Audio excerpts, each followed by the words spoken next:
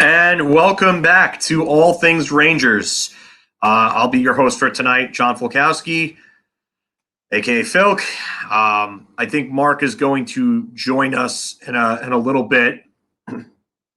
I believe he's at work right now, but I just wanted to do a video because the Rangers, as you can see, made a trade with Las Vegas. And Sean Statler, if you're out there, I know you're going to troll me because you basically spoke this into existence. But they traded for Ryan Reeves. Another instance, another example of Tom Wilson absolutely breaking this team, just destroying the front office and living rent-free in the Rangers' heads, and Chris Drury and James Dolan and Glenn Sather's heads, because you know that James Dolan and Glenn Sather are definitely in on this move. They went and got Ryan Reeves from Las Vegas.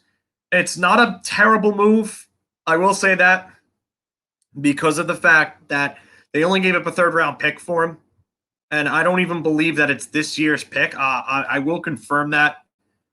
Trying to find the actual cost on this, or the actual year. Hold on one second. Trying to see if Friedman has the year. Okay, so, Zach Werenski just signed the extension. It's announced by the team. So let's see. Rangers, they have it on their Twitter feed. Full details. So let's see what the article says. Oh no, it is a third-round pick in 2022. Okay, yeah. So I just wanted to make sure. But Matthew, opening night. That is going to be interesting. By the way, WVR Hayes, I do know your mother. I worked with your mother at a previous job. So yes, tell your mother I said hi. I haven't spoken to her in a while. Good people. I was going to say here, just looking through some of the comments. Mike, how many players do we need? Just one to face Tom Wilson? Apparently more than one. So you got Barclay Goodrow who could throw down, Ryan Reeves who could throw down, Jarrett Tenorti who could throw down. That Washington game is going to be ridiculous. There's going to be guys that are all going to go after him. He's going to get tired of fighting. I'm excited. I would have taken Reeves and said forget Tenorti. Tenorti's a seventh defenseman. Anybody overreacting to that signing, I don't get it. It's a $900K contract for Jarrett Tenorti. I don't care. If you have hockey practice, I don't know who you're playing with, Matt, but I think that first game is going to be a little more important than a practice, unless you're trying out for some sort of travel team or you're going somewhere. I have a friend that got drafted into the USHL draft this year in the first round of the USHL draft. He's actually going to play in the Five Nations tournament. So yeah, that's a good one. But make sure that you're on. And here comes Mark. I will. Yep. Yeah, there he is. Well, Phil, click the second window so that way it backs up a little bit, so that way you don't have to worry about. There we go. Yeah, it's easier to find the camera room right here when you're doing this one-handed. All right, so apparently the message is very clear. Get tougher. Toughness is what matters, and that's all that matters right now. How much input do you think Gerard Gallant had on this? I think Gerard Gallant definitely had some input on it. I think this definitely came from the top right now. And then Gerard Gallant kind of went into the upper management in the front office and said, I have a guy, and that guy is definitely not afraid of Tom Wilson, and Tom Wilson is afraid of that guy, and we can get him for cheap.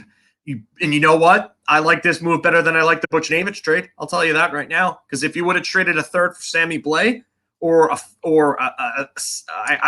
fourth for Sammy Blais and a prospect, I would have been okay with that. And you could have moved out Buchnevich separately. But you just made this bottom 6 a hell of a lot tougher to play against. They might be a more balanced team. I don't know if they're necessarily a better team overall. That remains to be seen. All right, but here's what we do know about Ryan Reeves. And I'm going to base it off of his time in Vegas because he's played with the likes of Sidney Crosby and he was a former St. Louis Blue. He's been a winning player with Vegas. He's got leadership skills. So do you think he helps the room as much as I was joking yesterday? Yeah. And I like what Enzo said, by the way, Mike Tyson. So at least we know that helps. But that bottom 6 is not what it was. And the guy who was kind of saying yesterday, FIlip might, even though he's a proud owner of another 2-year deal, it's going to be interesting to see what he does. If they move him, if they try to get another checking center, or, I mean, who knows? Yeah. Did you see the Larry Brooks article? Did I link that in our group? No, I didn't see that. You didn't. Okay, so to get everybody up to speed who hasn't seen it, Larry Brooks basically came out and said that one of the holdups with the Buffalo trade for Jack Eichel could have been that Buffalo wanted FIlip under contract. I don't know how true that necessarily is because of the fact that Elliot Friedman came out on 31 Thoughts and basically said the Rangers and Buffalo were so far apart in talks that the demand from Kevin Adams, and I watched Kevin Adams' presser today. I think he just seems like a total doof.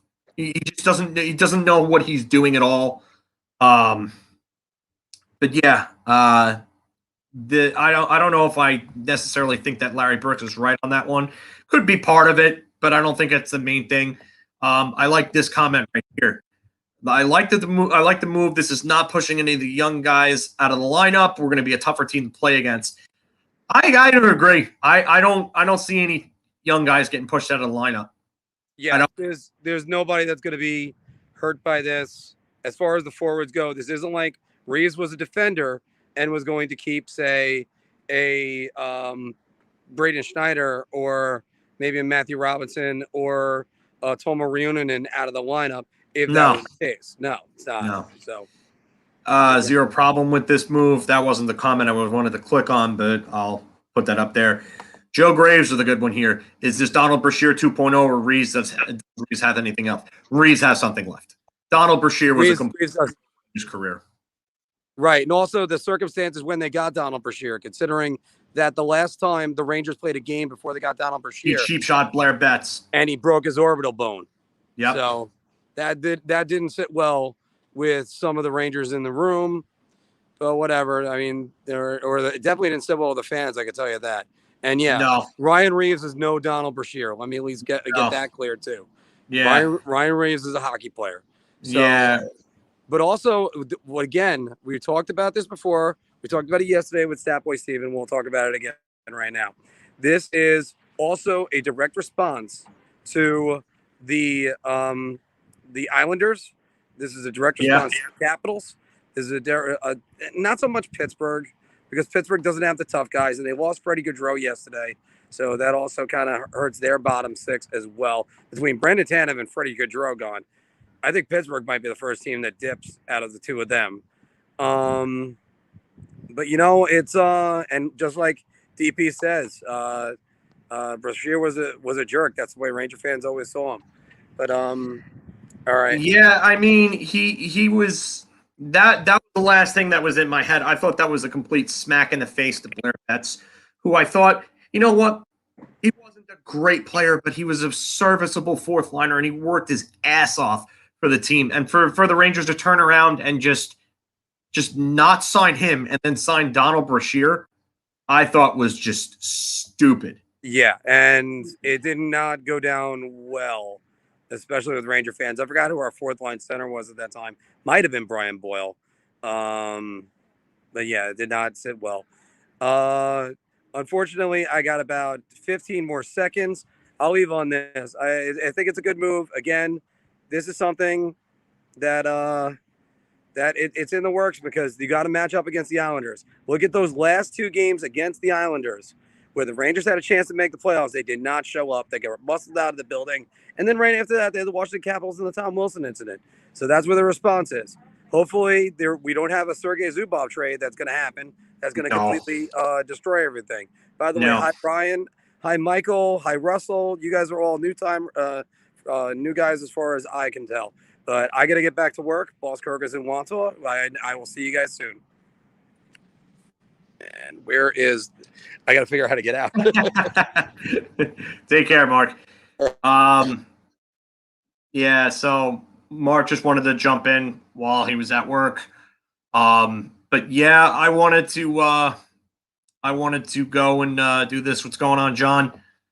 Like I said, Ryan and Russell, Michael's another one, first timers. I've seen you guys in here. Welcome to the show. Thank you for joining us.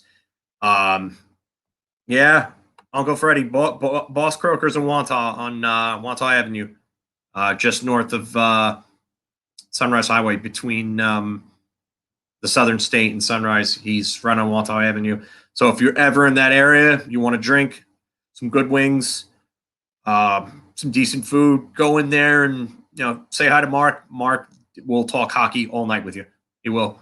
So, but I don't hate this trade. I just hope we don't make more deals. I think they have to be done after this. If you can't go overboard here. I definitely agree. Go get some skill. Go get Jack Eichel now. Go get Jack Eichel. So, still can't get over that we traded Butch. I'm with you, Ryan. Not happy about that deal. Like I said earlier on, I like this deal more than I like the Butch Nemec trade. But Butch Nemec trade was one of the worst trades the Rangers made in a while. So, hopefully Sammy Blake comes in and he gives you a little more offense than we're expecting. And hopefully that second-round pick turns into a good player. So, not just people. It's not just Wilson. It's Martin. This is a great point, DP. This really is. I couldn't agree with you more. It's not just him. That's the incident that everybody looks at. That's the incident that everybody looks at is the Wilson one. But it's Matt Martin running around hitting everybody and fighting. And Ross Johnston. It's all these other guys that go after the Rangers players. Ziga, have a good night, bud. We'll probably be on Tuesday, I would say. So we'll see you then.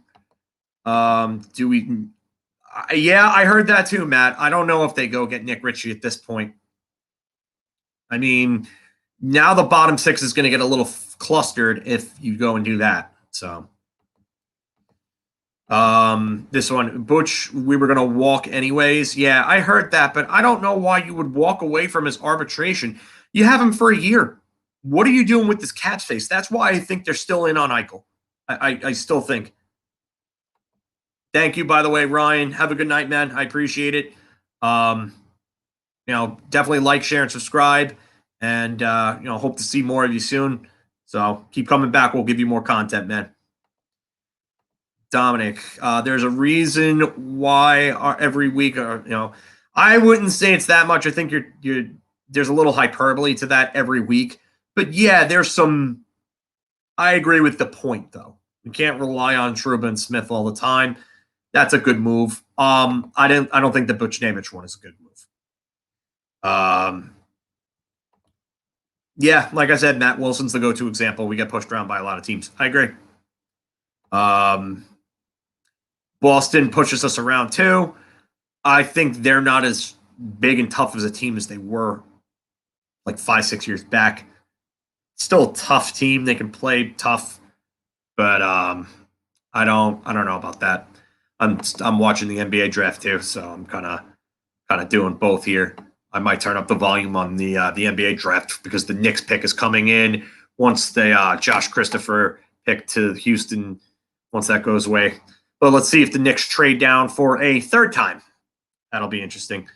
I don't want to talk too much basketball though, but share your guys' thoughts. I'll be on here for a little bit. I just got back from the gym, so I'm like gassed, trying to get into better shape. Lee, welcome to the show, by the way. First time I'm seeing you on here. Frank Saravalli is saying Georgiev requested a trade, but there's been no other report of it. I think we're the most physical team in the Metro right now. Yeah, they're one of them. They've got to be after all these moves. Go back to Lee's comment because I didn't mean to click on yours, Matthew. I'm sorry, but I just wanted to address that after having brought it up. But yeah, Lee, like I said, Saravalli reported it, and Frank's been on the money. He's been, and the Knicks traded back again. So I'm not gonna turn the volume up. So the Clippers are gonna get this one. But yeah, Georgiev did supposedly, according to Frank Saravalli, who's been like Adrian Romanowski or Wojnarowski. I said Romanowski because Romanello's back. Good to see you again, buddy. But yeah, I don't know where that came from, other than Saravalli, and I know Frank's probably the best insider in the game right now, so I'm not doubting him. But I'm surprised that he would have that before Larry would have it. So I'm a little shocked by that. I'm not saying that he's wrong. I'm not saying that he doesn't have sources. Obviously, he does. He's really good. I love Frank's work. But just shocked to see it out of nowhere like that. He probably did, though. He wants to be a starter. And you know what? With Quinn's goaltending carousel, probably thought he could be a starter over Shesterkin. But I don't agree. So let's see maybe if they open up the Buffalo discussions again for Jack Eichel. I mean, Georgiev could be in there. You know what? I don't mind it. I don't. It's a third-round pick. Third-round pick. Not terrible. Could be worse. Yeah, but let's go get some skill players now. Let's do something to improve the top six. They're doing something. They have too much cap space to not do something here. So, Kravtsov will be better than Buch. I think there is a ton of potential for that. I see a lot of top-end skill from Kravtsov that I did not see with Buchnevich. Buchnevich has an incredible shot, though. I will give him that. But Vitaly Kravtsov also has an incredible shot. So, Vitaly Kravtsov reminds me of Evgeny Kuznetsov minus the cocaine and the other dumb stuff that he does. So Georgiev can be that piece that no, I don't think that's the case, Mike. I really don't. You're looking Georgiev is a throw-in. He's not a piece that locks down the Eichel trade. John, I think Kevin Adams has to crack. It's not will, he has to. I mean, if you saw the press conference today, he's acting like he Kevin Adams is a guy playing Texas Hold'em that's pot committed, that knows he's against the nut hand and refuses to fold his cards. That's what he is. So this comment is accurate, Joe. The Knicks are stockpiling second round picks like the Rangers are stockpiling fourth liners. Oh my God. So yeah, that's great. Matthew, one thing that pisses me off from Ranger fans when I get one Eichel for a decent price. Yeah, I you know what? That's when I'm going to be like when they get him, because I think they will. I'm going to say, where are all the people who were, I don't want Eichel? It's just like the same people who cheered, we don't want you, at Rick Nash in that February 2012 game at the Garden when Stepan scored the overtime winner. Same shit, different day.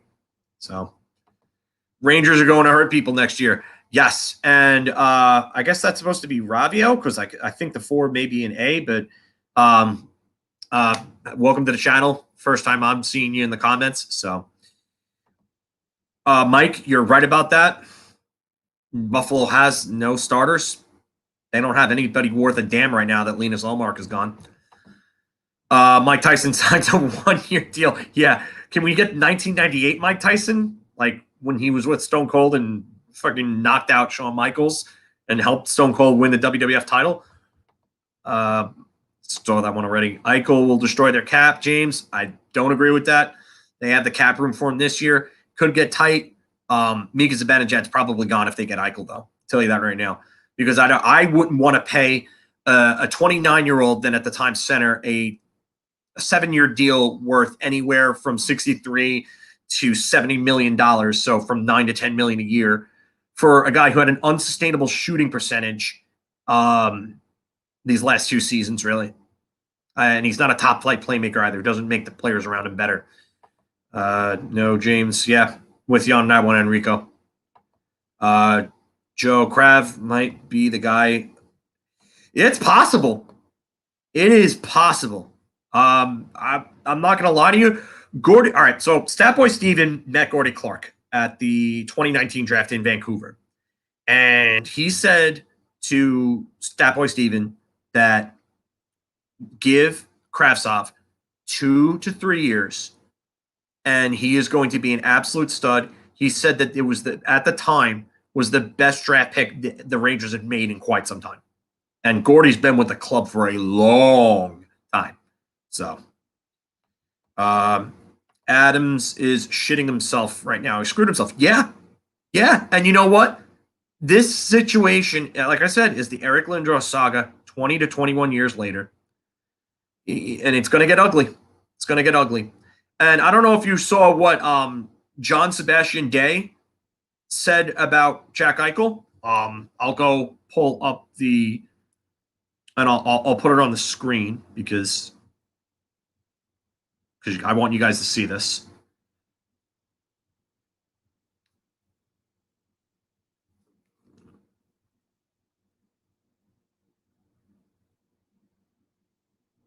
Says all I can tell you is that he's no Sidney Crosby. He's not a bad person, but maybe there are reasons why Buffalo was in a situation like that. So that's a guy who's played 33 career NHL games, a teammate of Eichel's, throwing him under the bus, basically. If you don't think this is going to get ugly, think again. I don't want you know what? If it's more like and it's going to end up being more like the Nash deal, because the Nash deal, the Columbus fans and Columbus, their GM at the time, McLean, or no, that's right, Scott Howson was the GM at the time. I'm sorry, and he wanted Chris Kreider, Ryan McDonough, and JT Miller, and a first-round pick, and the Rangers were not going to do that, and they ended up giving none of those pieces up. Eddie, no. It's not nearly enough to get them in on Eichel. They don't have enough cap space. They do not have enough cap space. And James, anything on Richie? No. Other than Larry Brooks' report, no. Haven't heard anything. John, what if they trade Kravtsov in the deal? It's possible. It's possible. Then you could go out and get a winger. It would wonder if they would try to get Vladimir Tarasenko at 50% retained at that point. Romanello, any chance of trading Kreider? No movement clause. I would love to trade Kreider. Trust me. And I advocated for them to trade him at the 2019 draft for the 16th overall pick. Sakic refused to do that because he had his eyes on Newhook, and rightfully so. And then I advocated for him to trade him again. If you check my Twitter timeline, there's got to be a post in there about it. I wanted him gone at the 2020 deadline, and they didn't do it. I understood why at the time they wanted to re-sign him, but I didn't like the idea of re-signing a 29-year-old, an inconsistent 29-year-old whose game is predicated on physical ability as opposed to skill, to a contract extension with a no movement clause in it. Just didn't make sense to me, especially when there were a few teams that were interested in him too. So maybe the offers weren't good enough to Gorton, but you know what? Sometimes you gotta lose a battle to win a war. And they didn't lose battles, but they also didn't win wars. So they lost a battle in a different context, and they're losing the war right now. So Bailey, welcome to the show. First time I'm seeing you in the comments. If you've watched before, my apologies, but first time I'm seeing you in the comments. I just think first 2 good prospects and a roster players just too high that may never hit. I don't agree with that at all. He's 24 years old. He's in his peak years. The neck's going to be fine. I'm not worried about that. he was on pace for 94 points in 2020. 94 points. So, I got to go back up. Nico, another first-timer. Welcome to the show. Really don't think this is the end of the world. Rangers top 6 is still pretty scary. The kids pan out. And our third with Gaudreau should at worst be fun to watch. Yeah. I'm with you there. I am. That's what I've said. Sky's not falling. I don't like the Buchnevich trade, but sky's not falling. It's just a lot of pressure. It's a big ask to put on the 3 kids, Lafreniere, Kakko, and Kravtsov, assuming Kravtsov is still here. I know that Lafreniere and Kakko are off limits. So, Vinny, I'm not sure. Maybe it's the fact he checked notes. There's no one else there with him. I'm not. I guess you're talking about Eichel, but I mean, he's about a career point per game player. There was a list of players that I had up. I'd have to find the picture, but I put together a list of players that since Eichel's second season have more points and better points per game percentages. And everybody on the list, with the exception of, I think maybe like 2 or 3 players, had either played more games. So I got to pull it up again. I wrote this earlier on in the season. So I'm going to see if I still have it on my phone or not, or if I could find the Facebook post, because I did it in reply to somebody on Facebook. Michael Sullivan, first-timer, I think. Welcome to the show. Can't bury Kravtsov on the third line. He has to play. No, he's not going to be buried. Right now, he's number 2 in the depth chart on right wing. So, Eddie, hope Kravtsov doesn't get traded. I'm with you. Enzo, what does our bottom 6 look like now? If you're a first-timer, I'm sorry. I don't recall seeing your name. I might, but I'm not. My memory's a little shot right now, bud, so I'm sorry. But what does our bottom 6 look like now? You got Reeves, Gaudreau, Blay, FIlip, assuming he's still there. I would put Chris Kreider on that third line. That could help out the third line. Morgan Barron's probably in the mix. Greg McKegg is in the mix, but I doubt he plays much. And I'm forgetting somebody. I know I'm forgetting somebody. If anybody has, I'm just exhausted right now. Not like physically exhausted. Well, mentally just shot right now. Sorry. Eichel should honestly say Buffalo. That's what I think is going to happen, Matt. I think it's going to happen. And the agent, it came out that him and his agent are very disappointed right now. And Massaro, welcome back, by the way. I want to see Zibanejad and Lafreniere, provided there's no Eichel, and I want to see Kakko on that line, and then I want to see Strome, Kravtsov, and Panarin as the other top 6 line. Vinny, I got here a minute ago, so the thoughts. Yeah, it's not a bad deal. It's really not. It's it's better than the Buchnevich deal. I'm not worried. Nobody should be really hating this deal, because it's not anything to hate. I get why people are just so pissed off at this point, because of the fact that they've literally gone out and just went goon squad. It feels like the 2007 Sabres Senators brawl, when, funny enough, Chris Drury got cheap shot by Chris Neal, and then Lindy Ruff said, okay, Gostad, Nair, and Peters out, and just to beat up Spezza, Alfredson, and Heatley, and it caused that huge line brawl when Peters and Emery fought after Emery beat the crap out of Marty Biron. So, yeah.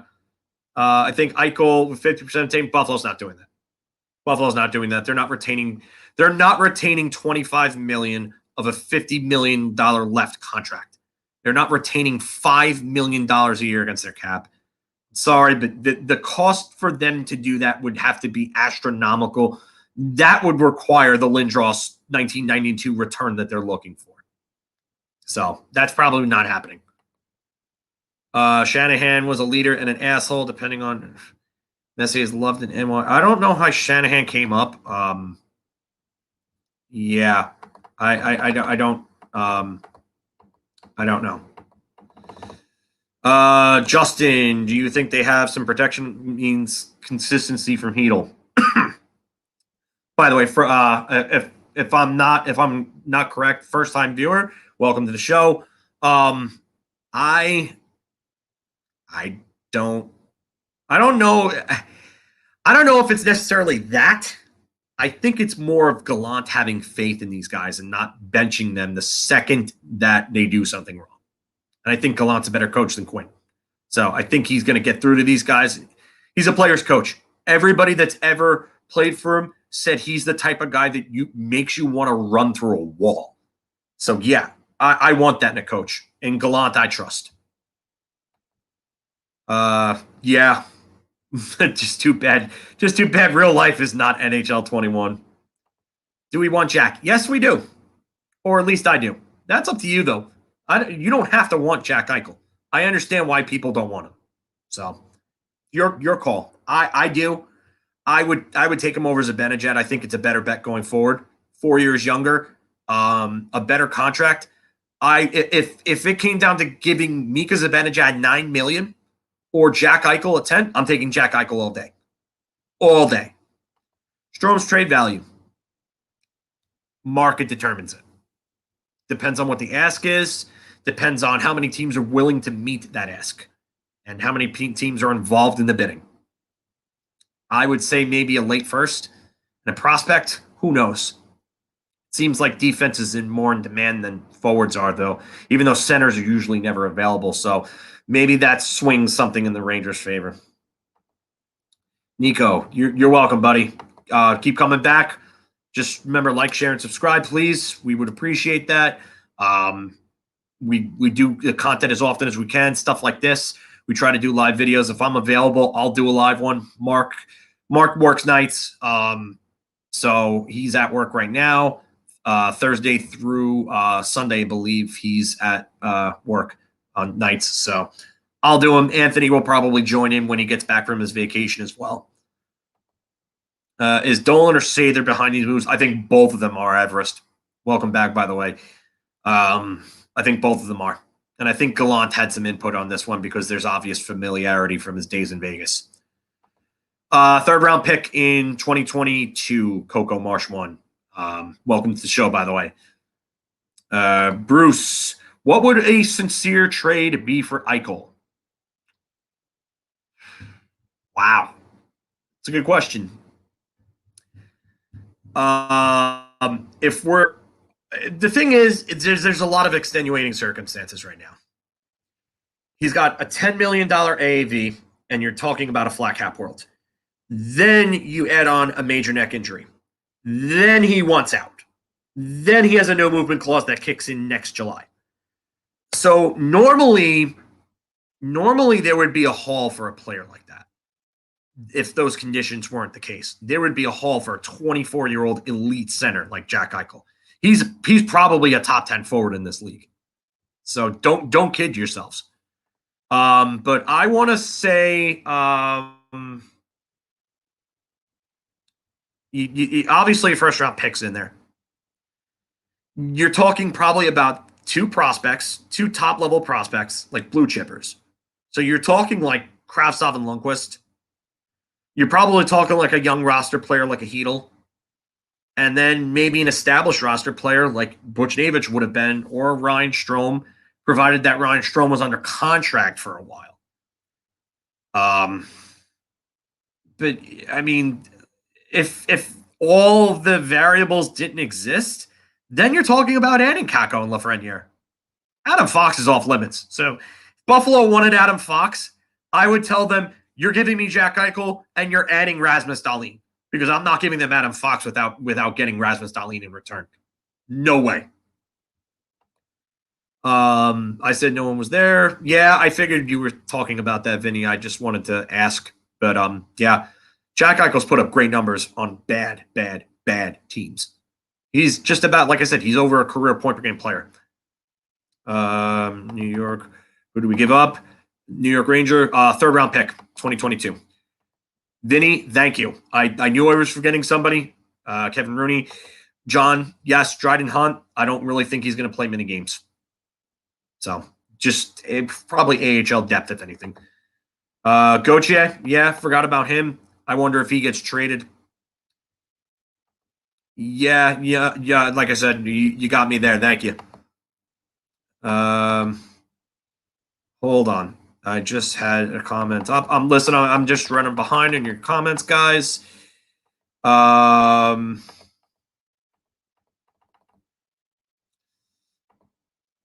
Heedle's going to be skating around the rink like it's the end of Slapshot. Yeah. With Ned Braden when he starts stripping. Lou Bettapaglia, welcome back, Lou. On Lindros, the team that got him did not win the cup. The Rangers and the Avs did. That is a great point. But I do wonder, and I'm gonna do a countdown on this. I'm gonna do a video, and I'm gonna do my biggest Rangers what ifs, and I will be doing a video, and we'll have some stuff like that on there. Now the kids can hit hard, knowing Ryan Reeves will protect them. You know what? I'll tell you this right now.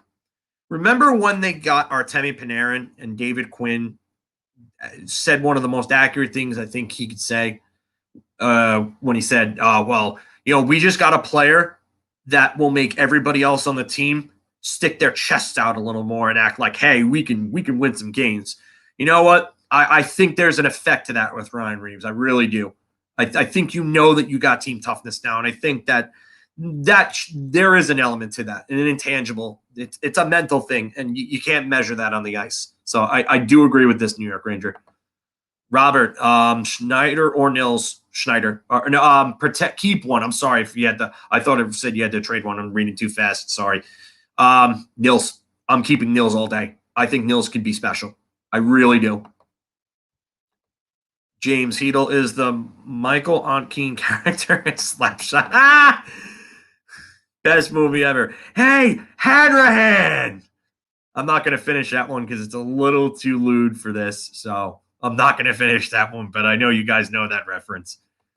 Rob Robson, welcome to the show, by the way. Goudreau, Tenorti, Reeves, October 13th. Can't wait. Come quick enough. That's going to be an interesting game. Tell you right now, I think all three of the – I know Goudreau's going to dress. And Reeves is definitely going to dress. I wonder if they dress Tenorti too. Mark coming in. By the way, everybody, huge promotion regarding to All Things Rangers to announce Saturday. So definitely stay tuned to that. Keep your notifications on. I know what it is, and it's pretty cool. So definitely keep your eyes tuned for that one. Massage, Morgan Barron. I don't know massage, but Morgan Barron, definitely. Many new faces in the stream. Yeah, Leo. Welcome back, by the way, bud. Yeah. I'm loving this. Numbers are high for a late night video, too. Love it. To me, the Reeves trade isn't awful. It's more the mentality behind it. A third seems high. Yeah, that's the one downfall to it. The 2022 draft is going to be a pretty good one. I can't complain about a third round pick, though. I can't. I mean, that could turn into a good player. That could turn into nothing. So, Rangers might be in a 3-on-1 gang. Welcome back, Chris. That was a good comment to make your way in on. Blay, Barron, Reeves. I don't think I'd mind that line at all, actually. I like the way that line looks. Barron has some skill. Blay has some skill. Reeves has a tiny bit of skill, and he'll knock anybody's lights out. So, got over 70 viewers here.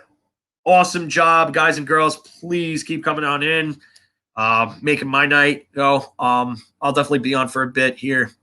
We got a ton of comments coming in. I love talking hockey with you guys, so definitely keep coming in. Just hope we don't end up in a San Luis. Mike, I assume you're talking about the Marty San Luis trade from 2014. I'm with you there. I hope we don't do something stupid like that. Well, you know what though? I'm gonna stop myself there because if they would have won the cup, we would have said that was the greatest trade in our history. Would have said it. Love the trade. Ranger sending message loud and clear. Hands off our stars. Tenardi and Reeves are there. Yup. Lou, neck injury scares me off. No guarantee doesn't get re-injured even if he comes back 100%. It's a fair point. I'm not as worried about it as you are. I just don't think it's like that, especially if he gets the surgery to correct it. So that's the holdup that's the reason why this situation has gone as public as it has. Because Eichel's just pissed at this organization for telling him how to run his life. And I don't blame him one bit. And that's why it just, I don't want to say it upsets me, but it kind of annoys me a little bit when people say, oh, he's got character problems. Why? Because he wants a good quality of life after his hockey career? Like, I hope to God anybody saying that never gets hurt on the job and has to have their job turning around saying that, oh, well, we don't want you getting this surgery. Then you know what it's like to be in Eichel's shoes. Kind of reminds me of 94 when we traded talent grit. Look how that worked out. All right. I don't know if I was talking about this on our last podcast. We went down. Yeah, I did, actually. We went down to Jersey's level. They couldn't skate with the Rangers in those 5 games for the trade deadline when they had Gartner and Amonte. Too many red flags with Eichel. The fact that he wants out, like I just said before, though, is because Buffalo has been so bad for so long, and now they're disrespecting his wishes. You know, it just, when do you reach your breaking point? You know what? I understand. He signed the contract, yes. But if it was just like, okay, he got tired of losing, I would agree with you. But now they're telling him not to get a surgery, that he wants to improve his quality of life on post-hockey. Like, why? Like, you're going to tell this guy that he can't get surgery because he's going to miss the start of the season? It's a terribly ran organization. I'm sorry. Normally, I would agree with this, but I can't here. I can't. I'm sorry. James White, first time a senior, welcome to the show. Haven't had grit since the Brandon Pruss days. I'm guessing you're kind of forgetting about that fourth line in 2014 with Pruss, with Boyle, Moore, and Dorsett and Carcillo. MG, yeah, kind of agree. I don't know about that. I hope so, but I don't know about that. Third round, which typically doesn't make the NHL's fair trade. Yeah, I'm with you, Chris. With you. It's been long overdue. New line brawl. Yeah. Oh, God, that'd be funny. Gochi will probably be traded or third. Yeah, I don't know where his future is with this team. I really don't see it. I thought he'd be a part of an Eichel trade, but he'd be a throw-in. Don't forget, we got a second for Bucci next year. Yes, we did. Let's see how that works. This team is ready to go to war now. Yeah. Lou, wonder if Wilson dresses. Reeves definitely makes kids better. I don't know how he makes. The only thing he's going to do is give them a little security in the head. That's it. If Laffy, Kaapo, Kravtsov get 20-25 goals, I think we cruise into the playoffs. Yeah, I mean, you're getting Buchnevic's production spread out over there. So if they all hit the 20 goal mark, then yeah, this team's going to be a pretty good team. Eddie Edwards, if he wants the surgery, can he go and have it done? The team is giving him problems about it, and that's the big problem. Lou agreed on 94 trades, too many. Yeah, I'm with you. You went down to the Devils level and Vancouver's level. The Rangers could have skated circles around those two teams. Getting grit is fine, but the grit needs to be able to play. This is the point that we've been making all along. You can't just have a bunch of face punchers and a bunch of guys that can't play in your bottom six. You need them. You need skill. It's balance. It's all about balance. 50% neck and spine surgeries are considered successful after 3 years. I'm with you there. I think he will be fine. If Peyton Manning could get that same surgery and be, I think he was 37 or 36 when he got it. I'm not sure exactly how old he was when he got it, but yeah, he if he can come back from that, I think Jack Eichel can come back from this at 24 in a far less impactful sport. Hockey is high impact. Don't get me wrong. I play hockey. I've played it for over 25 years. And it's not as high impact as football. Trust me, it's not. John, first time seeing you on the show. If I'm wrong on that, I'm sorry, but I think this is the first time seeing you. Welcome to the show. If you had to bet, do you still think we get Eichel? I just said it earlier on. I think we do. I think eventually they're the team. I just wonder what the market is now. James, that line was gritty. That fourth line was gritty. Breton, welcome to the show. Definitely the first time I'm seeing you. I definitely would have remembered that name. Other than playoff experience, what does Gaudreau bring to the picture for the Rangers, and who do you see him playing with? Third line. If Chytil's there, it's Chytil. They go out and get somebody else, probably going to be them, but he's going to be paid to be a third liner here. And I think he could give you third line numbers. So a lot of the people that were flipping out about that signing, and I listen, guilty, not flipping out, but disappointed that the term in the AAV were high and they gave him no trade protection. I'll eat my words if he ends up being a good third line player. I'll be glad to eat my thirds. Maybe Reeves will unleash the beast in Kreider. I guess you meant to say the beast, Mikey, but I don't know. Kreider's very inconsistent. Matthew, I'm Polish, obviously, and I'm not even going to try to say your last name. Well, I'll try it, but I'm sorry. I'm going to probably botch this. Lenarkowicz? I hope I'm close. I hope I'm not terrible. Hope I'm not terribly off on that. But I'm with you on this. There's no way they go into the season with all this cap space, even after the Igor, the new deal for Igor. Bruce, Reeves trade is still good. Bottom six looks good. Still need 2 face-off winning centers. Barkley Gaudreau can take face-offs. Over 50% in his career. I believe 52 for his career, if I remember looking at the numbers. Dave, 78 viewers, 81. Now we got over 80. Holy shit. We're climbing, man. Baby steps, but we're climbing. I'm glad I'm reaching out to everybody. I'm loving this. It definitely brings a smile to my face seeing the number counts go up. You guys are the reason we love doing this. If the team had Eichel and Coles in an offseason, I would say, I'm with you there, Vin. With you there. Dave, channel is trending in the right direction. Music's first time seeing you. Welcome to the show. Everyone in the bottom six can play 200-foot games aside from Reeves, but he won't even play the full season. Maybe he doesn't. You may be right. You never know. Michael Schaefer, I think this is the first time I'm seeing you as well. Welcome to the show. If so, Reeves is the only actual goon. I wouldn't even call Reeves a goon.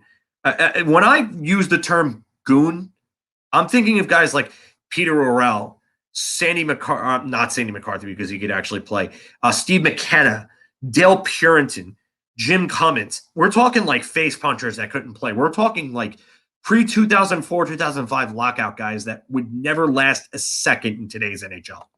So I'm not going to say goon, but Blaine Gaudreau do have some talent. You're right. What do you think Fox's contract looks like? A 6.5 to 7 million is very optimistic after seeing what Cale Makar got. But I will say one thing: I think Fox takes a discount. Thank you. You could.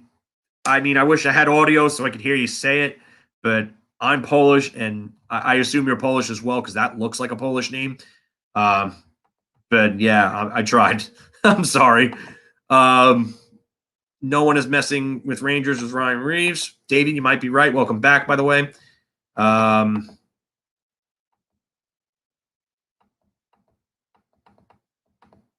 Hold on. And Eddie, since Georgiev wants out, do you think he's going to trade it? Kincaid, I think they'll try to trade for sign a backup at that point. Breton watched a lot of Vinny. Breton watched a lot of Gaudreau. Good player, maybe around 30 points. Gaudreau is the type of guy that helps you win, like one of those last piece type guys. When you need that bottom six gritty player. Fat Slob Blob. Gallant, the best acquisition. Yes. And yes, he does. You're right about that. Welcome to the show, by the way. Brody, welcome back. Where's Sean? That's all I'm going to say. Herbie Kirby01, welcome to the show.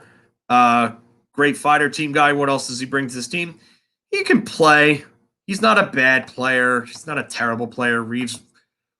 Davey, Reeves versus Wilson. Who wins? We've already seen Reeves win that fight. So, wrestling historian. I love that you're a wrestling fan, but why are you telling me to end the stream? Just curious. Julian, welcome back. Yeah, third round pick. Not worried. Lee, worst case scenario, Reeves squares against Wilson, and Wilson gets knocked the hell out. We'd all love to see that. I would love to see him get Todd Fedoruk. If you guys remember that one. Pretty sure you do. 2007, Philadelphia, Colton Orr, one punch, gone. Vinny, Reeves is used like McLeod, then great.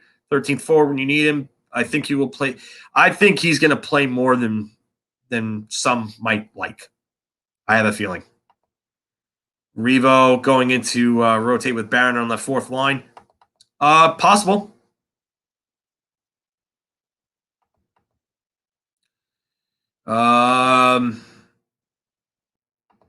Yeah, Steven, welcome back, by the way. Yes, that's something I said earlier. Their chests are going to be sticking out a little more.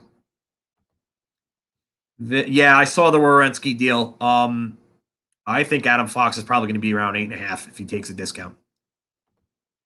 That's a good one, Lou. That's a good one. Yeah, it's harder. I definitely harder because I'm trying to sleep. Okay, thank you. All right. I was like, wait, am I really getting trashed right now? Oh, man. I mean, the comments keep coming. The viewers keep rising.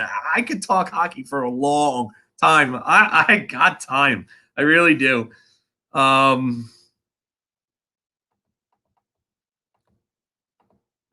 Yes, Brody, it was all Sean's fault. The next time I see Sean, I'm going to rip him one. Just to mess with him, just like he messes with me. But he'll probably get his first shot in, and then I'll just have to just shake my head at him, probably. If Montreal goes to the Rangers and offers Romanov and Caulfield for Laffy, would you pull the trigger? They wouldn't do that, and I wouldn't pull the trigger. I think Lafreniere is going to be a special player. I think he's this team's future captain, and I think he's got the potential to be anywhere between an 85 to 100 point player if he improves his skating. I said about John Tavares that second he was drafted, I was there with Anthony on at the Islanders draft party in 2009 at the Coliseum when they drafted Tavares. And I said that night, I said, listen, if he fixes his skating, he's going to be an elite player. Like I'm talking like an 85 plus point guy. And yeah, he fixed his skating in his third season and he was a great player. He is a great player still. So yeah, I think Lafreniere has a similar type of ceiling, if not better. I think he's got a better shot than Tavares. And I think he sees the game on a better level than Tavares. That's just me. Even if Reeves gets himself suspended, we have plenty of options. Yeah, that's a good point, Chris. Colton Orr was such a good fighter. I don't remember seeing him lose once. Yeah, I don't remember seeing Colton Orr lose a lot of fights either. Dave Wilson getting KO'd, be orgasmic, and then I want to see. Yeah, can we please get that? Can we get like a little picture in the corner, like the live stream watching Bread while that fight goes on, and just seeing Reeves just kill him? I think Reeves will pretty much be regular under Gallant's team. Just put a little panic in the Metro. Yeah, I think they definitely added an element that might just kind of scare teams a tiny bit. Tomas, welcome back, buddy. I'd say let Reeves sit in the Wolf Pack. I don't think that's happening, bud. I really don't. But I think he's more than decent enough to play more than 20 to 30 games without being a liability. Favorite all-time Ranger. My favorite all-time player is Wayne Gretzky, as you can tell by my Twitter handle, @92in82. Hold on. That's my Twitter handle right there. That's for Wayne Gretzky's goal scoring. record for the single season. 90 viewers! Let's go, baby! That's Anthony's. Clicked that by accident, but let me get back out of this. So let me go back to the comments.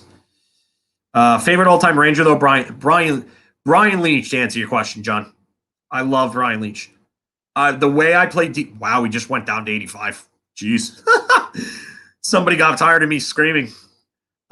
Steven, I think with the bottom 6 rounded out, I think we can keep Strome at 2C and be very successful. I think this team is more balanced. I just wonder if they're better or not. That's my concern. MG Reeves is playing in New Orleans. Yep. They have Geertsen down there. Yeah. Nicholas, Marjonage. I'm sorry if I mispronounced that. Welcome to the show, by the way. How many points does Kakko next season? I want to say he's 40 to 50 points next year, maybe even more. Timothy Desiderio, new to the show, by the way, first timer, I think. Welcome to the show. I don't know if Fox goes over 10 million. I don't know. It's possible with the McCarr signing. Yes, but where is I? Good night, Bruce, and thank you, much appreciated. That's part of you're part of one of the reasons. Remember, guys, just keep sharing, subscribing. Algorithms will go up. We'll get more content. The more and more people we get involved in this, the more and more content we're going to do. Again, like I said, my Twitter handle, I'll put that back up again. Follow me on Twitter if you have it at 92in82. That's I post Ranger stuff all the time on there. So if you're ever looking for more hockey content, you're fiending like I do, there you go. Come talk hockey with me. Mike, we don't make any big deals start the season. I think we've gotten considerably better. I think Eichels may start. I think he could hold out too. Brody, good mix of talent and grit. There's balance. There is, but I just wonder if they're necessarily better. Colton Orr has been KO'd by a Boston player. He was a member of Toronto. Yeah, I think I remember that now too. I don't know, but that's probably like the one fight I've ever seen him lose. Panarin will do a high leg kick. Probably. Reeves will bully Wilson. Yeah, he will. No, if Wilson gets KO'd, they should poster him flex. Yeah, that would be great, Chris.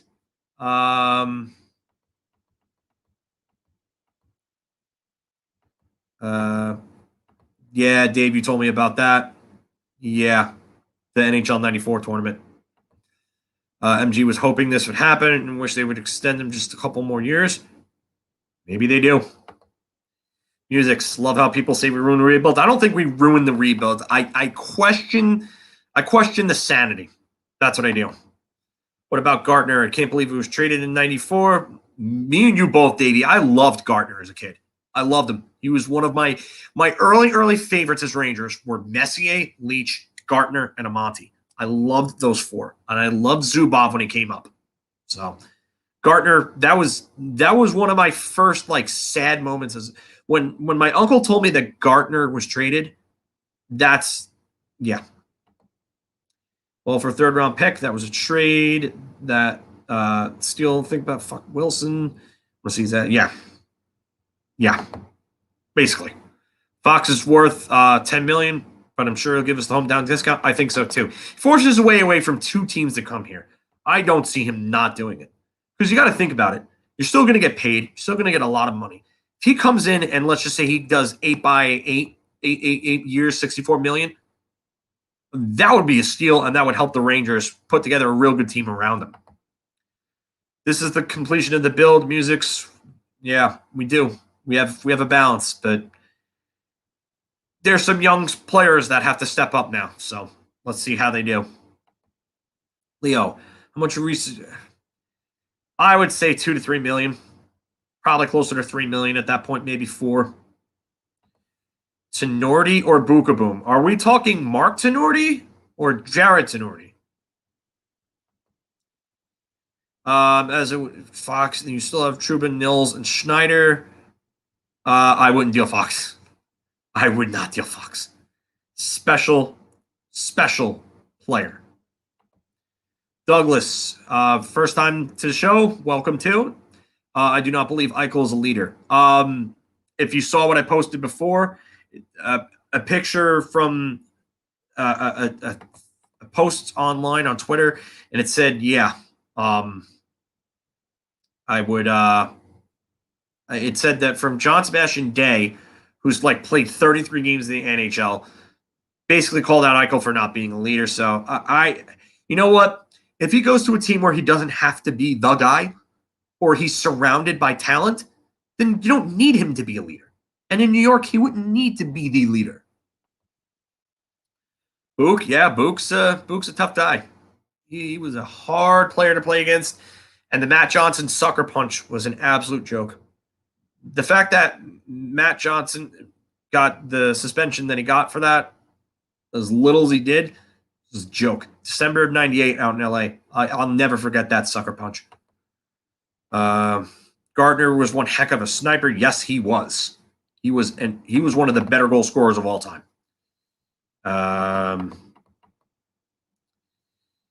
Do you think Wilson fakes another injury?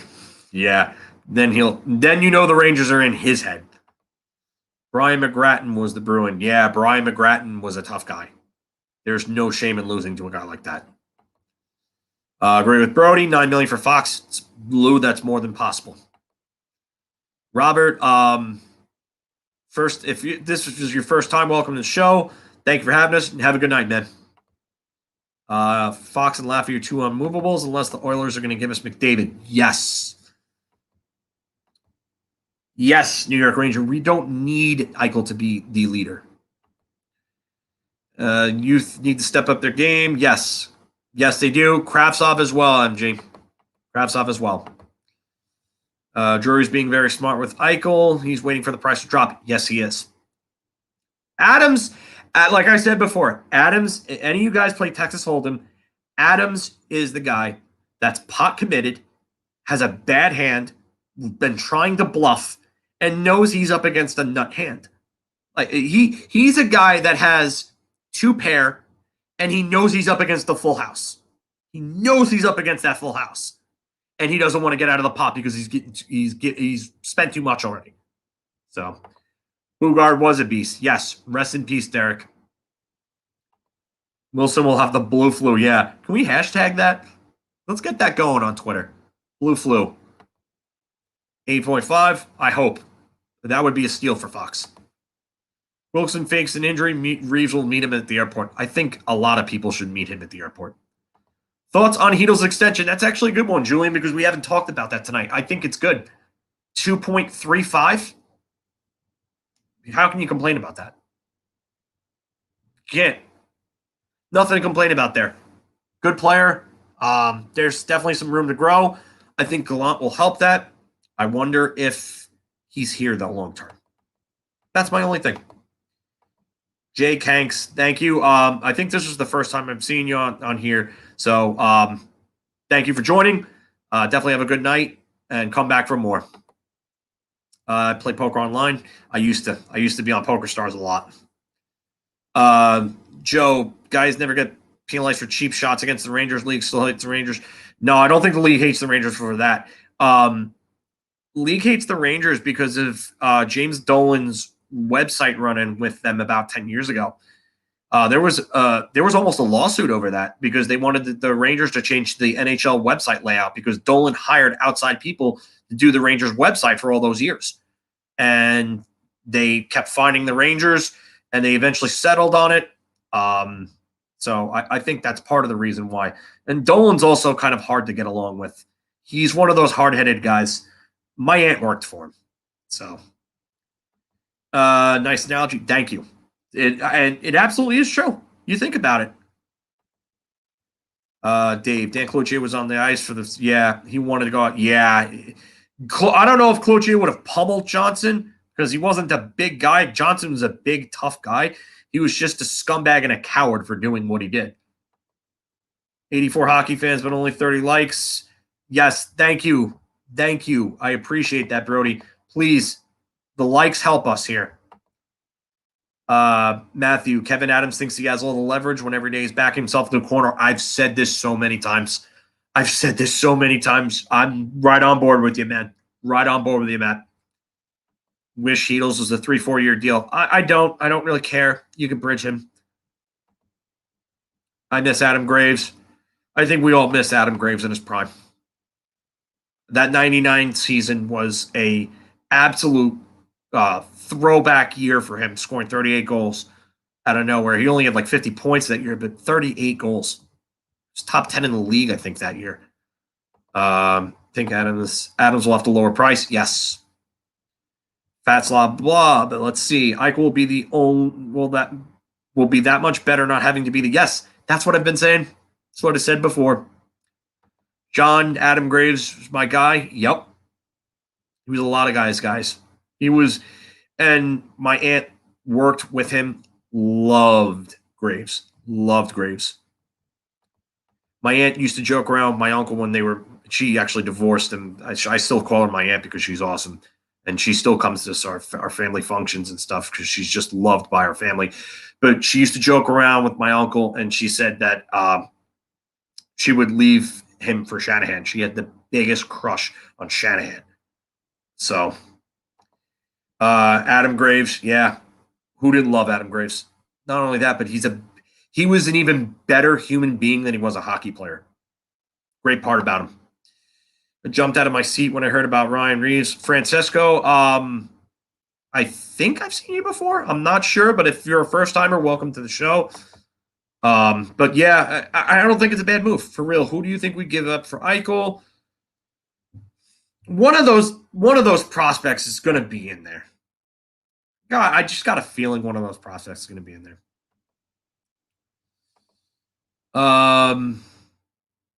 Well, let me go back to that one. I'm sorry. I got a little off track here.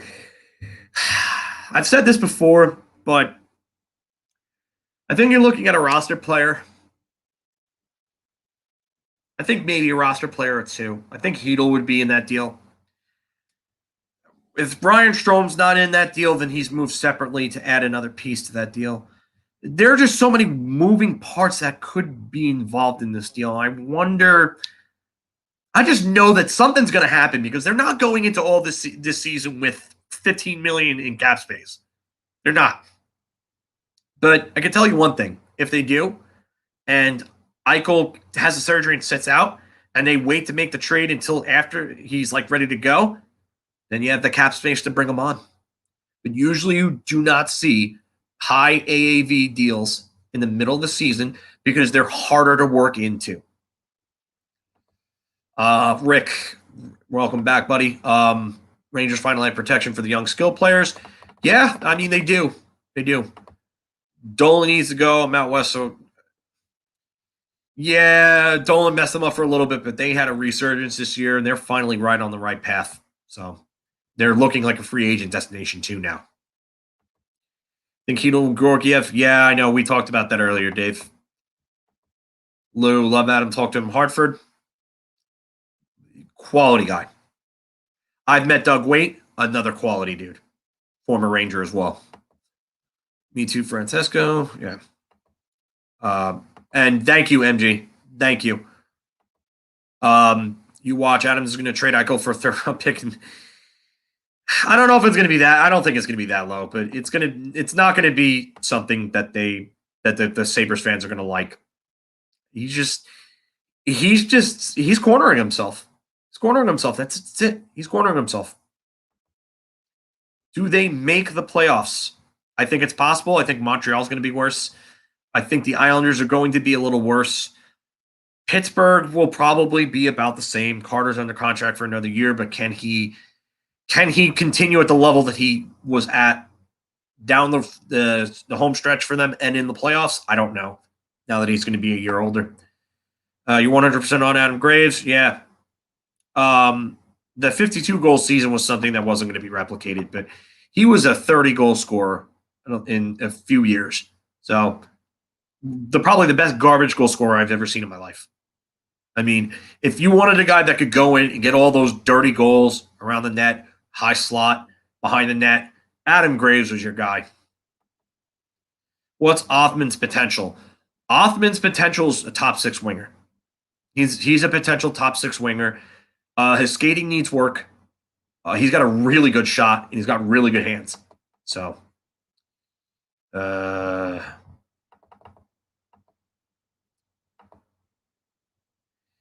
Georgiev's almost a no-brainer. Yeah, I think he could be in there. I don't know if it's a no-brainer, but I think he could be in there. Chris, the three guys that never won on the Rangers was Holik, Lindros, and Shanahan. I don't know why you didn't want Shanahan. I guess because of the age, but I understand why people didn't like Lindros. If you remember correctly, the same package that was sent to Philadelphia for Lindros was agreed to Washington for Jágr about like a week or two earlier. And then Craig Patrick, because he was unceremoniously fired by the Rangers years prior, turned around and called off the deal last minute and went and dealt it to Washington for a worse package, which was Chris Beach, Michael Civic, Ross Lupashuk, and František Kuchera. You dealt Jaromir Jágr for that. Yikes. I mean, Anson Carter straight up, and Jágr's half salary eaten was a better trade than the trade the Penguins made.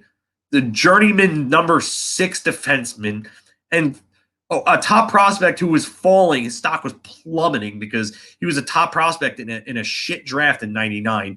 And then 2 other prospects that really never did anything in the NHL and really weren't top prospects, not even close. So could have gotten a better deal from the Rangers, but decided no.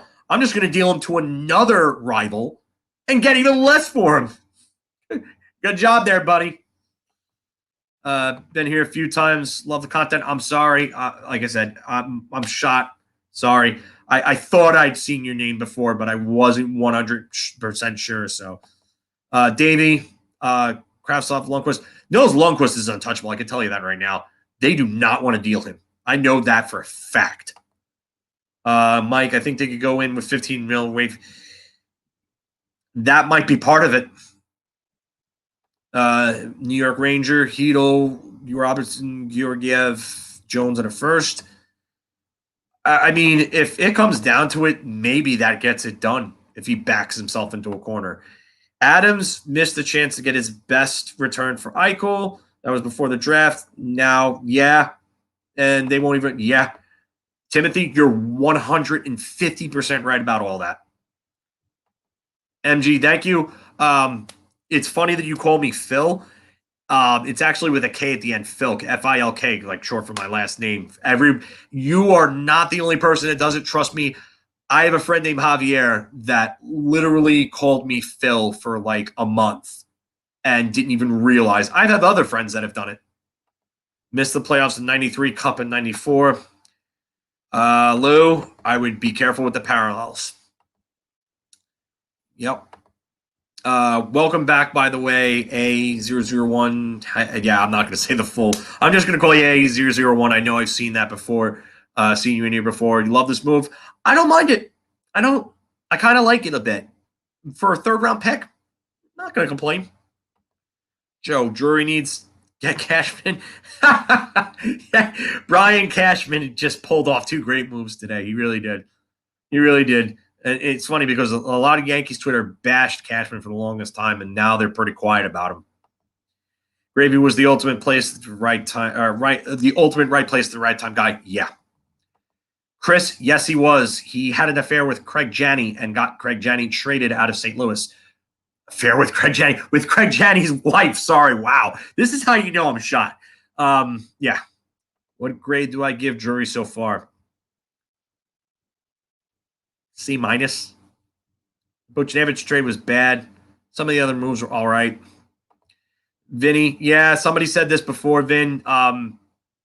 I think he's going to hold out. If this goes into it, he's either going to get the surgery, and that's going to be it. He's either going to hold out or he's just going to get the damn surgery and be out for a while. I don't see how he plays another game with Buffalo. I really don't. About Javier, you should have called him Xavier. No, I like Javi. Javi's a good dude. I think you might eventually meet him, Dave. I hear the Rangers have a top goalie. Wall, yeah, Tyler Wall, yeah. Izzer, hey, welcome to the show. First time I'm seeing you, so definitely keep joining us. Appreciate it. Just remember, guys, like, share, subscribe. word of mouth too. Tell other people about it. You got this stream with this guy who likes to ramble about hockey, but gets all you guys involved.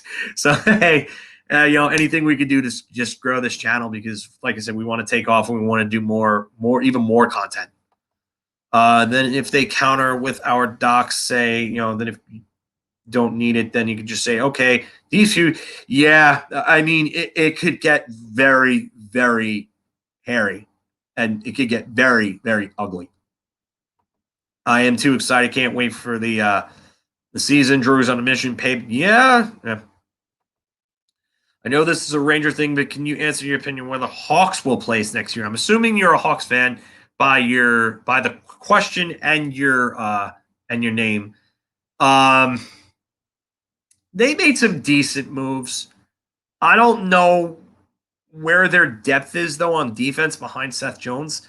I like the Marc-Andre Fleury acquisition, but I wonder how much he can give you behind a underwhelming defense. They have some forwards. Does Jonathan Toews play? Is he healthy? Because his symptoms, and I like I've said before, I hope to God he doesn't have this, but he reminded me of Brian Bickle when Brian Bickle said that he was feeling lethargic, tired, didn't know why, and Brian Bickle ended up coming out as having multiple sclerosis. So I hope that God Jonathan Toews doesn't have it and he comes back healthy. I mean, you could have a pretty good top six, but again, you just lost Pius Suter to Detroit.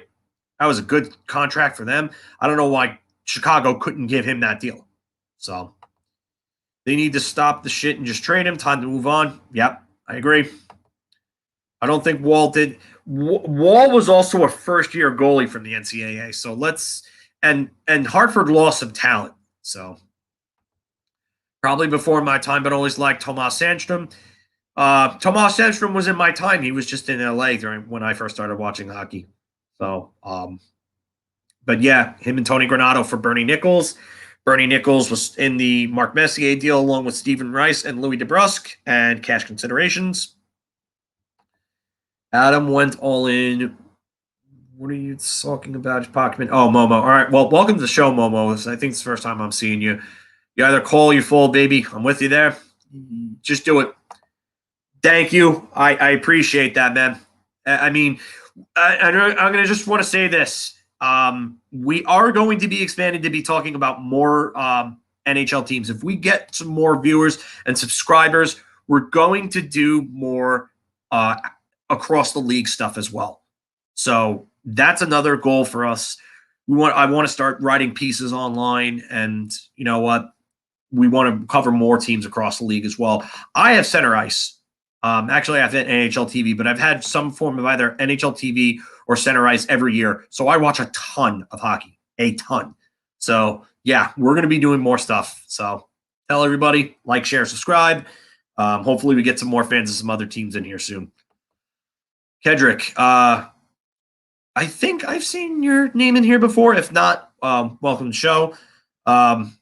I don't know if either one of those two deserve the C. All-time best MYR bleed blue gravy. I wouldn't say he's the best Ranger of all time. If he's your favorite, that's perfectly fine. Sandstrom brings back memories. He was awesome. Yeah, he was a good player. He was a good player. If the Eichel trade is being held up because Drury doesn't want to trade Schneider, then that's bad because when you have a lot. Yeah, I would agree with you there. If Schneider is what gets the deal done, you go do it.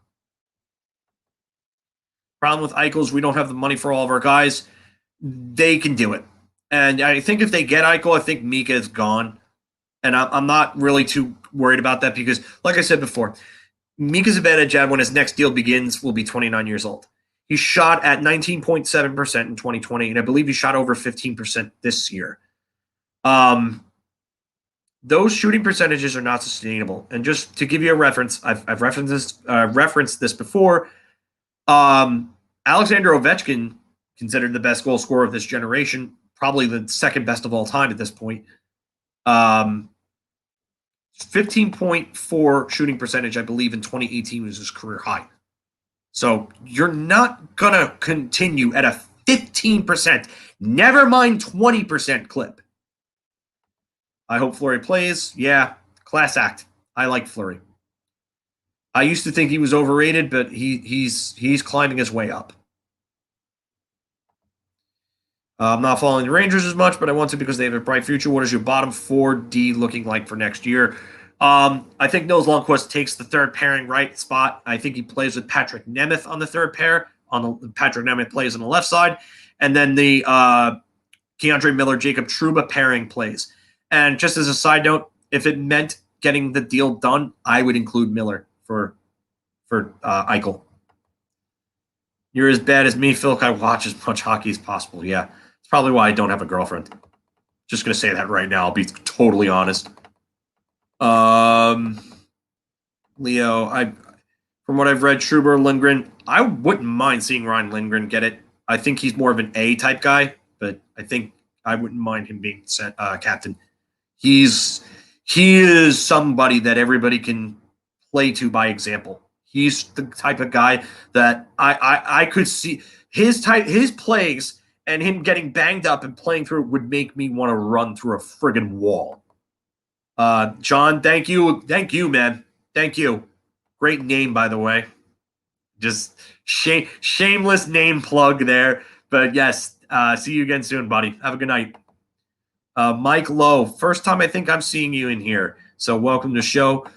Dolan must have said to Drury, you want this job? And you're going to find someone to kick Tom Wilson's ass. I like that comment. That's pretty friggin' funny, actually. Kedrick popped in here before. I could do another season with a captain. Honestly, not. I'm with you there, Ked. With you there. Musics. Does Kravtsov live up to his potentials or expectations this year? He had 4 points in 20 games last year. Or with... okay. Oh, no. I'm sorry. I was reading something else. Brain fart. Yeah. I think that I think he takes a step. And the one thing that I said about him, I know I said this yesterday, what I love about from what I saw from Vitaly Kravtsov was his play away from the puck. He was making a lot of good defensive plays, and his board battles got a lot better. So I think he takes a step. I just wonder if it's enough for the top 6. I'm okay with losing Mika because Eichel's an upgrade and a younger upgrade. Yes, that's what I said before. And not only that, but Eichel makes the players around him better because he's a playmaker and a facilitator and a play driver. I know you guys are watching this season, but I know that you guys have to take a look at this. And you have to say that Buchnevich was driving the play on that line. It wasn't Zibanejad. It was Buchnevich. Buchnevich carried that line for this season. Eddie, good question. When and how did I get into hockey? All right.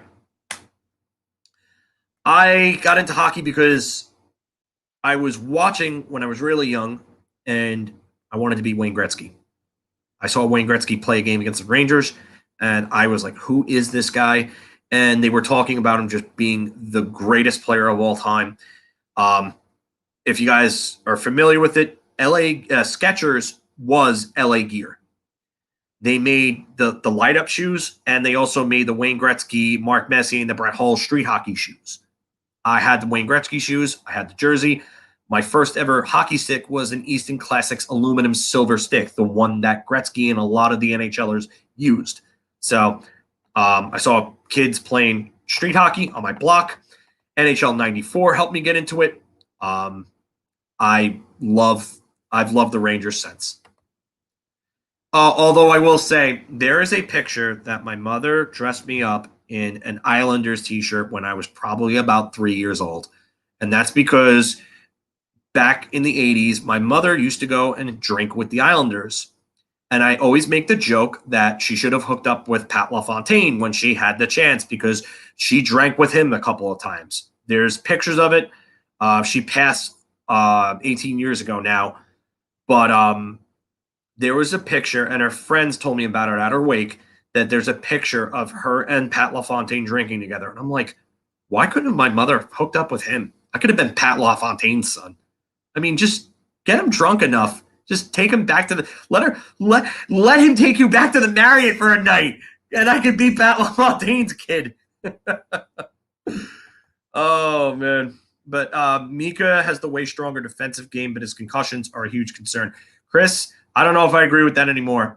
The gap before this season was considerable. I think Buchnevich closed that gap. Davey, I'm not sure if Drury wants Mika to be gone. I think that's why he's – well, yeah, that's part of the problem. I think that the Rangers are not willing to they're not ready to make the decision yet, and I think that's part of what's holding it up.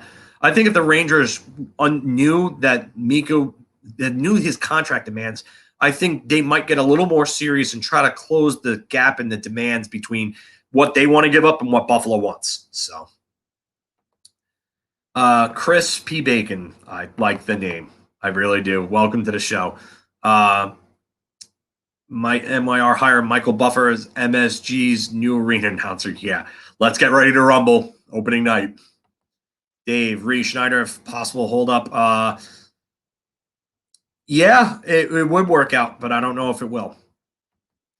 How much are you willing to give up for Eichel? I'd be willing to throw in Schneider. If the asking price of Schneider, Kravtsov, Chytil at first, I'd be willing to do that if it got the deal done. I think anybody that's telling themselves that Schneider should hold you up from getting an elite player like Eichel, I question you then. I really question why, because Braden Schneider, as good of a prospect as he is, Eichel's an elite player, and he's a proven, established elite player. That is good that you don't have a girlfriend. It means you have cash in you. Brad Park, Lou. Yep. Have a good night, Lou. Brad Park was a good one. Fat slob blob. If Trouba trips and falls in front of a train, do we get camera?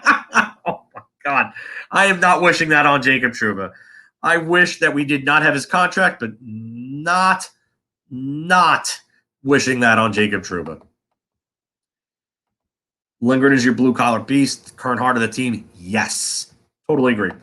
Rangers in the playoffs next year. Very possible. I think they sneak in.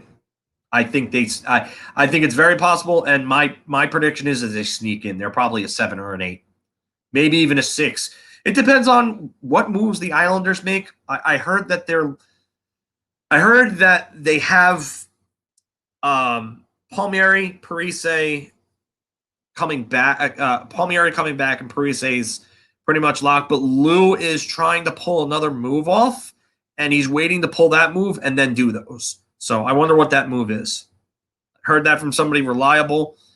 I can't say who it is, and I'm not trying to be a sources guy because I'm really not, but we do have a source on that. Kravtsov seemed to make players around him better and even on the bottom lines. Yes, I agree with this, Thomas. Totally agree with it, Thomas. Rick, don't think it's about kicking Wilson's ass. No, and you're right about that. It's not just about beating up Tom Wilson. It's also about, stopping players from taking freedoms, like you said. Yeah, John LaFontaine. Yes, I like that. We have been bullied since the Matt Cook days. We need to get tougher. Chefra, if I'm pronouncing that right, I think this is the first time I've seen you. Welcome to the show. But you are right about that. It's not just the Wilsons. And other viewers have said that in this stream. You're right. It's not just Tom Wilson. Not just Tom Wilson. Caden Jenkins, hey. I definitely saw you because I remember the avatar, the 5-finger death punch avatar. Welcome back. I don't know what you mean by this. You got 40D. I'm not sure what you mean there. I'm sorry. I'd offer Strome, Miller. You are getting it first. I'd include Keandre Miller. I would rather, honestly, I like Keandre Miller, but he's a project. If everything works out, he could be an absolute monster. But if I can keep Schneider and I can keep Lundqvist, or if keeping Miller allows us to keep Kravtsov, because you gotta go get a right winger if you move Kravtsov in the deal. But I would deal Miller. I would. I know I might get shit from that from other Ranger fans, but I'd do it. I don't think he's irreplaceable. Top 3 teams that break through next season. Rangers, Oilers, and Wild. I don't know if I call Oilers a breakthrough team. They made the playoffs, and they've kind of been there. I don't know. The Wild, I don't know if I can call them a breakthrough team either. I don't know if they take that next step. Just what's there? What do they have, those teams? I mean, I know the Oilers, they got Keith, they got CC, they've got some other guys, Hyman. Could they be a better team? Yeah, possibly. If they're not using Duncan Keith as a top pairing defenseman, they can't definitely use that.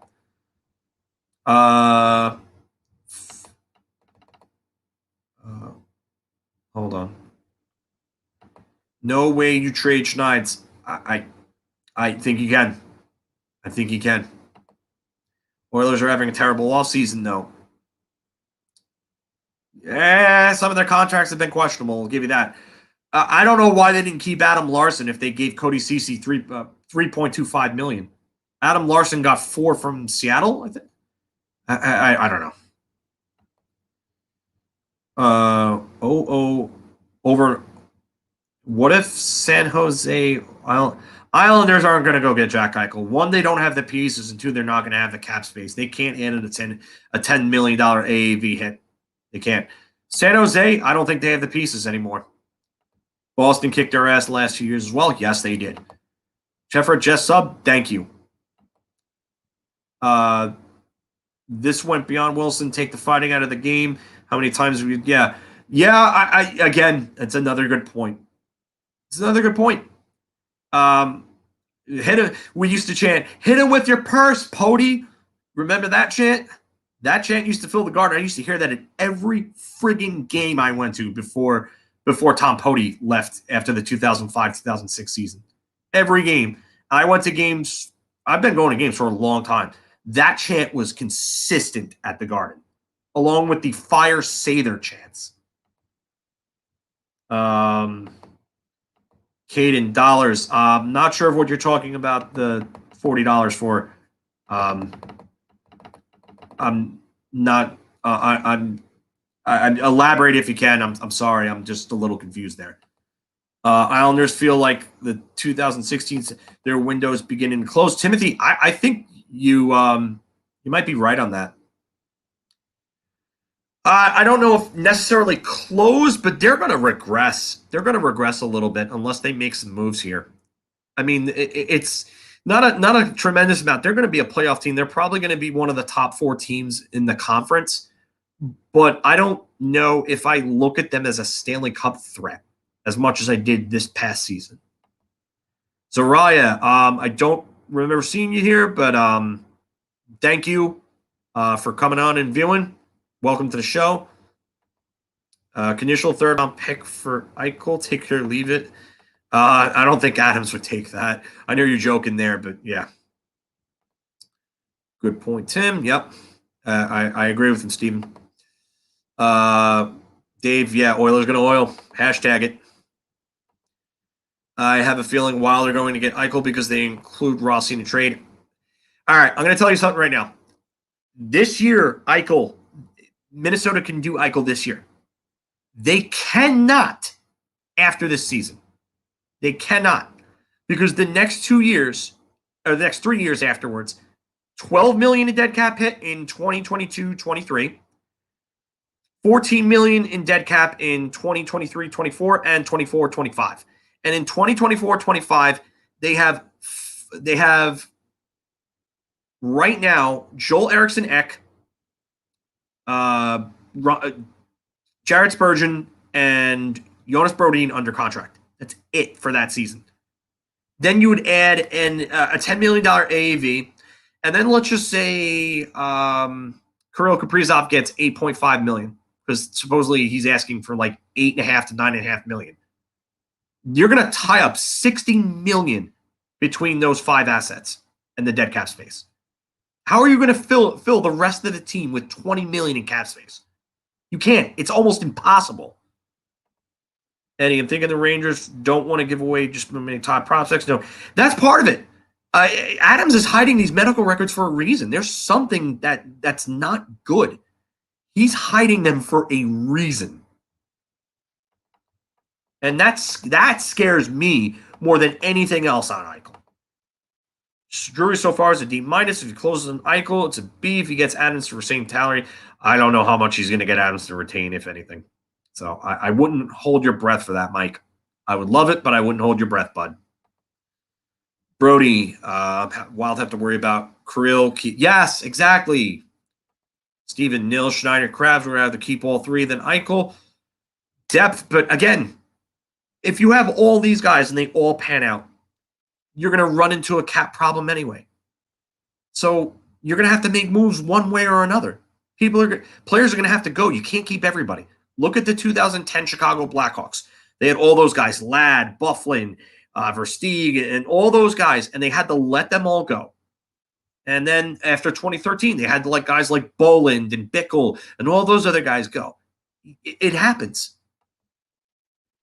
Chris, I think Schneider will be an Adam Foote or Duncan Keith type player. I could see him being closer to Adam Foote.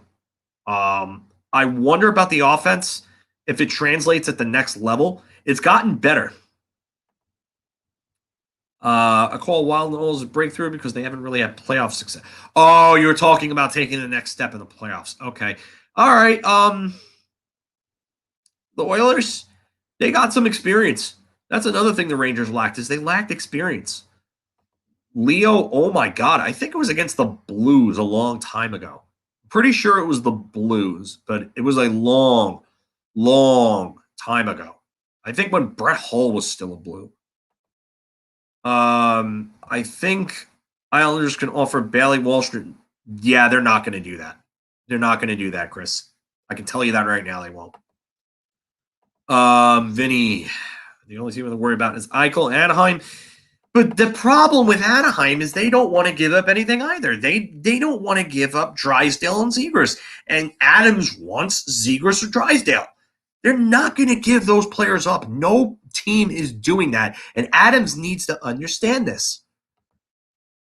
As much as I would like Minnesota to take Eichel, I just don't think they have the cap. They don't. They don't. This season they do. The next 3 years, they don't. That's why it's not happening. Thanks for the live stream, Leo. Yeah, thank you, Leo. Have a good night, bud. Michael Chapp, first time I think I'm seeing you in here. Welcome to the show. What teams you really think still in on Eichel? Las Vegas is out. They're out. I think it's the Rangers. I think there's probably a mystery team involved that we just don't see coming. And Minnesota might be kicking the tires, and they might be trying to formulate ways that to make the cap work after this upcoming season, because that's when that dead cap rises up to 12 and 14 million, like I was just saying before. So I wonder if it's Minnesota or not, but I don't know what other teams are in. Supposedly St. Louis had some outside interest, according to Friedman on the Instigators. Now we have a mix of youth, skill, cup winning experience, gritty sandpaper, looking good. 60 goals between KK. You're asking for 30 goals apiece from those two. That's a lot to ask. I'm gonna stop you right there. If we get 40 between the two of them, you call it a win this year. 30, but yeah, 30 from each of them. That's a lot to ask. In the future, I think they both will crack 30 goals. But this year, that's a lot to ask. Do you know the dude from Cheers? I don't know who that is. I'm not sure, James K. I think it's the first time I'm seeing you. So I don't know who that is, but welcome to the show. Don't forget Zook's 6 million AAV. But yeah, that comes off after 2023-24. So flying column. Again, I'm telling you right now, you are not getting that type of player. I know you're a Sabres fan, but you're not getting that type of player. So I hope to God you do not have a meltdown when you don't get those players, because it's not happening. Because every general manager knows that Jack Eichel wants out. They know he has an injury. Buffalo's not giving out the medical record, so there's obviously something wrong. And then on top of that, he has a no movement clause that kicks in about a year. So good luck with that. I just don't hold your breath, man. Don't hold your breath. Best of luck to you there. And if you want to get that from another team, then good. Go get that from another team. But I'm telling you right now, no general manager is stupid enough to do that, because if they were, then it would have been done already. Just telling you right now. And that situation is going to get ugly. It's going to get ugly. Watch. Is there you can let go of important assets and be you can. You gotta be smart. You're right. Trying to get back up to the comments because it scrolled down to the bottom. Adams needs to give a warranty on Eichel. Well, yeah, I mean, LTIR is there. You guys overrate your prospects so much. It's not. No, we don't. Adam Fox is a Norris winner. You're not getting a Norris winner on an entry-level contract. Those players are not traded. They don't get traded. You're not getting Adam Fox for Jack Eichel. You're just not. Because Adam Fox has far more value to every team across the league, because he's not even making $1 million. He's on an entry-level deal. He has several years left of team control, and Eichel has a $10 million cap hit in a flat cap world. You don't understand how this works. I'm sorry, you just don't. If Wild sniff Eichel, Kirill has to be part. No, he doesn't. And Kirill Kaprizov is not going anywhere. Kirill Kaprizov has more value than Jack Eichel right now. Tell you that right now. Chytil, Jones, Robertson, Georgiev, and a first for Jack Taker to leave in Adams. He might have to come to that. He might. Because he's backing himself into a corner. Joe, how can you negotiate in good faith? That's the problem. He doesn't want to give anybody the medical records. Vinny, Adam is in a lose-lose. Don't show the medical records and proves he's hurt. If you do and you see that he's hurt, then you get less as a deal. Yes, that's a great point. There's something wrong. If Adams is not going to show teams the medical records, there is something wrong. I'm just a little confused what Buffalo thinks Eichel is. He's a good player.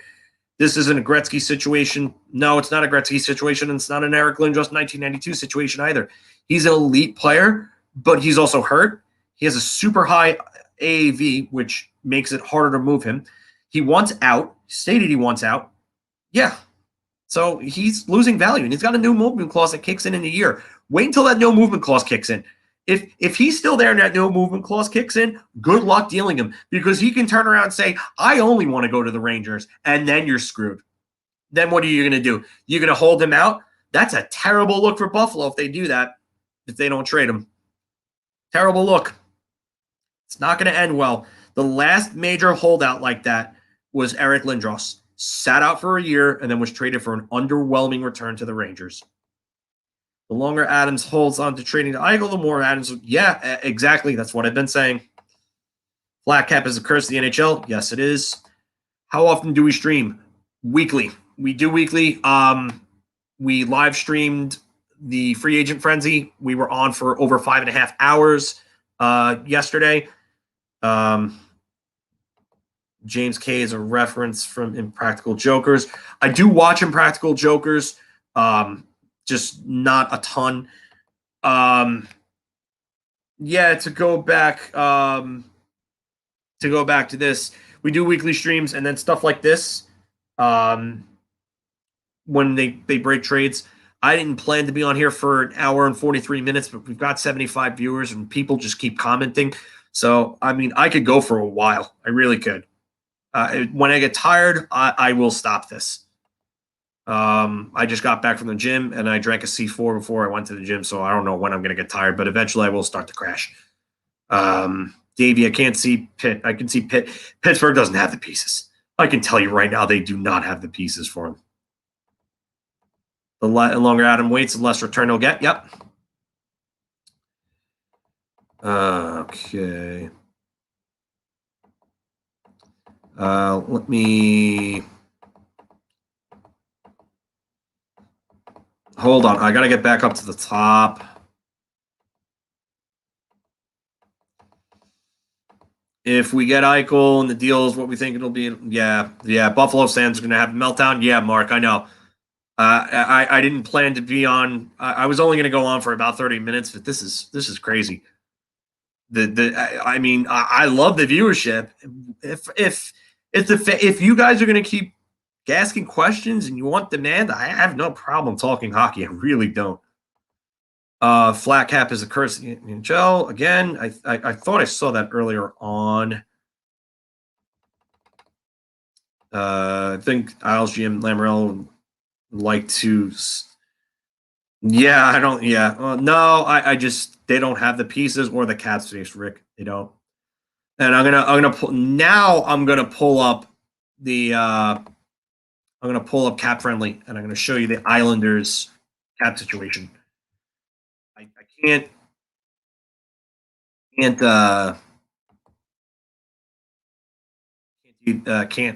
actually post it on screen, but they have 17 million in cap space, and it's actually about 23 because Johnny Boychuk, because of the fact that it's an off season, but he's on LTIR. He's going to be going on LTIR. So, but they have to give Ilya Sorokin and Adam Pelech new deals. So I would say you're going to take about 11 million, and you're going to give it to those two. Then you got to give Anthony Beuvillier a deal. I think he's going to get between 4, maybe 5, depending on how many years he gets. But I think he's going to get like 4. I think he's going to get 5. So you're going to take 15 million of that 23, and then you're going to bring back Parise and Palmieri.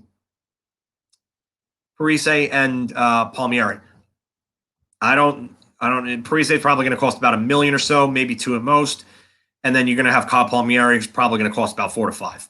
So I don't see how they do that. I really don't.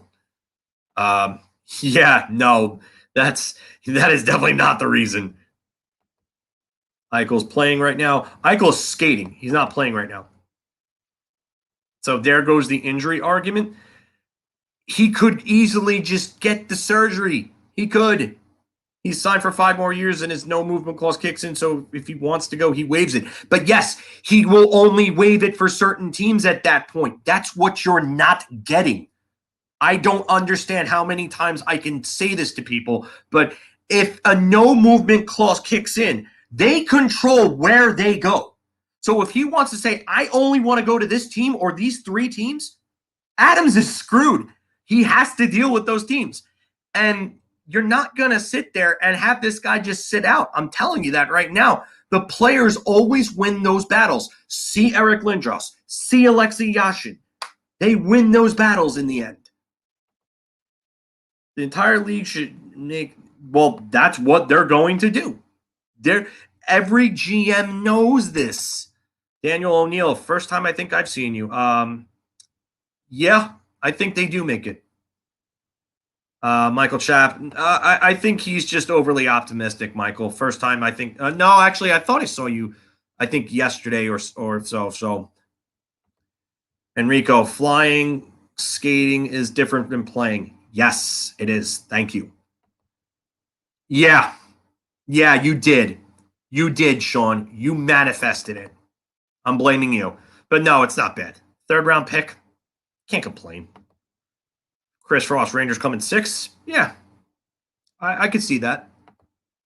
Thomas Mate, flying column. You're in some sort of la-la land. I would agree with you, Thomas. Sabres fans overrate Eichel, and they talk about skating. They aren't sharing medical records, so no serious offers been made. And HIPAA doesn't really apply here. Flying. No one said anything about Fox. And some clown said Schneider was dunking Keith. What? Okay. 1, don't call my viewers clowns. Don't. You want to come here and you want to talk hockey? Fine. I got no problem. But don't call us clowns and don't call us delusional. I don't care for the disrespect. You want to have a civil conversation? Have a civil conversation. But you're talking about people and you didn't even read the comment correctly. What the comment said is that they feel that Schneider could be dunking Keith one day. And I don't agree with that at all. So, yeah, no. Read it correctly the next time. And if you're not gonna be respectful, we'll just block you. We'll kick you out of here. So, when a star wants out publicly, you do not get max return. Thank you. That's the point here. Got Reeves here now manifesting Eichel. Flying column, you're lost, kid. Yeah. I think Eichel gets it done. One of Chytil, Kravtsov, Robertson, Schneider, Georgiev first. Get some dipshit is already winning the trade, getting 4 players for 1 hurt player. I don't know. Hold on, I have to go back up because the comments again went down to the bottom. I don't know why they did that. Keep it out. No, we want to expand, but we want people to be respectful to each other. And if this guy's not going to be respectful, then he can get off. Flat cap saved Rangers from Sather trying to buy a cup. No, it's not the flat cap. It's the salary cap that saved them. And it was actually Sather told Dolan at the 2004 trade deadline that you have to take your hands off the team. And Dolan didn't put his hands on a team for another 17 years. So it was Glenn Sather that actually did the work. And he got the Rangers back to respectability. Flying. The problem is the teams with enough cap for Eichel will be rebuilders, not contenders. That's the biggest problem with all this. And that's what Sabres fans do not understand, is that Eichel he's not going to want to waive to go to another rebuilding team. That's why I don't see Anaheim involved. I don't understand why they're involved, because they're going to just turn themselves into the Sabres trying to get Eichel. I don't get how that works, but okay. So Eichel's going to want to go and play for another. I can tell you right now, if it gets to the point where that no movement clause kicks in, Anaheim will not be a destination that Eichel will want to go play for. He's not going to want to go play for another rebuilding team. What do you think of the Rangers' moves so far? Alan, I think this is the first time I'm seeing you, by the way, so welcome to the show. After Ovi is gone, what's next for the Caps? Ovi just re-signed. He just re-signed, I think, like a 4-year deal there. So he's going to be there for a bit. He's going to chase Gretzky's record. I think it was a 5-year deal, actually. No, I got to go look up the term on that again. But he re-signed. He's there for like a few years at least. Hockey, I think a long rebuild. Yeah. The surgery, how long does it take to recover? At least a few months. Michael, Flying Colin Sister, no one. All right. I'm going to stop this right now. Stop with the insults. Stop it. I don't want to see this. I really don't. I don't want to see the name calling and the pissing contest and all this other crap. I don't want to see this. Be respectful to each other. Just stop. I don't want to have to moderate this, please. There's a point where toughness need to be addressed, but what the hell, man? It's not. Welcome back, Jonu, by the way. The Tom Wilson, yeah. Tom Wilson is rent-free in Rangers front office head right now. As soon as Ovi is gone, so will Backstrom. Backstrom's only a couple years younger than Ovechkin, probably about like 2 years younger, 3 years younger. Let him rot in Buffalo. We don't need him, and a real option is center available. We're going to be pissed. We have $10 million tied into this clown. I don't agree with that. Yeah, you could say that. I just, you know what? When people think they have it all figured out, and I'm guilty of that too at times, but when people have that all figured out, but they're ignoring every single fact that's out there, then I don't understand it. I don't. And that's why he's signed for 5 years. Talking about 20 years ago with Lindros and Yashin. Yeah, because those are holdouts. That's what happens in a holdout. I mean, I don't know if you were. I don't know how old you are. I'm not going to assume your age, but I sat through those sagas, and the Lindros saga is literally this here with Eichel. It's the same exact thing. It's a saga that's gone public with two sides at each other's throats over a medical issue. And Bob Clark said the same things about Eric Lindros that Kevin Adams has said about Eichel. We only want people who want to be here. And Bob Clark even went out of his way to call Lindros soft. One of your other players today came out and basically trashed Eichel. If you think this is going to get any better, I don't know what to tell you, man. I really don't. And I'll put it up again just so you see it, because It's kind of interesting.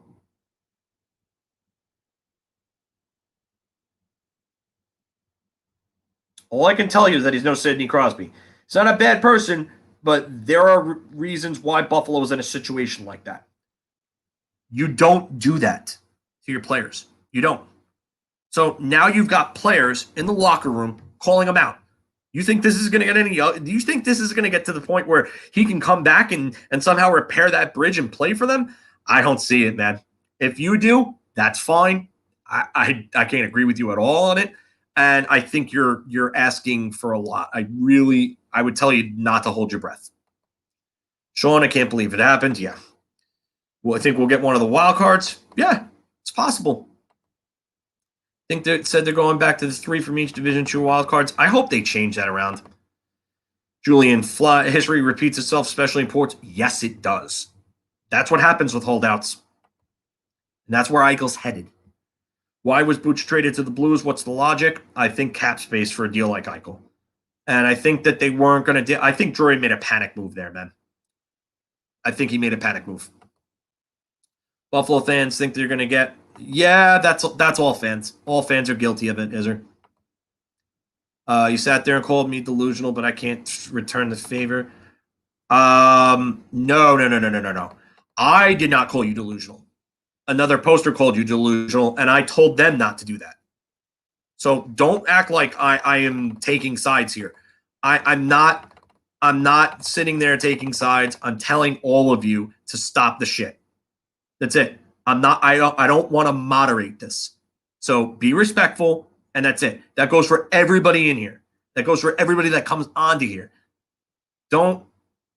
It's a place to talk hockey. We have different opinions. You wouldn't talk to this you wouldn't talk to somebody like this face to face. I can tell I could say that for anyone that's in here. Nobody would talk to each other face to face like this because a fight would ensue. And that's what I don't want that happening. I like the size for the Rangers. Do you think we pull the L? No. I think they're probably at least 3 years away from winning the cup. At least 3. Flying, you were out of your league here. All right. Again, guys, don't. We had comments on Gravity Steam. I'm not mistaken. You brought up HIPAA, which has no bearing on this. Yes, HIPAA does not have a bearing on this. Don't you think the Rangers, Mackenzie Kim, I think first time I'm seeing you on here. Welcome to the show. Don't you think the Rangers need a better third line? I think third line might be pretty good. I really do. I feel like even when a star doesn't want out, yeah, you're right about this, Vinny. Star players don't get the returns in the trades. Look at Kovalchuk. Look at Thornton. I mean, Joe Thornton was under contract, and Boston traded him for Brad Stewart, Marco Sturm, and Wayne Primo. That was a terrible trade. Sheffer, I can't wait for Reeves to say hi to Matt Martin and Cal Clubrook, not as much as Tom Wilson. Yeah, that's another one. Kim, I think for solid line. Yeah, I'm with you on that, Chris. It could be. Ike will be. I think he ultimately will be. I think both sides will budge. It's just a matter of when. 5 years. Yeah, for Ovechkin, I assume that is, Mike. Yes. I thought it was 5 years. I wasn't sure. Frost, Kreider is going to play on top line. Mika Laffy. Nope. I don't see that happening. I think Kreider's got to go down to that third line. There's no way you can have Lafreniere playing on your third line again. You can't. Especially not after what he showed you at the end of last season, where he showed you what he could do when he played with more experienced, skilled players. Vinny, I like the fact when the Rangers are on the rise, everybody else seems to be like they're on the decline. Yeah, it's a good position. Hockey, yep. 5 years, 9.5. That looks correct to me. I think that it was. Homer away, Reeves jersey, Ben. I think this is the first time seeing you, Ben. Welcome to the show. Get whatever you want, man. Whatever you want. I don't know if he's going to be here for long, though. Do you think they move Laffy to the right side or Kreider?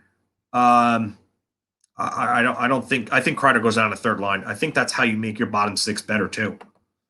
Mike from MYR, you get the medicals when trade agreed upon. Why would they just? Flying column. I get what you're saying here. But if you want to have serious talks, you have to let them access the records. That's part of why this is not getting done. No team is going to go into this blind. You don't go and play poker all in blind pre-flop. You don't do that. You don't just go all in blind. Like if you're drinking and you don't care about your money, then okay, you go all in blind. But teams are going to want to see this. Eichel to the Rangers. Eichel to the Rangers manifesting. Thanks, Sean. Yeah, manifesting. It's a key word there. Have a good night, buddy. Tired, Eichel and Mika. Wired, Eichel and Barkov. Barkov is not happening. Mackenzie, Kim, Kreider, Reeves to the right. I don't think he's really ever played on the right side. Mario, I think this is the first time I've seen you. If not, then sorry. I apologize. Welcome to the show if I'm correct. I think the Drury might be painting himself into a Jack Eichel corner. I hope to. You know what? That's an interesting thing too. But even if they don't get Jack Eichel, they could keep Mika Zibanejad and Ryan Strome, and the wings around them will get better with time, and the team will be deeper. Pieces will eventually have to be moved either way, though. Tell you that. Laffy, Mika, Kreider, Panarin, Kakko. Yeah, I mean, those are your top 6 wingers, right? Kreider, I think, should be on the third line. I think if you put him on the third line with Chytil, I think it'd make Chytil better. I could see him, Chytil, and Gaudreau would be a good third line. Because Gaudreau's a good defensive player, too. Chytil's getting better defensively. Kreider's not a terrible defensive player. So I think that could work. Kim, I want to see Mifa. Wow. Thinking Zelda over here. Because, yeah, I've been playing a lot of Zelda lately. Laffy, Mika, Kakko line, yeah. Panarin, Strome, Kravtsov was the line I mentioned before. They played well together. I wouldn't give up Kravtsov ever. Yeah, I don't blame you. Kakko and Laffy not together. I think they could be a real good combination on the wings together, though. Oh, man. Definitely.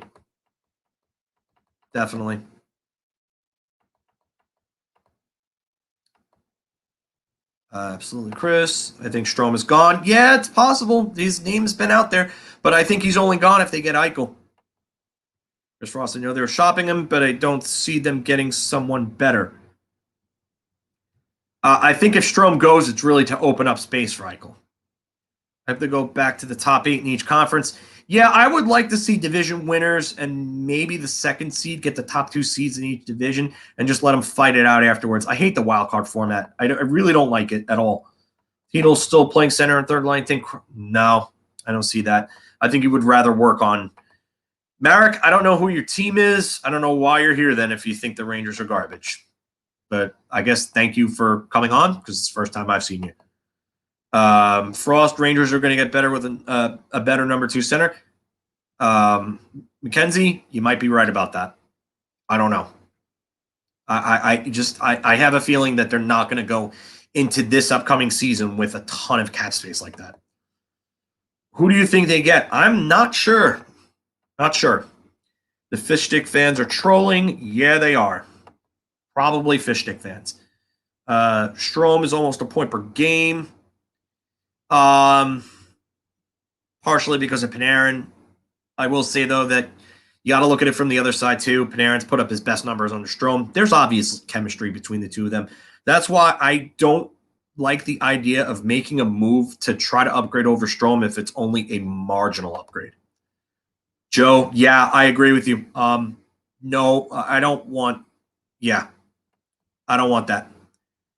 Donnie, you're out of your element. I don't know. That is though. Yeah, Mario, I'm not trying to turn this into a pissing contest or a fest of slurs. Just stop with the shit. And I'm not telling you to stop with the shit. I'm telling everybody, by the way. Ryan Reeves reportedly once said to a team, I am the solution to your... Yeah, he is. Strome is decent, but he sucks on faceoffs. You can work on that.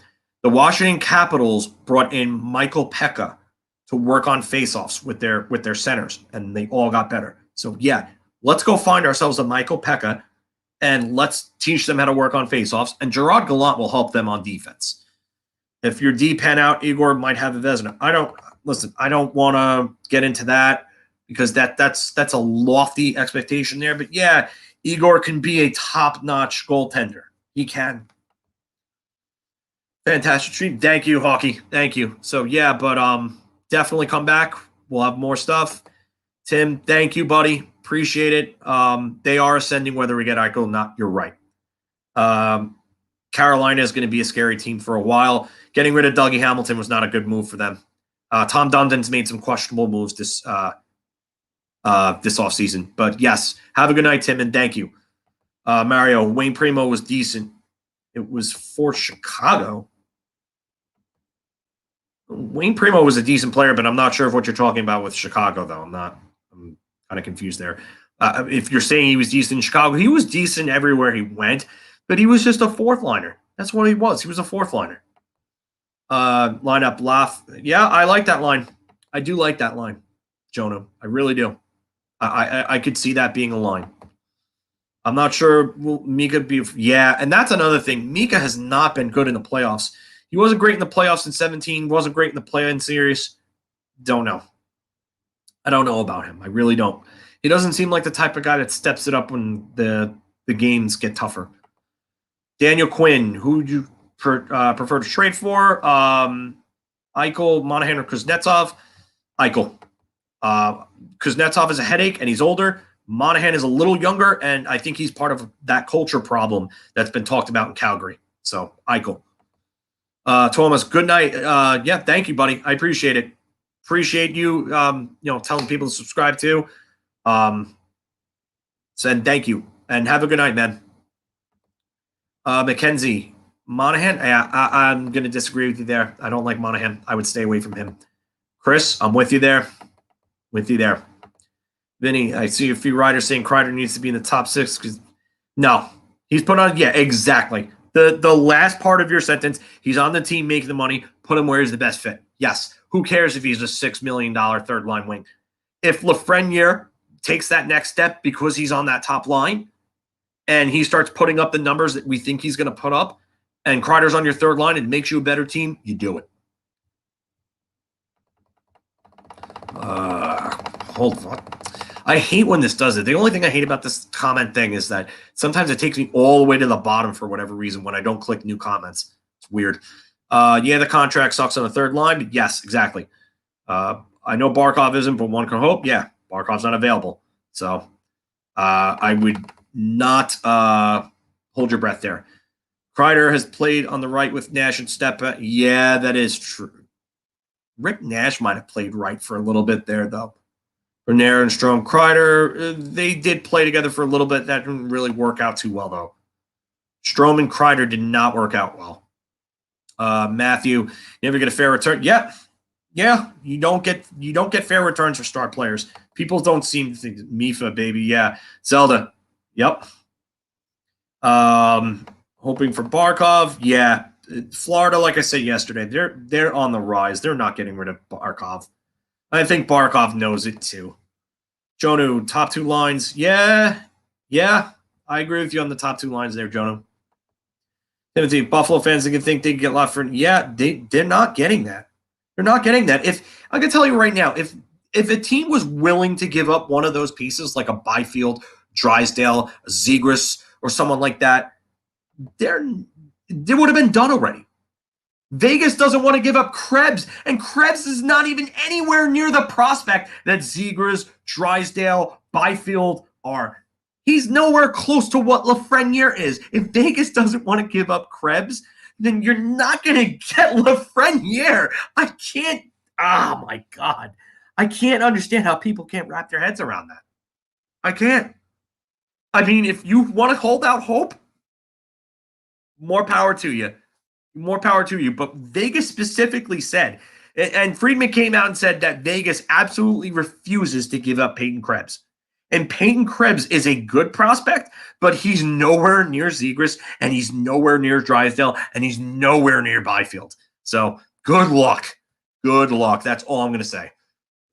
Yeah, I'll take Drury over it. Yeah, Drury's a winner. He is. Al, thank you for coming. Good night. Hopefully we'll see you again soon.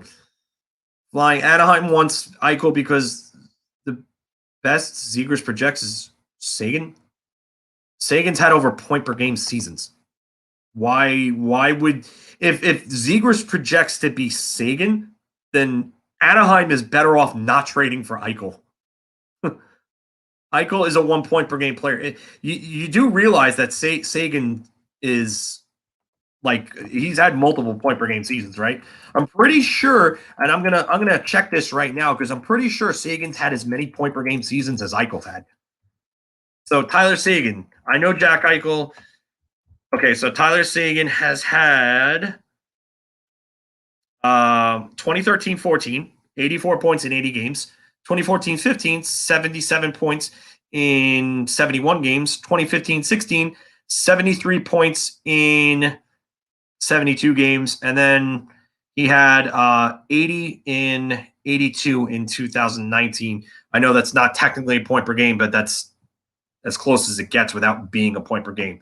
So he has 3 actual point per game seasons, and he has another one that's very close. So let's see Eichel's. Eichel's only had 2 point per game seasons, so he's had more point per game seasons than Seguin. So probably not the best comparison to use. I agree with this, Mike. I hate the loser points. Go to a 3-point system, please.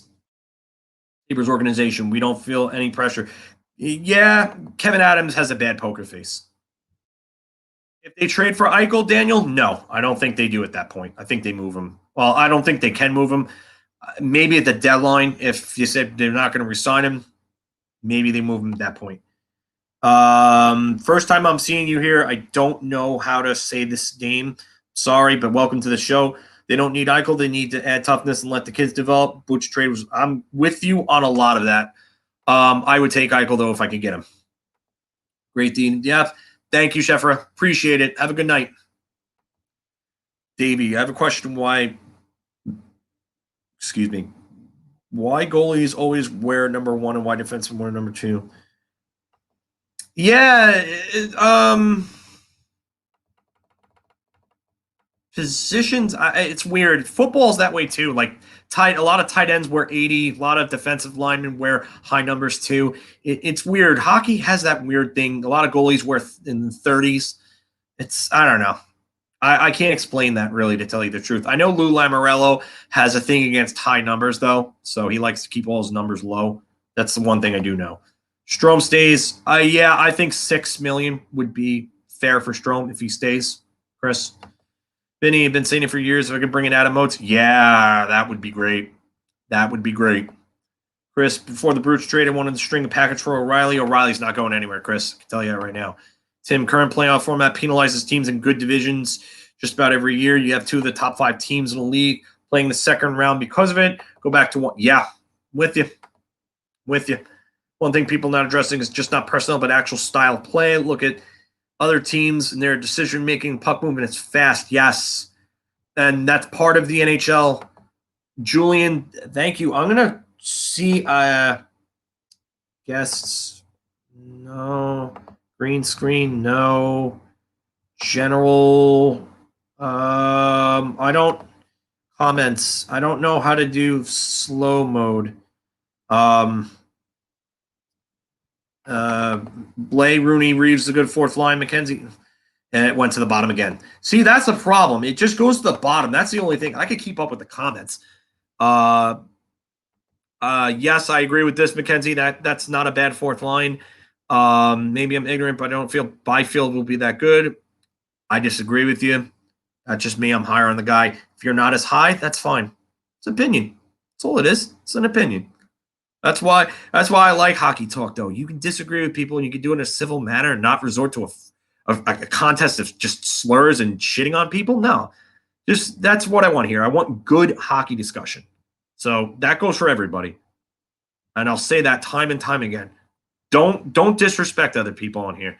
I'm not about that. I'm not having this turn into a thing where I have to moderate and kick out people. There's only one player in the league that can get a laugh, Zegras, Byfield, and that's McDavid. Yeah, I would say McDavid's probably the one guy that everybody that you know for sure that your best assets are going no matter what. Everything is on the table for Connor McDavid. And holy hell if he wants out of Edmonton. Ooh, holy hell. Over his career, nice cherry picking. You asked me about point per game seasons. And then you're telling me that I'm cherry picking. You're moving the goalposts. If you want, say what you mean, bring it out there, leave it all out there. I have no problem telling you that Jack Eichel is a career just under point per game player, because since you want to move the goalpost there, 355 points in 375 games. So he's just under a point per game player. So I'm not cherry picking anything. I'm using the stats that you're asking for. Don't tell me I'm cherry picking, because I'm not. The problem with losing Mika is we get Eichel. We need to see again. Yes, I agree with you. But Eichel at 10 million is better than Mika Zibanejad at 9 million. A lot better. Excellent logic. Send some surplus logic to Kevin Adams. With all due respect, Eichel doesn't want to be there. Adams doesn't want him there. This is all the game of chicken. It's posturing. It's a poker face, and Adams has a bad poker face. Do you believe rumors about a Strome trade? Alex, by the way, first time I think I'm seeing you here. Welcome to the show. Yeah, he's out there. He's out there for a reason. I didn't think that the Rangers ever had Ryan Strome in their long-term plans, but they might if the Eichel situation doesn't work out. This is a hold on. It did it again. If you were, I know it's on a screen, but I just want to have the comments in order too, because I want to answer everybody. If you were GM, would you rather draft CHL players or NCAA? I think junior players are more NHL ready. The problem with NCAA players is, or the problem with junior players, I should say, with the CHL is that they either have to make the team or they have to go back to juniors. They get that 9-game, that trial, or they have to go back to juniors if they don't make the team. And you're not burning a year of the contract at that point, but that's the dilemma. They can't go to the AHL. NCAA, it's good, but then you could play 4 years and they have the excuse of going and getting their education, and then you could have a player pull Blake Wheeler. So there are pros and cons of both. Sudbury lost Quinton Byfield, so yeah, I don't know what their future is like. I don't really follow Sudbury. I know Mark Stahl played for them. So, but yeah, I try to watch as much CHL hockey as I can. It's not a lot though. Davey, thank you. Have a good night, man. Hope to see you soon. In Gallant we trust. This will be a much improved season. I hope so. Football had a rule where you had a range numbers you could choose position. Yeah, that makes sense. Davey, I don't think there's a rule in the NHL. Yeah, Koskinen wears 19. Yeah. Players have worn 69. There was somebody who did it recently. I can't remember who. Hi, I'm new here in Big Train. Welcome to the show. Keep coming back for more. Welcome. Remember, like, share, and subscribe if you can. Helps grow the channel. We love making content, and we want to keep doing more content. And guys, keep coming here and come talk hockey. This is your place. Byfield is great. Played in my hometown. Eddie Jockett, that's awesome. That's awesome. I hope you've met both. Jolt Drury, Eichel share an agent? I'm not sure about that. Considering that Drury's a GM, I'm really not sure. I said Sagan was an 8-point per game player, and you moved on to say his point per game seasons. Okay, so you're really gonna you're talking about me cherry picking, and you want to split hairs? My man, you're splitting hairs here. You really are. And if that's what Trevor Zegras becomes, is a guy who scores 75 to 80 points a season, why are they going to go and deconstruct their entire rebuild, take a step back to possibly take however many steps forward and have a guy that has an injury? Why are they trading that player? Because I can tell you right now that if you were in Anaheim shoes, if you were in Murray's shoes, You wouldn't trade Trevor Zegras, and I know it. And you can lie to me all you want, but I know you wouldn't because 10 out of 10 people wouldn't do it. Telling you. I'll take, yeah. Okay. You would think the Rangers make playoffs next year? Yeah, I think they do, Mackenzie.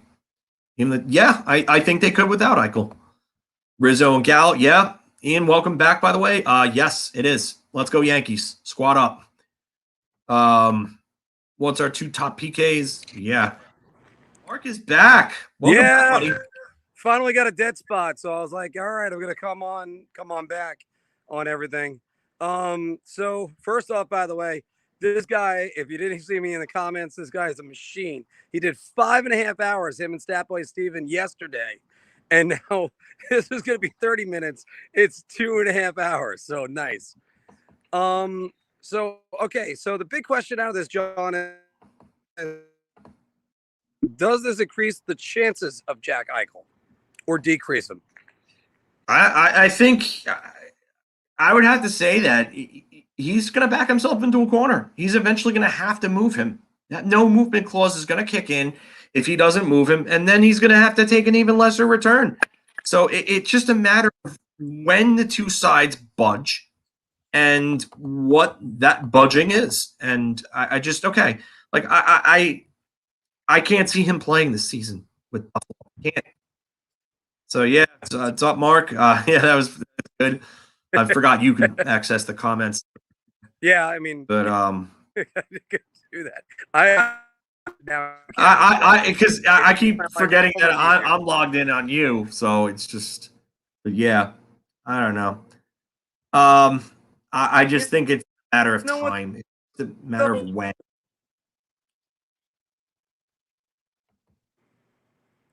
And is Eichel also a contingency plan just in case Mika asks for too much money?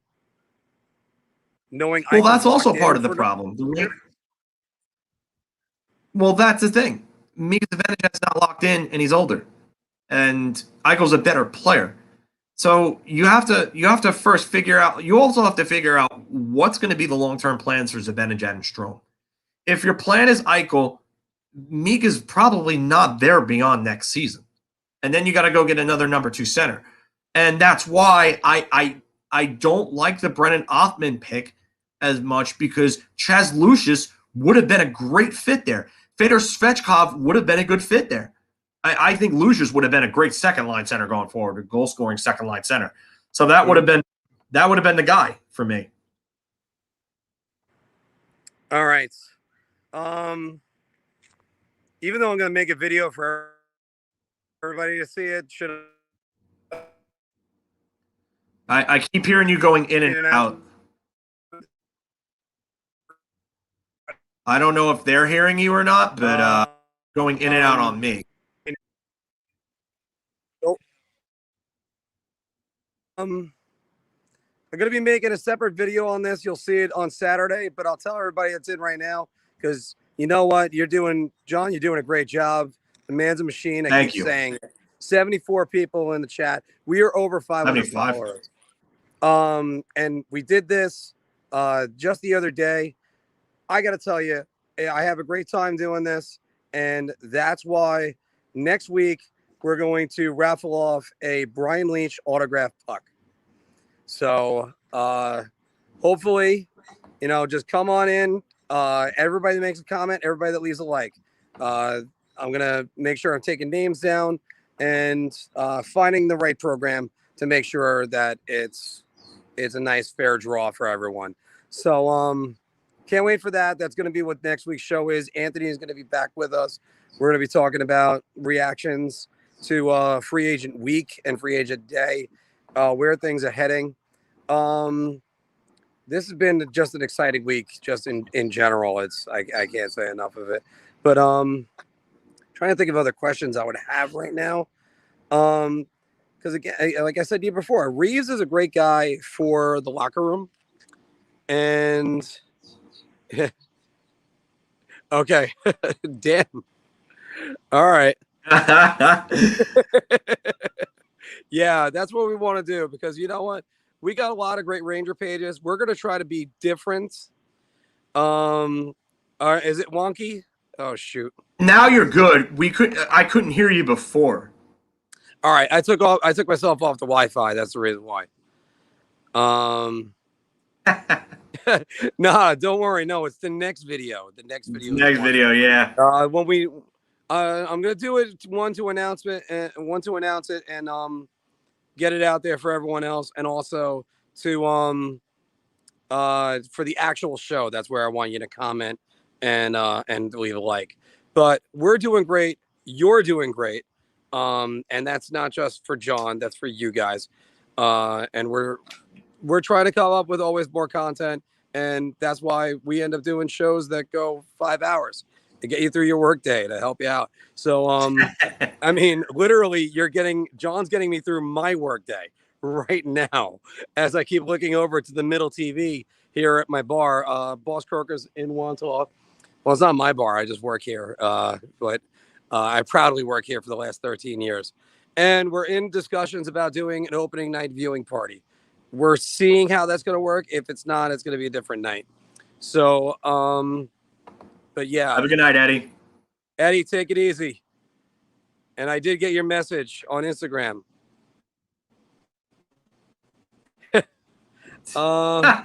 Manifest Eichel.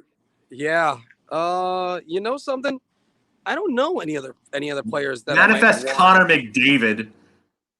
Yeah, because by the way, I made this joke too. What happens if they don't get Eichel and you just say, screw it, next year, Connor McDavid's going to want out? So maybe. I mean, why not? Maybe. If is he going to want to deal with it? Yeah, I don't know, man. I don't know. Welcome back, Enrico. Thank you, by the way. I mean, because by the way, and you know what? In one way, the NHL might be salivating for that moment. Get Connor McDavid over here. You got him in the #1 market, and people. Connor McDavid requesting out would be like the biggest thing on it. That would be big for ESPN because ESPN would be all over that. Huge. And you know what? Oh. That one, if it was McDavid, I would have said Lundqvist, Schneider, Buchnevich, 4 first-round picks. So, everybody. So, and yeah, you know what? Just me. You're right, because a lot of people kept saying it. I kept thinking, no, and now it's a reality, and he's here. He's here. So, yeah. I would gut the team if it meant getting McDavid. He's still so young that you could just build around him. And you know what? He might not like that, but with a better front office than the one that's in Edmonton, because Ken Holland is just galaxy brain. He's literally tarnishing his reputation that he built up for like 20 years in Detroit. I just don't. I would absolutely sell the farm for McDavid and build around him. And the Rangers would do a better job than Edmonton ever could around him. And you would eventually get a winner there, I think. And yeah, Granny, the real world sucks. Give me Madison Square Garden and a Ranger game any day of the week. And again, that's why you don't have to cave for McDavid. Sorry, not McDavid. Eichel, obviously. You don't have to cave for Eichel. You just if he wants to be here, they'll find a way here. It's gonna end up being free agents. The Rangers are becoming an attraction. This is what the Rangers already were. No. We're not getting McDavid, just me, and welcome to the show, by the way. But we're not David. We were just talking about if Connor McDavid requests out, which seems to be more like a possible thing. It depends on what this team does. They made a bunch of moves this offseason, and they're somewhat questionable. I mean, Cody Ceci, $3.25 million, when you could have protected Adam Larson. And yeah, I don't know. But and you're right. You're right about that. And you know something? Ken Holland, who was a great GM for almost, was it 20 years in Detroit? 20 years. I mean, yeah. It proves the hardest thing to do in sports sometimes is to have a second act, unless your name is Tom Brady. Like even Michael Jordan had a tough time. But actually, Michael Jordan's was a third act with the Wizards. But again, it's like some of these things you have to question for real. Like what is their plan in Edmonton? But that's why don't matter. The plan with the Rangers is get tougher.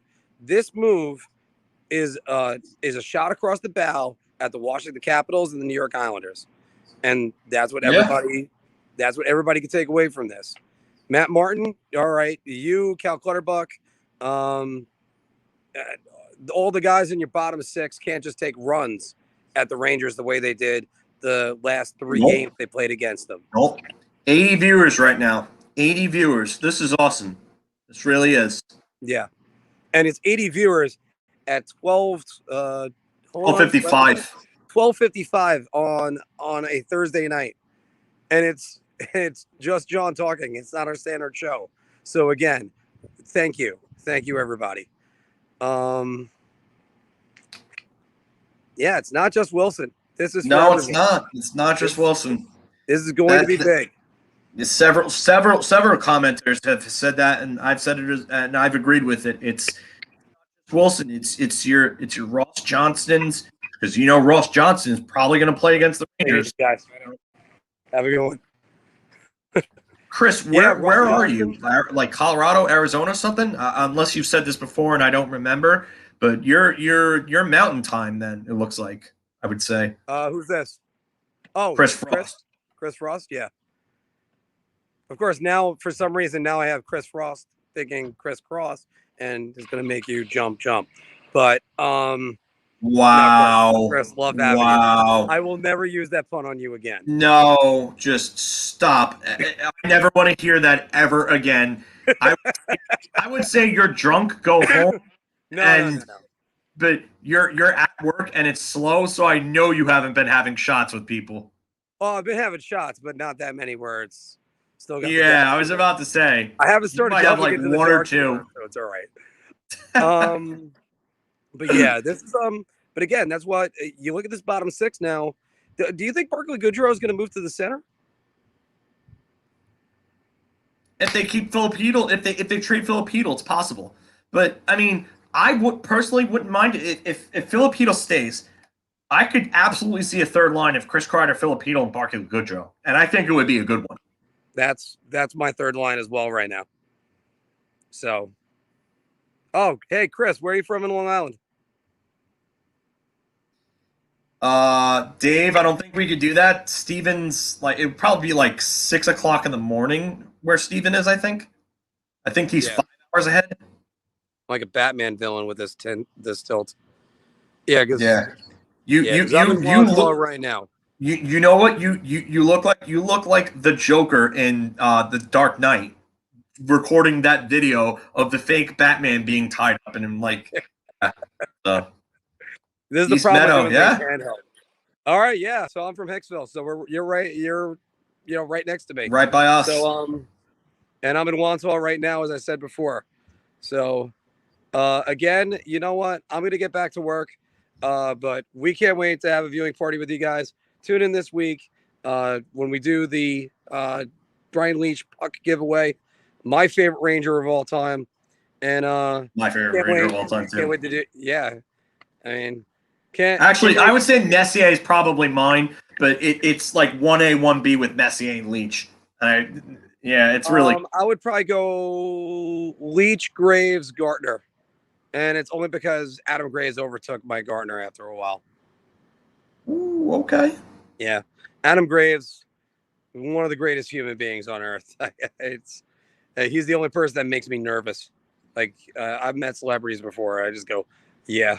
And by the way, such a great dude. Eventually, when I leave New York, I'm going to really miss that pizza as well. John, take it the rest of the way. I will see you soon. Have a good night, Mark. I'll talk to you soon. Good night. Well, that is our founder. And we love having him come on like that. I like having him contribute. So it makes my job easier because I could talk to you guys all. I'm going to try to catch up on comments. I may not get them all because you guys keep coming in with the comments and you guys keep viewing. So I love doing this. I could do this for a while.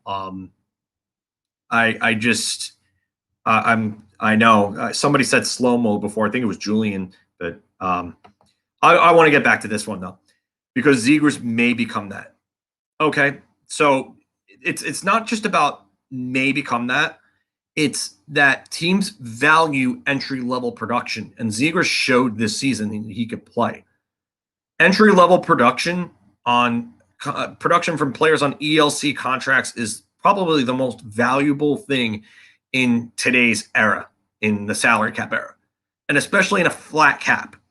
I know that Anaheim is not anywhere close to cap, but if they trade Zegras and multiple assets away, they become the Sabres.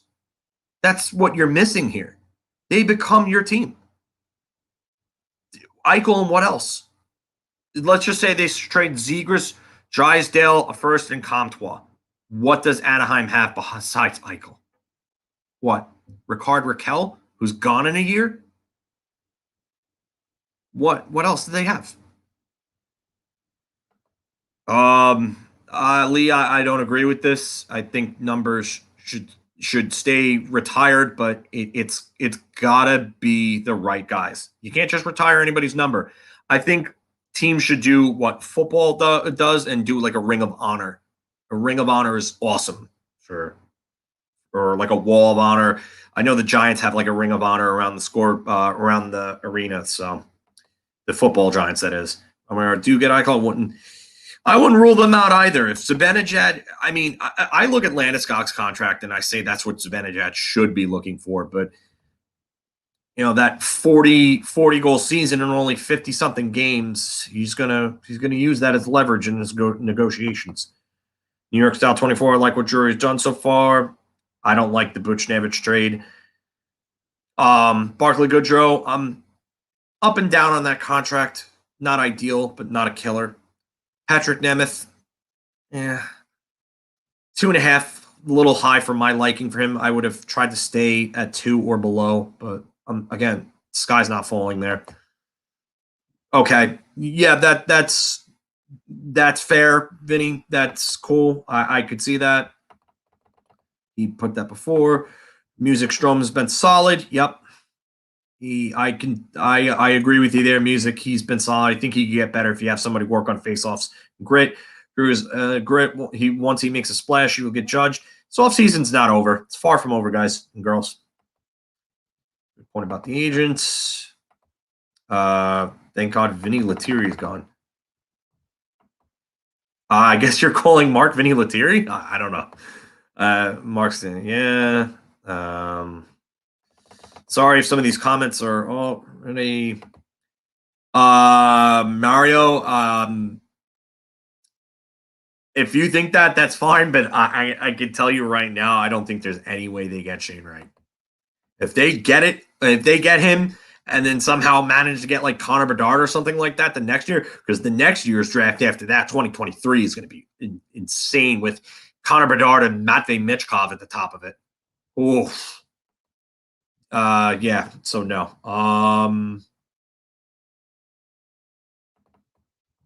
Who wins in a line brawl? The Hughes brothers weigh about a combined maybe 600 pounds if they're lucky. So I would probably say the former as opposed to the latter. But the Shens are some tough customers. Thank you. I appreciate that. You guys have made my night better, and you guys make these telecasts or podcasts better. Yeah, basically, Brian. Yeah, I manifest it, Sean. Yeah. Trying to go down to the comments and see. He could reach 25. Who knows? Yes, the Goon is on Broadway, but he's not really like a goon. Mario, that's an interesting one because that was probably one of the worst trades in NHL history. Jonathan, first time I'm seeing you. Welcome to the show, unless I'm wrong on that. Sorry if I am. Yes, you do win with those guys. Steve Larmer was not involved with Tony Amonte. I know he was involved with Darren Turcotte. I know Turcotte was a fan favorite. I liked Turcotte as a kid. But Matto, if the Rangers don't win the cup and he doesn't score those 2 goals, then you're looking at that being one of the worst trades of all time. You really are.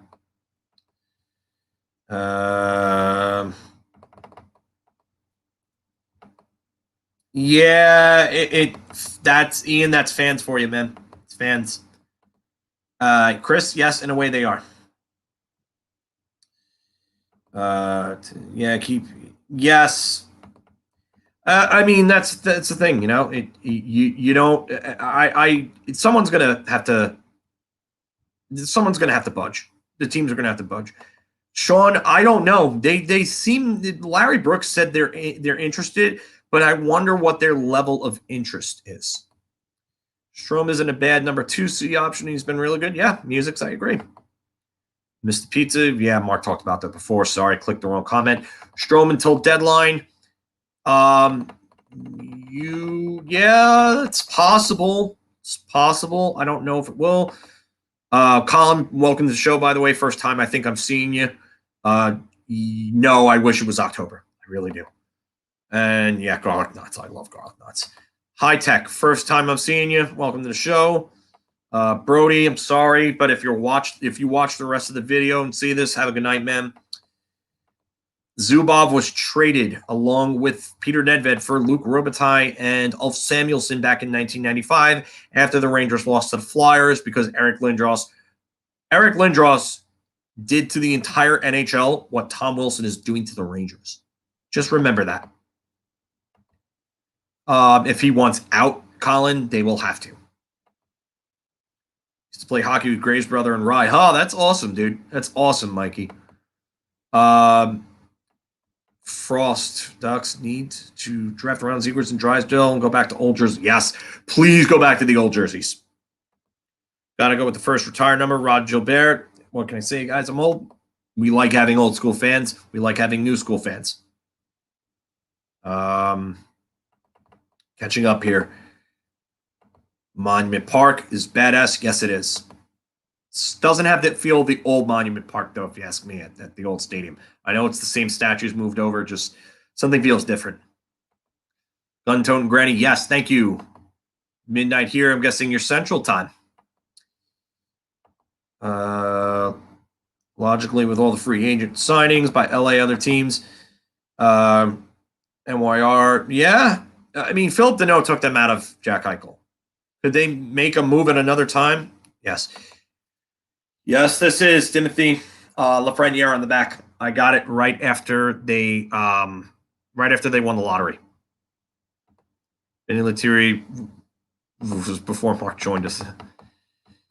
Gunton and Granny, pizza. Yes. Stop making me hungry, please. Anthony Lee, do the Rangers add someone to the top 6, or are we done? This is a good question. You know what? I can't see them going into this season with all this cap space. I can't. Tarasenko scares me, Mario. He scares me because he had 3 shoulder surgeries. The upside there is that the 3rd shoulder surgery was finally the correct one that got the job done right. He's up there in age. It would sort of correct the 2010 draft in a way. You can't really ever correct it because they still drafted Dylan McIlrath, and that pick still sucked more than almost anything not named Hugh Jessamine. So, yeah, I know. I brought up the name that gives me PTSD. I know. Give me all the shit in the world if you guys want, but I brought the name up. So, it's not like Mark when Mark brings it up every time because he loves to fuck with me. But yeah, I don't know about I don't know what I feel about Tarasenko. He's a goal scorer. He's a good player. I just wonder how that shoulder is going forward. I really do. Yeah, seeing the viewer count starting to drop a little bit. It's to be expected. It's getting late. Guys got more comments. I'll go for a little longer. Guys and girls, sorry. I keep forgetting to say that. I would love to have more female fans on here.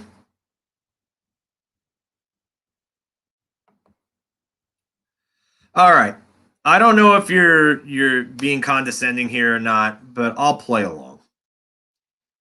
The Rangers have 4 cups, being an original 6 team because the Rangers were one of 4 teams that did not have Homestead access to players.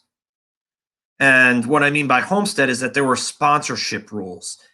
And the Canadiens and the Maple Leafs got first dibs at amateur talent.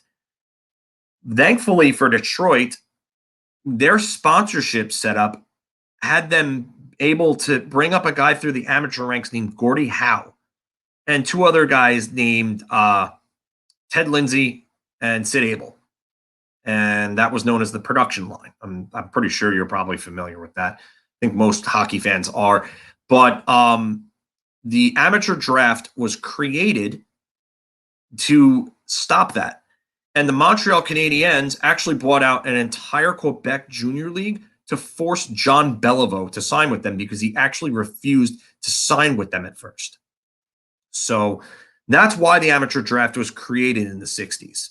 And up until 1969, it operated under the sponsorship rules. So if you ever go back on HockeyDB and you look at the drafts and why the drafts were so hit and miss, well, they were a lot more miss than hit back then. But the Rangers had the number 1 overall selection, I believe, in 1965 and drafted Andre Veilleux, if I'm pronouncing the name correctly. And that was their only other first overall pick. That was the only other first overall pick they've ever had aside from Alexis Lafreniere. And that's why Alexis Lafreniere that's part of the reason why he won't be moved. I'm just going to say this. If the Rangers didn't have to deal with those rules, look at the cup counts on all the other teams. Detroit is one of 3 teams that has double-digit cups. It's Montreal with 24. Toronto, I believe, has 16. Could be wrong on that. And I think Detroit has 12. But Detroit got lucky with Gordie Howe. Boston didn't win a single cup in the original 6 era. The Rangers did not win a cup in the original 6 era. The Blackhawks, they won in 61 because they got lucky with Howe and Mikita. So, yeah, the Homestead rules led to the creation of the amateur draft, and after 1969, that's when they got rid of the sponsorship rules. Montreal got the number 1 overall pick in 1971 because they made a trade with the Oakland Golden Seals, and they ended up getting Guy Lafleur out of that. So, yeah.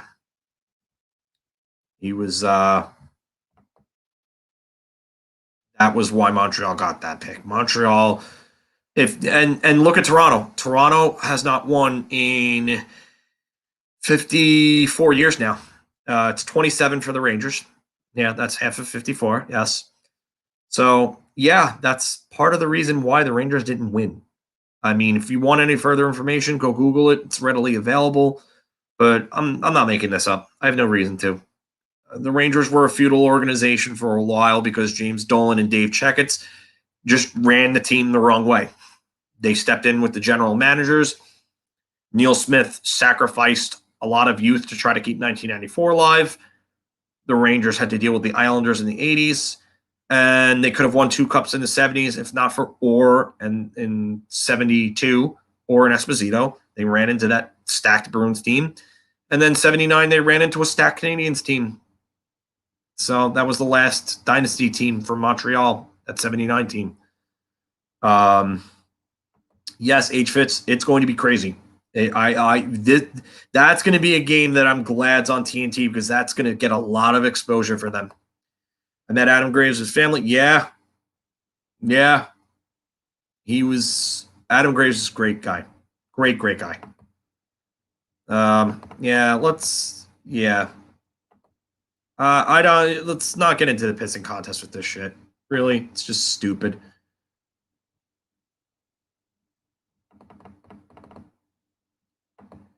Thank you, Timothy. I appreciate it. It's awesome. I wanted to get the jersey, but the jersey was sold out when I went for it. So, thanks. Well, yeah, Riverdale. Okay, cool. I would stay the hell away from Kuznetsov. He's got a lot of problems, but for some reason, I've got this bad feeling that they could go there. Remind him that if John Rattel had not gotten injured in the playoffs versus Chicago, that was a big one. That was a big one. Eichel goes elsewhere. They could probably get Hurdles 27. Yeah, Hurdle could be an option. Gordie Howe was at NY training camp when he was 15 years old. He didn't like their plans. Yeah. And Rangers also passed on Mike Bossy. So shit happens. Did MYR have it tougher or did the Leafs in 67? The Leafs' problem is that Harold Ballard owned them for as long as he did. And Harold Ballard, if you ask any Toronto Maple Leafs fan, they'll probably say 3 words about him. Rot in hell. I tell you right now, the vitriol for Harold Ballard in Canada amongst Maple Leafs fans is tremendous. They hate him. They hate him with a passion. They would probably spit and piss on his grave if they'd given the chance. Yeah, they could have if Rattel wasn't hurt. I agree with you, Mario. Brian, first time seeing you. Welcome to the show. I don't mind the Reeves deal. I'm not in love with it. I am kind of excited at the thought of him punching the lights out of Wilson, though. I'm not going to lie to you there. I mean, and I think anybody who says otherwise is probably lying through their teeth. But I don't mind the deal. The deal's not bad. It's really not. I'd take Eichel in a heartbeat, but JD was on that team. Yes, he was. He took them to the finals. He was great in net for them in that playoff run. I didn't get to see it, but everything I've read in the videos I've watched and all the testimony from the Rangers players and even their opponents from that playoff run, yes. Kuz is a life choice away from ending his NHL career. Yes, he is. I still think there's more to the Coke. You might be right about that, Chris. Chris, thank you, Everest. Appreciate it, man. I really do. Definitely like, share, and subscribe, guys. We really, like I said, we really just want to grow this, you know. Zook didn't get. Yeah, that's another good one. I honestly think he would have made a big difference in that Tampa Bay series. Just remember, we almost had Dallas's first round pick in 2019. The Dallas Stars had St. Louis Blues on the ropes in that series, and it went to a game 7, and Zuccarello scored the only Dallas goal, and they tied that game up late, St. Louis, and it went to overtime. And Patrick Maroon obviously scored the goal. We would have had Dallas's first round pick, and Zuccarello was the guy. He was the best player for Dallas in that series. Not Miro Heiskanen, not anybody else, not Tyler Seguin, not Jamie Benn, who both pull off their best Houdini impressions. Matt Zuccarello was. Yeah, I think the bottom 6 does look good.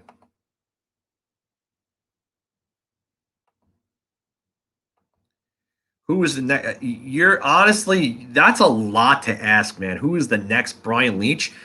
I mean, you're talking about a guy who scored 100 points in a season. He's the 5th and last defender to score 100 points in a season. And he was a guy that was a point per game for shit.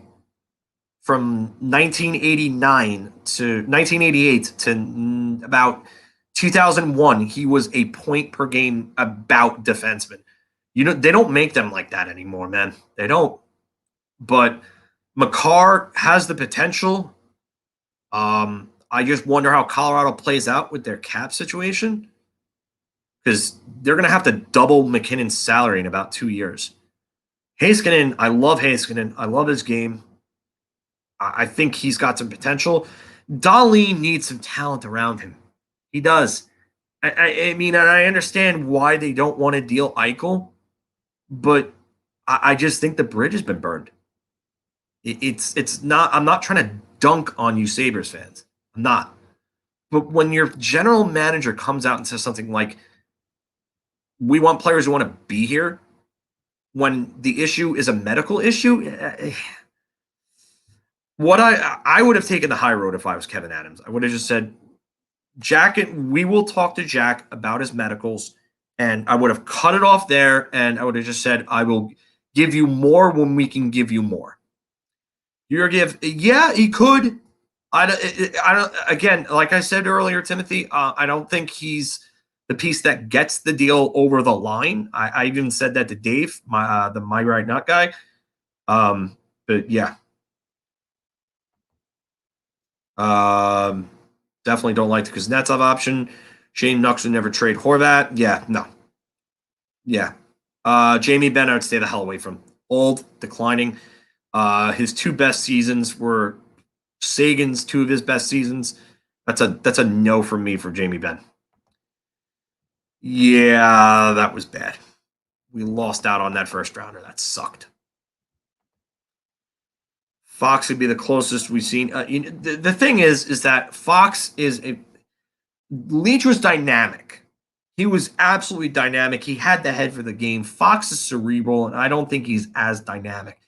But the plays that Adam Fox makes are just like, they make you just like, whoa, like, wow. Like, as somebody who plays defense, the things that he does, like, you should be able to, like, as fans, we should be able to see things at home that players might not see happening on the ice in real time because the game plays so fast.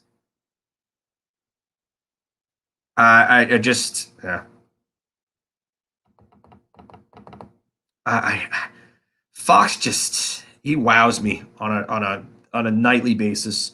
He really is a special player. If he doesn't win another Norris, okay, but Adam Fox is a special player and is going to be. On trade deadline, do we make a move for Pavelski? I don't know. I don't know how much he has left in the tank.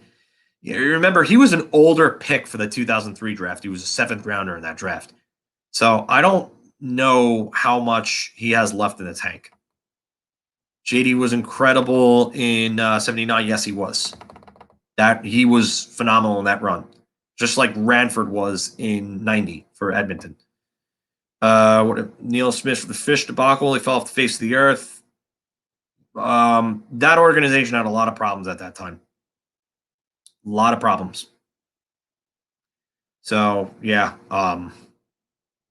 the Islanders did him dirty. They did. Pat LaFontaine just resigned out of nowhere from his position with the Islanders, like a day or two after being named to it. Something was really wrong with them at that time. I honestly don't think Eichel will end up being moved, but if he is, Vegas doesn't have the cap space for him, Brian. They just don't. They'd have to move out like Marchessault and Smith to get that done. And I don't think that makes them necessarily a better team. It is a medical issue, though, because the issue is that he wants the surgery. And he literally said that in his exit interviews. So it is a medical issue. This is not me saying this because this is what I think it is. This is literally the words that came out of his mouth. It's not me. It's him. Fox needs to shoot more. That's the biggest downfall of Fox. He doesn't have a great shot. He's good at getting his shot through, but his shot doesn't scare you. It just doesn't. He needs to improve it. Yeah, the numbers just haven't been good. It seemed to indicate today that Chytil wouldn't be in the deal. No, what Larry Brooks was saying was that the hold up to the Chytil deal is that Buffalo, the hold up to the Eichel deal could be a possibility, not the hold up, but a hold up, I should say, was that Buffalo would want Chytil signed so that Chytil couldn't just say, oh, I won't play for you, and then they have to move his rights. So, a guy that's under contract is going to have more value than a guy that's not under contract. Yeah, I've said this, Timothy. I don't know where Chytil's future is. I don't have a clue because I don't know if he's center. I don't know if he's wing. He looks like he looks like he could be a good wing. I just don't know. Leach 100, yeah, that was the last year that he was the 5th defender. The other 4 being Orr, Potvin, Coffey, and McInnes the year before, Al McInnes. So, and Kreider, Pavelski, yeah, I mean, I don't know.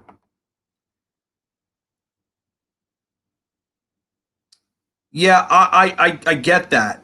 I get that. But he wanted the surgery because he wanted to have a better quality of life after the game. Like, you got to remember, these guys are people too. And if you don't fix a problem, and you go and it gets exacerbated again, let's just say he takes a big hit and his neck is screwed then because he decided to rehab it and not get the surgery. And then let's just say he gets the surgery down the road, but the damage is already done. So what's his quality of life going to look like when he's like 50, 60 years old? Like, that's what these guys think about. It's this not black and white. It's really not. Fox reminds me more of Zubov, but better defensively. Sergei Zubov was a very good defender. He just wasn't physical. That's the thing. So, but yes, Fox does remind me a lot of Zubov, a heady defender that can move the puck well and could really quarterback the power play. It's a good comparison. I totally see it. Zubov is probably the most underrated defenseman of all time, in my opinion. So, what do y'all think is in line for Jones? Many seem to think he would be the guy that traded. I think Zach Jones could be a pretty good, I would say a top 4 puck mover who could possibly run a power play. I get why people talk about Fox when they talk about Zach Jones, because there are some similarities in terms of style of play. I'm not talking about potential, but there are some similarities in style of play if you actually watch. Like, I've watched a lot of footage on Zach Jones. I've watched games of him at UMass. I tell you right now, there are a lot of things that will make you think of Adam Fox, that will remind you. But yeah. I think the only holdup is a lack of medical records. Medical records are shared. Then that's possible. I mean, Kevin Adams has to share them.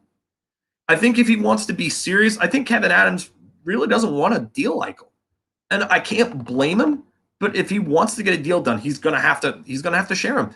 But I think that there's something that scares him about people seeing those medical records. Nobody's going to deal for a player without seeing him. Scott has Fox and Scott Niedermayer possibilities. That's lofty. I mean, they've won the same amount of Norris trophies, but that's lofty. Scott Niedermayer is an all-time great. Zubov definitely underrated. Yep, couldn't agree more. Is Schneider playing this year? Fitz? I don't think so. I would say next year if he's still with the team. Not sure of what this is in response to, but this is the first time I'm seeing you, Range 4. So, welcome to the show. Sorry, it's almost 1:30, so if I lose my train of thought there, Jones will eventually be moved. It's possible. It's more than possible. No team will allow untested surgery if they. Okay, here's the thing, and I said this earlier on. I'm going to say it again. Peyton Manning got the same surgery when he was like 12 to 13 years older, possibly even 14. I don't know if he was 38 when he got it. I don't remember what his age was when he got the surgery. He got the same surgery that Jack Eichel wanted, and he came back, and he played for 2 seasons in the NFL, being a quarterback in a higher impact position where you take more hits and you take hits regularly. And honestly, he was fine, and then the playoff run, he was playing banged up, and then he retired after that. But Jack Eichel can come back from that.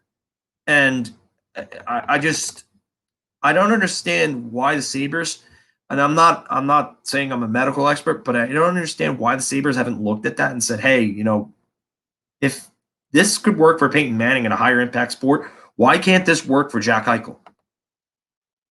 Fox and Jones have real similarities. Yeah. Style of play, yes, there are similarities. Here's a trade proposal.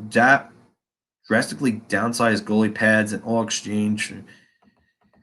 I don't like the wooden sticks. I don't think the goalie pads. I think they do need to be downsized a bit because these guys look like tanks in the net, and I would downsize them a bit. Composite sticks definitely add on shots. I can tell you that from firsthand experience.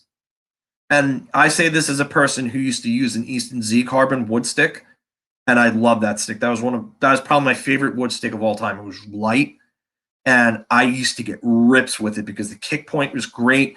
I used to really get rips behind it. So yeah, if the truss is broken, I think this is heading for a holdout. Timothy, not gonna be surprised. Chris, glad to see Zubov in the HOF. Me too. Me too. Hated that trade. Should have never traded him to Pittsburgh. Should have never let Messier get into Neil Smith's ear. Chris Frost might be Robertson or Miller. Yeah, I would move Keandre Miller if it meant getting a deal done.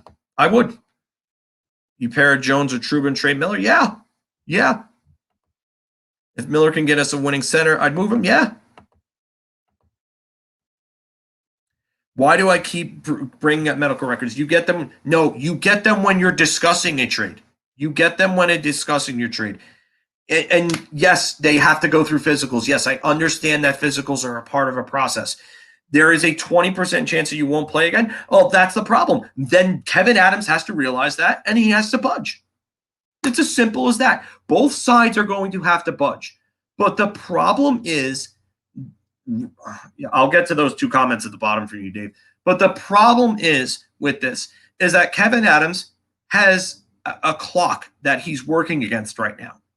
Whether you want to deny that or not, that's your prerogative, man. But Kevin Adams has a no movement clause for Jack Eichel that's going to kick in by next July. And if he doesn't deal him by then, he controls wherever he goes. I'll say it again. I'll continue to repeat it. And because it's true, it's a fact. It's not like you can just sit there and just deny this. He has the clause, and that's what no movement clause do. No movement clauses do. The Rangers dealt Derek Stepan at the 2017 draft because his no movement clause was going to kick in a week, and they didn't want to continue to pay him $6.5 million because Gorton gave him a stupid contract. So yes, medical records matter because no team is going to trade for him without seeing them. Elliot Friedman keeps bringing it up because it's important. It's not even just me. It's the insiders that keep bringing them up. No, that's where you're wrong. And if you have a player that doesn't play, you don't realize how bad of a look that is on the Buffalo Sabres. They will not attract any free agents if it gets to the point where Eichel holds out and they don't deal him. I'm telling you, it's not. The players win these. Historically, they've always won these. Steve Larmer won his too. They all win them. The players win. The sooner you accept that, the better off you will be. And if you don't want to accept it, fine. Fine. But history has shown you every time a holdout happens, the player wins. The organization never wins because the player plays. And the organizations would rather get a lesser return than have a headache like that on their hands, have that distracting the locker room. You can say that all you want. You could say that all you want. All the free agents coming to Buffalo. Yeah. Hasek wasn't a free agent. He was traded there. O'Reilly was traded there. Hall signed as a free agent because he wanted to prop up his value. Okay. Signed a 1-year deal. Reinhart was drafted by them. Risto, now Eichel. Yeah, I get it.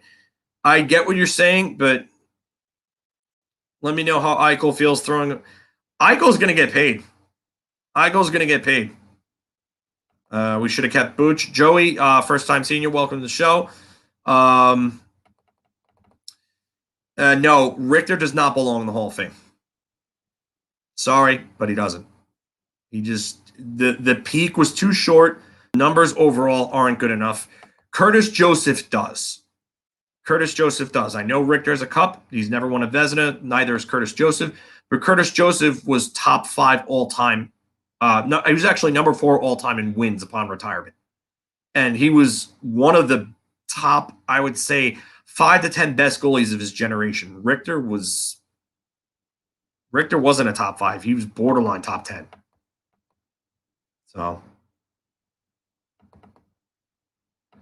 I'm talking about players taking control, not those guys that signed it. Okay. Eichel will be traded. He will. You may think that they're going to sit there and hold on to him if he holds out. It's not going to happen. It may happen for like a year or so where he doesn't play. I've seen this happen so many times before. The player wins. Listen, I get it. You don't like this situation. You don't. You're a Sabres fan. You're frustrated. I get it. And you have every right to be frustrated. It sucks. I'm not dunking on you here. But I'm telling you right now, the players win these. The players win them. That's what happens. Yes, Brian, I showed that before. Yes, former teammate. Yeah, I get that, but Richter's not a Hall of Famer. He's not. He if he was, he would have been in by now.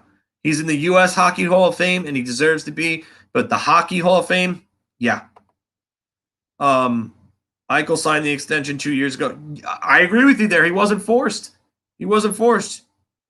And I did see it happen 20 years ago. I've seen it happen other times. And you know what? The players win. They always win. They always do. It happens. Just, you know what? You don't have to agree, but I'm telling you, historically, that's how it works. And it's going to repeat itself. It's going to. Just watch. I can't say much more about this because you and I are just going to argue in circles. And I get it. Neither of us is going to be stubborn to come off our perch. But just watch. Just watch. Sit back and watch. Speaking of getting paid, Mika, does Mika give us a discount at $8 million? Mika at 8 is good. I would take Mika at 8. I wouldn't take Mika at 9, and I definitely would not take Mika at 10. That he's not worth that. He doesn't have enough of a resume to get him. He's had one season that would really place him in that 9 to 10 million range. I would be comfortable with 7.5 for him. That's really 8 would be the highest I would go. Eichel will win this no matter what since he plays for the Sabres. They're going on I feel bad for Buffalo fans. I do. I really do. Even the ones that are, sitting there and taking all these shots at the Rangers, I feel bad for them because the ownership there is just clueless. And that's the problem. It starts from the top. The Bagulas, they care more about the Bills because football is their moneymaker, their real moneymaker.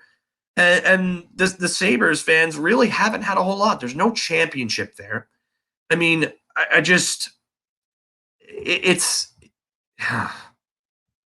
it's a sad situation because the ownership screws everything up. They don't just leave the hockey operations to somebody who's experienced. They didn't even have an analytics department up until like this offseason. Like, what was that about? They fired like half their scouting staff. It just a lot of dumb shit was going on there in their front office. And honestly, Kevin Adams doesn't. I'm not convinced about him as a GM. I'm really not.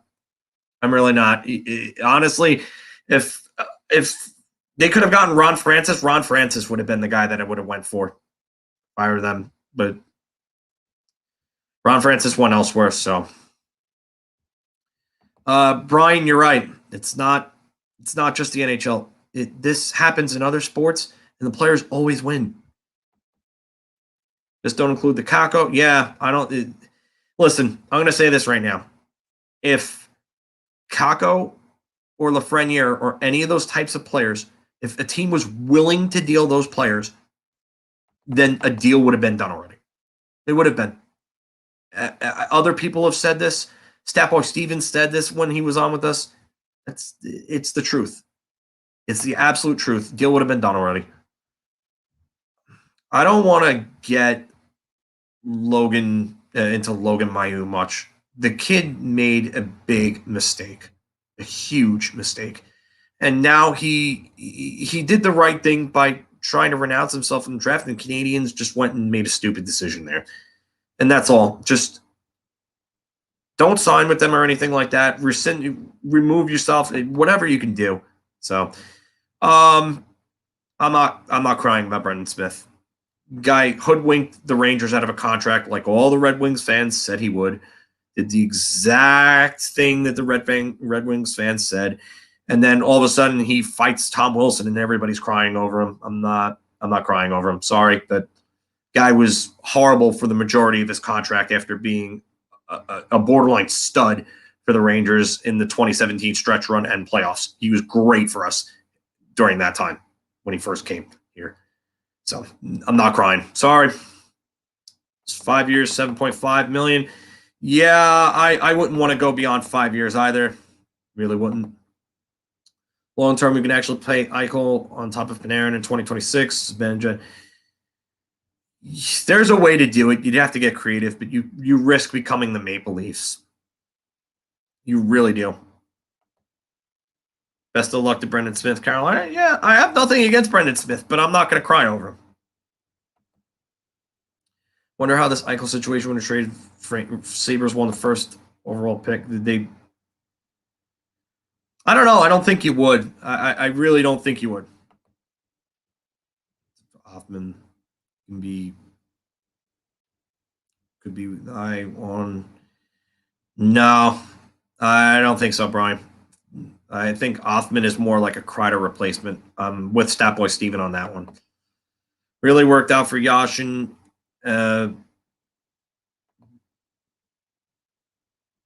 Bure didn't hold out. Bure wrecked his knee in the 98-99 season.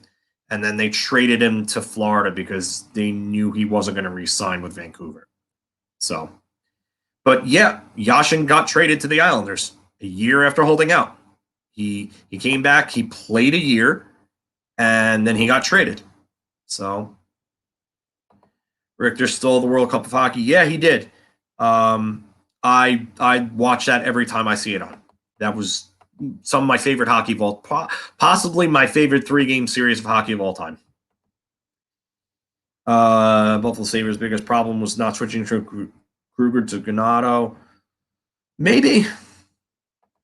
No, Toronto is not what you want to follow. Top heavy, no depth, inexperienced, don't know how to win.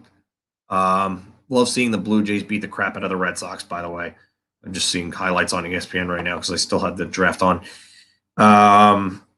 Carolina cut Tony DeAngelo yet. Oh, God. I just hope to God that Tony never comes back to Twitter because then I'm going to have to see my Twitter feed of Ranger fans start complaining about him again. And I'm kind of just over Tony DeAngelo. I'm over it. Done. It's just, it is what it is. He's gone. Just move on. Seriously, just move on. He lives rent-free in so many people's heads. He really does. And I'm not like saying that anything he did was right. He was obviously wrong, and I'm glad he's gone. And he doesn't seem like he's going to learn. It's just, I saw his comments yesterday. I tweeted about it. It doesn't seem like he's going to learn. Just seems like the idiot that just never learns. And I don't care if anyone likes Tony DeAngelo. I don't care if anyone dislikes Tony DeAngelo. I don't really care for him. You know what? He just couldn't shut his mouth. He couldn't keep himself together. So he's his own worst enemy, and I'll be happier when I don't have to hear about him anymore. Carolina Rangers. Yeah. Just like the Tampa Bay Rangers joke or the Rangers South joke. You know. Devils seem all in this year. No, I don't think the Devils are all in this year. I don't understand. Yeah, this division is going to be tough, but the Devils, they're just trying to. They got a guy that was available that seems like a good fit for them. Hamilton was a good signing. Can't trash it unless Hamilton regresses. And you know what? It's possible because he's not going to have the talent around him that he had in Carolina. So Oh God. Yeah, I would love to see how that goes down, but I don't know what the specs are there on the background on the fighting. I know Tony can fight some bigger guys. I don't know what Lou can do. Graves on juries. Tommy, welcome to the show, by the way. First time I'm seeing you. I actually got asked this question before, and I gave him a C minus. I think the Reeves move is not bad. He didn't give up much from. Buchnevich move was brutal. I don't think it's a good move there. Goodrow, I don't mind the contract. I think Drury just lost on 3 different fronts where he gave him too much term, gave him too much of an AAV, and he gave him no trade protection. So, like, if he wanted to give him the high term in the AAV, I think he could have given him gone without the no trade protection. Even though it's a 15-team list, it's not a killer. Thankfully, it's not a no movement clause. If you would have given him a no movement clause, holy shit, that'd be a bad deal. But yeah, I like getting rid of Howden and actually getting more than a used jockstrap for Howden because Howden sucks. Las Vegas is going to find that out real quick. No, Brian, I don't think that Tony was a terrible signing. I think you have a potential 50 to 60 point defenseman on your roster for peanuts. It's a low risk, high reward signing. Then the only risk is that he doesn't work out. He becomes a PR nightmare, and you just cut him. But for what he's making, that's nothing. That's why Seattle wasn't going to take him, because the risk would have been for $4.85 million against the cap for 1 year, and no team was going to do that. So I knew he was going to get snatched up quickly. Mike, have a good night. Glad you stayed with me here. This has been a good night. Hamilton doesn't make them a playoff team. No, he doesn't, but he makes them better. Can't believe. Thank you, buddy. I appreciate it. Good to have you. Yashin held out to become a free agent. He didn't, so his holdout failed. No, but he wanted to get the hell out of Ottawa, so his holdout did not fail. Bure 98 asked for a big contract in Vancouver, said no. No. Bure did not go to Russia. He wrecked his knee in that season. He wrecked his knee. See, Cam Chancellor. What am I ignoring about Cam Chancellor? Cam Chancellor was there for a while. Nothing big happened with Cam Chancellor. I think you might be confusing him with someone else, honestly. Dougie's year will be like Trouba's. I think Dougie's a better offensive defenseman than Trouba ever was. I think the reason why Trouba got the points that he did was because he was playing with Morrissey in Winnipeg, and he was getting top minutes. He was playing close to like 25 minutes a game almost, I think. I believe it was at least over 23, but I think it was closer to 24 minutes. So when you get a guy like that playing those types of minutes, he's going to get points. I don't think Jacob Trouba is a power play quarterback. Dougie Hamilton can power play quarterback. If we had Eichel, Lafreniere, and Kakko on the same line, we'd have a 1 and 2. Yeah. I don't think that's happened, but Joe Thornton and Pat. No, it has happened before. Thornton, Marlowe, and Heatley was the Sharks' top line for like 2 years. Heatley was the number 2 behind DiPietro in 2000, and Thornton and Marlowe were 1 and 2 in 97. I don't know if I really like Bernier for Detroit. Or the Devils, I'm sorry. Wow. Better goaltender than what they've had, but I just don't know how much of an upgrade he is over Blackwood. The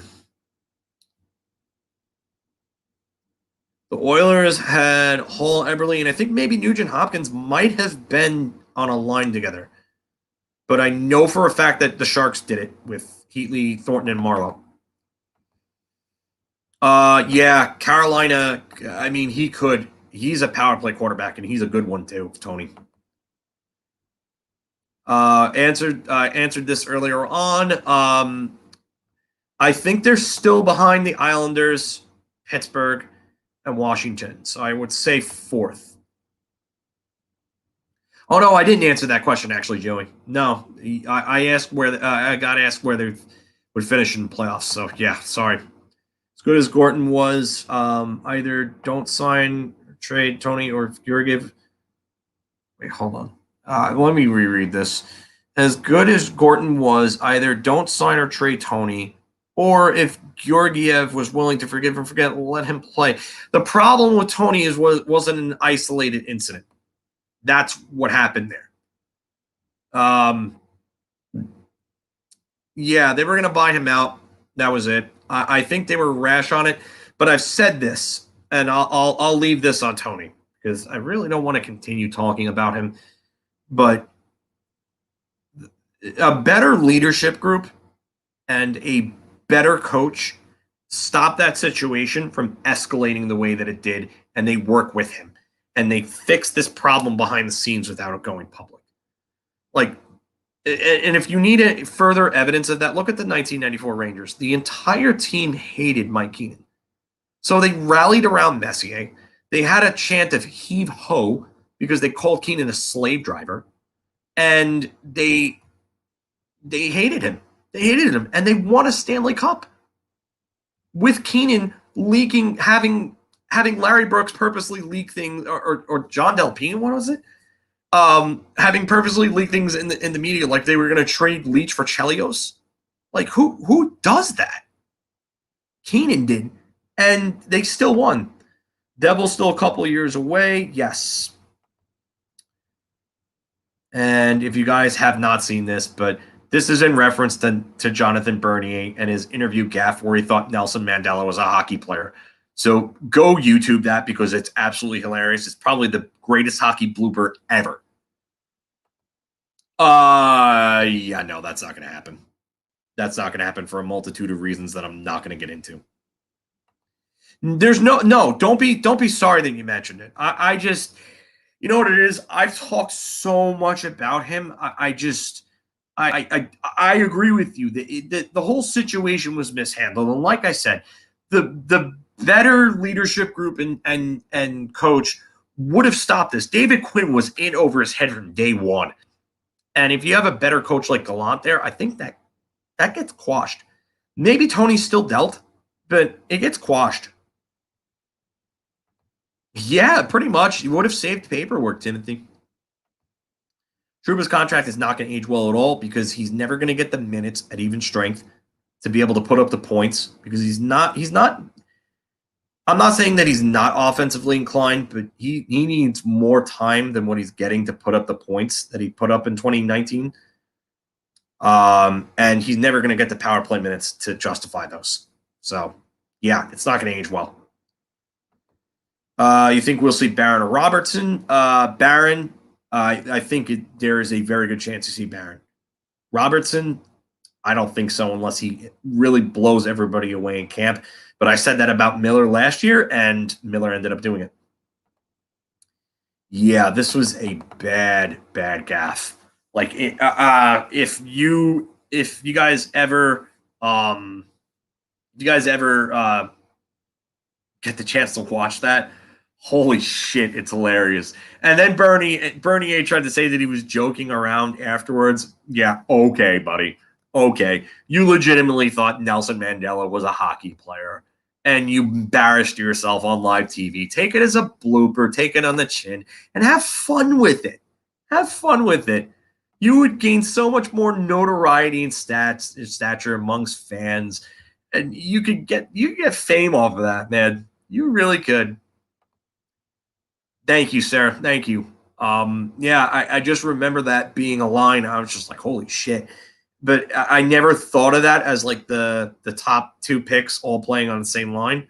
But yeah, that is one of them. Because Quebec had Sundin in 90, Sundin in 89, Owen Nolan in 90, and Eric Lindros in 91 as 3 first overall picks, but obviously Lindros never played a game for Quebec. So, and before the Edmonton Oilers, the Quebec Nordiques were the last team to get 3 number 1 overall picks in a row. So, Robertson would have to beat out Jones, Nemeth, and Schneider. I know Schneider is righty, but he can play left. Yeah, he said he'd be open to playing left too. That's what I like about them a lot as well. Like, I think he could play lefty, but we'll see. Hayek is garbage, and I honestly, I think Larry Brooks is right on this. I think the Tenorti signing would have to spell the end of Libor Hayek. I don't see it. And you know what? It's sad because he had that shoulder injury and he looked really good at the end of the 2018-19 season. He was pretty impressive, and he injured his shoulder in that game against the Devils, I believe, after scoring a goal as well. And just wasn't the same sense. Still excited about Jones. Yeah, I mean, there's a lot of reasons to be excited about Jones. It really is. Joey, can we all agree the Sabres? I know Flying Column's not going to agree, but I mean, we're biased. He's biased. We'll see. I think he ends up a Ranger. I think he eventually does. It's just a matter of when, and it's just a matter of the two sides being willing to give in to make a deal. Like, to make a deal, it takes 2 to tango. It literally does. And if you're not going to give in a little bit, you're not going to get. And Buffalo's demands are ridiculous. And the Rangers don't even want to come close to those demands. So Elgin keeps on skating. I think this is the first time I've seen you. If not, welcome to the show. If not, I'm sorry. But yeah. Thank you. You're a leg. I mean, I guess that means I guess that's a compliment. I've never heard that before, actually. I'm not going to lie to you, but thank you if so. Why can't Chytil improve substantially in faceoffs? He can. You have to have somebody work with him. You know what, Jonathan, it's funny. I really haven't. I think I said before a little bit about Gallant, but overall, I love Gerard Gallant. I've been pining for this signing for. I didn't mean to rhyme there, by the way. I've been calling for this for a long time since he got fired. I've never been a fan of David Quinn. I didn't like what I saw from him. The only thing I'll say that I like about Quinn was that during the 2019-20 season, he seemed to get them motivated, but he lost the room the next season. So that makes me think that Mark Stahl and Henrik Lundqvist had a lot more of an effect on that team, getting that team up for games than David Quinn did, because the Tony situation happened after they were gone. And the team stopped responding to Quinn after the whole COVID thing with Knobloch coming in. And they played better under Knobloch in that 6-game stretch than they ever did under Quinn. Aside from Shesterkin's ridiculous run in February of 2020. January into February of 2020. So, before the accident with Buchnevich. They did qualify. Yeah, I don't see Hayek as much of a future, Chris. I just don't. Thank you, buddy. I appreciate it, man. I do. I could, you know what? Before yesterday, I could have seen him going to Vegas. Not now. And especially after, listen, here's another thing. Vegas doesn't want to give up Peyton Krebs. Peyton Krebs is nowhere near the prospect that Quentin Byfield, Trevor Zegras, or Jamie Drysdale are. If they're not going to give up that type of prospect, then no other team is willing to give up these prospects. That's not even an opinion. That's a fact. That's a fact. Oh man, now that we have public confirmation of that, that's a fact. David, thank you. Welcome to the show. I agree. Hopefully we get better. If Kakko is part of the deal, you may be right there. You may be right. You probably will be right if that happens, which I don't think it will. Like I said, if Peyton Krebs is not on the table from Vegas, Kaapo Kakko is definitely not on the table. And Buffalo's ask was one of Schneider or Lundqvist, Chytil, Kravtsov, and a first-round pick. I mean, honestly, I think I might have done that deal if it got everything done. But who knows? Yes, he will get signed. There's no other plan. Mark should have been named captain. I know he was not as good, but he was the leader. You're right. Stahl was a leader. I'll give him that. Mark Stahl, I will say, the last, I would say, 15, 16, 17, 18, 19, and 20, the last 6 years of his Ranger career, he wasn't good. He wasn't. But, yeah. He will still have a soft spot for me because of the years before that. The eye injury really screwed him. It really did. I know the speed of the game was a problem for guys like him and Girardi, but yeah. Yeah, Torrey Krug is a good comparison too. Zach Jones, I think, is a little better skater than Adam Fox. I'm not saying Fox is a bad skater, but Zach Jones is actually a pretty good skater. We can move Trouba and picks. That's going to take a while, Chris. That no movement clause. Nils Lundqvist is probably making this team, Elgin. He probably is. I think that he makes this up. He makes this team unless he has just a disaster of a training camp. Thanks, Brian. Have a good night, buddy. Hope to see more of you soon. Like I said, I'm still up at 2 o'clock. Oh, so sometimes I'm just up, but I'm still up doing this just because I love talking hockey. You guys keep commenting, and I could get lost in the time, as you can see. I mean, this was supposed to be maybe a half-hour video, and we turned this into a over 3.5 hour video. It's awesome, and it just shows that we're growing. It shows that this is going to be a good channel, and this is going to be something good. It's going to be something special, and you guys are here from the start. We hope everybody stays around. And like I said, I just don't want to I don't want to have to moderate this thing, man. I really don't. Just respect each other, please. I'm not asking for a lot. So everybody has passion. Yes. No need to insult each other. Get to your comment here. Yeah. I just don't think Schneider's ready. But I could be wrong. I could be totally wrong about that. I've been wrong before. I'll be wrong again. But I just don't. Wow. I don't know if there's a captain named Adam. I really don't, man. I don't know. Personally, I would love to wait a couple of years and then give my boy Laffy on the back here the seat, because he screams captain to me.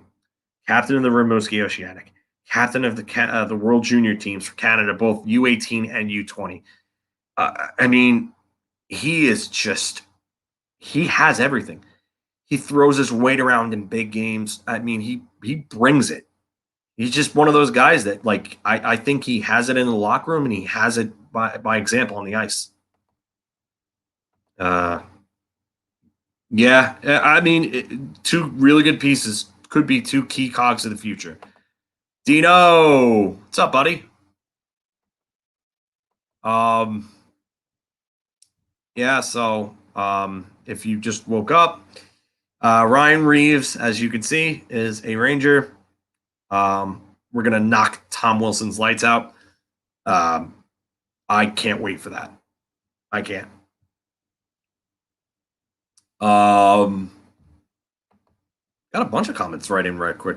Laffy from 45. Yeah, I could see that.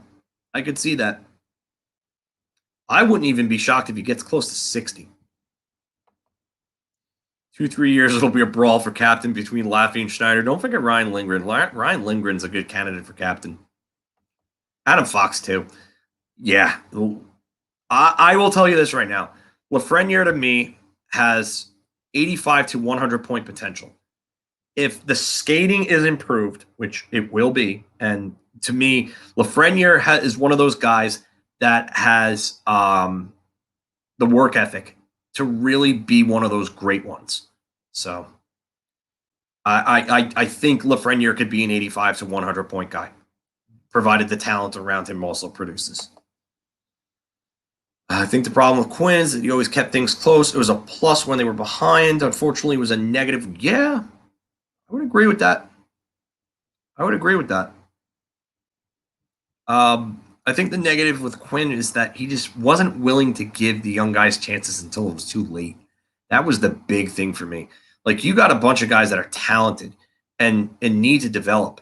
And he was coaching like his job depended on it, and obviously it did because he got fired. So, yeah, they do. They do, Chris. They both scream captain. Yeah, I could even, you know what? If he's played with the right guys and gets the right amount of ice time, Lafreniere could possibly get 60. I don't know how I feel about it, honestly, but at least the kid's protected now. Yeah, I get it. There's apprehension. I get it. Elgin saying Fox for captain. I wouldn't be opposed to that. Lafreniere and Fox will combine for 100 points next season. I think that's more than possible. Lindgren, captain for now until Laffy and Schneider are ready. That'd be a good one. Adam, I think Kakko breaks out under Gallant. Yes. Because he's the type of player that Gallant likes. A hardworking player that plays good defense, is honest, top 30 in the league in takeaways this year.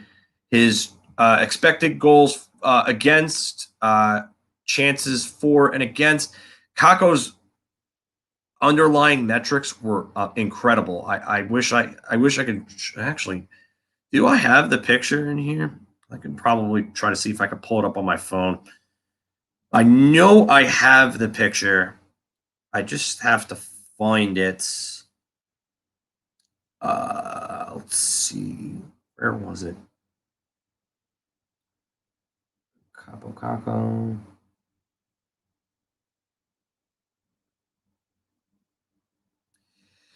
Those right there are Kakko's expected goals for and against numbers. On the left, all the defensive metrics are more towards the right side of his chart.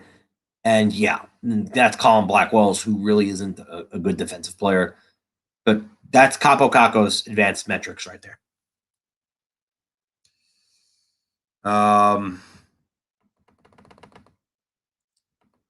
Can't see Lindgren, but great guess. Yeah, it's fine.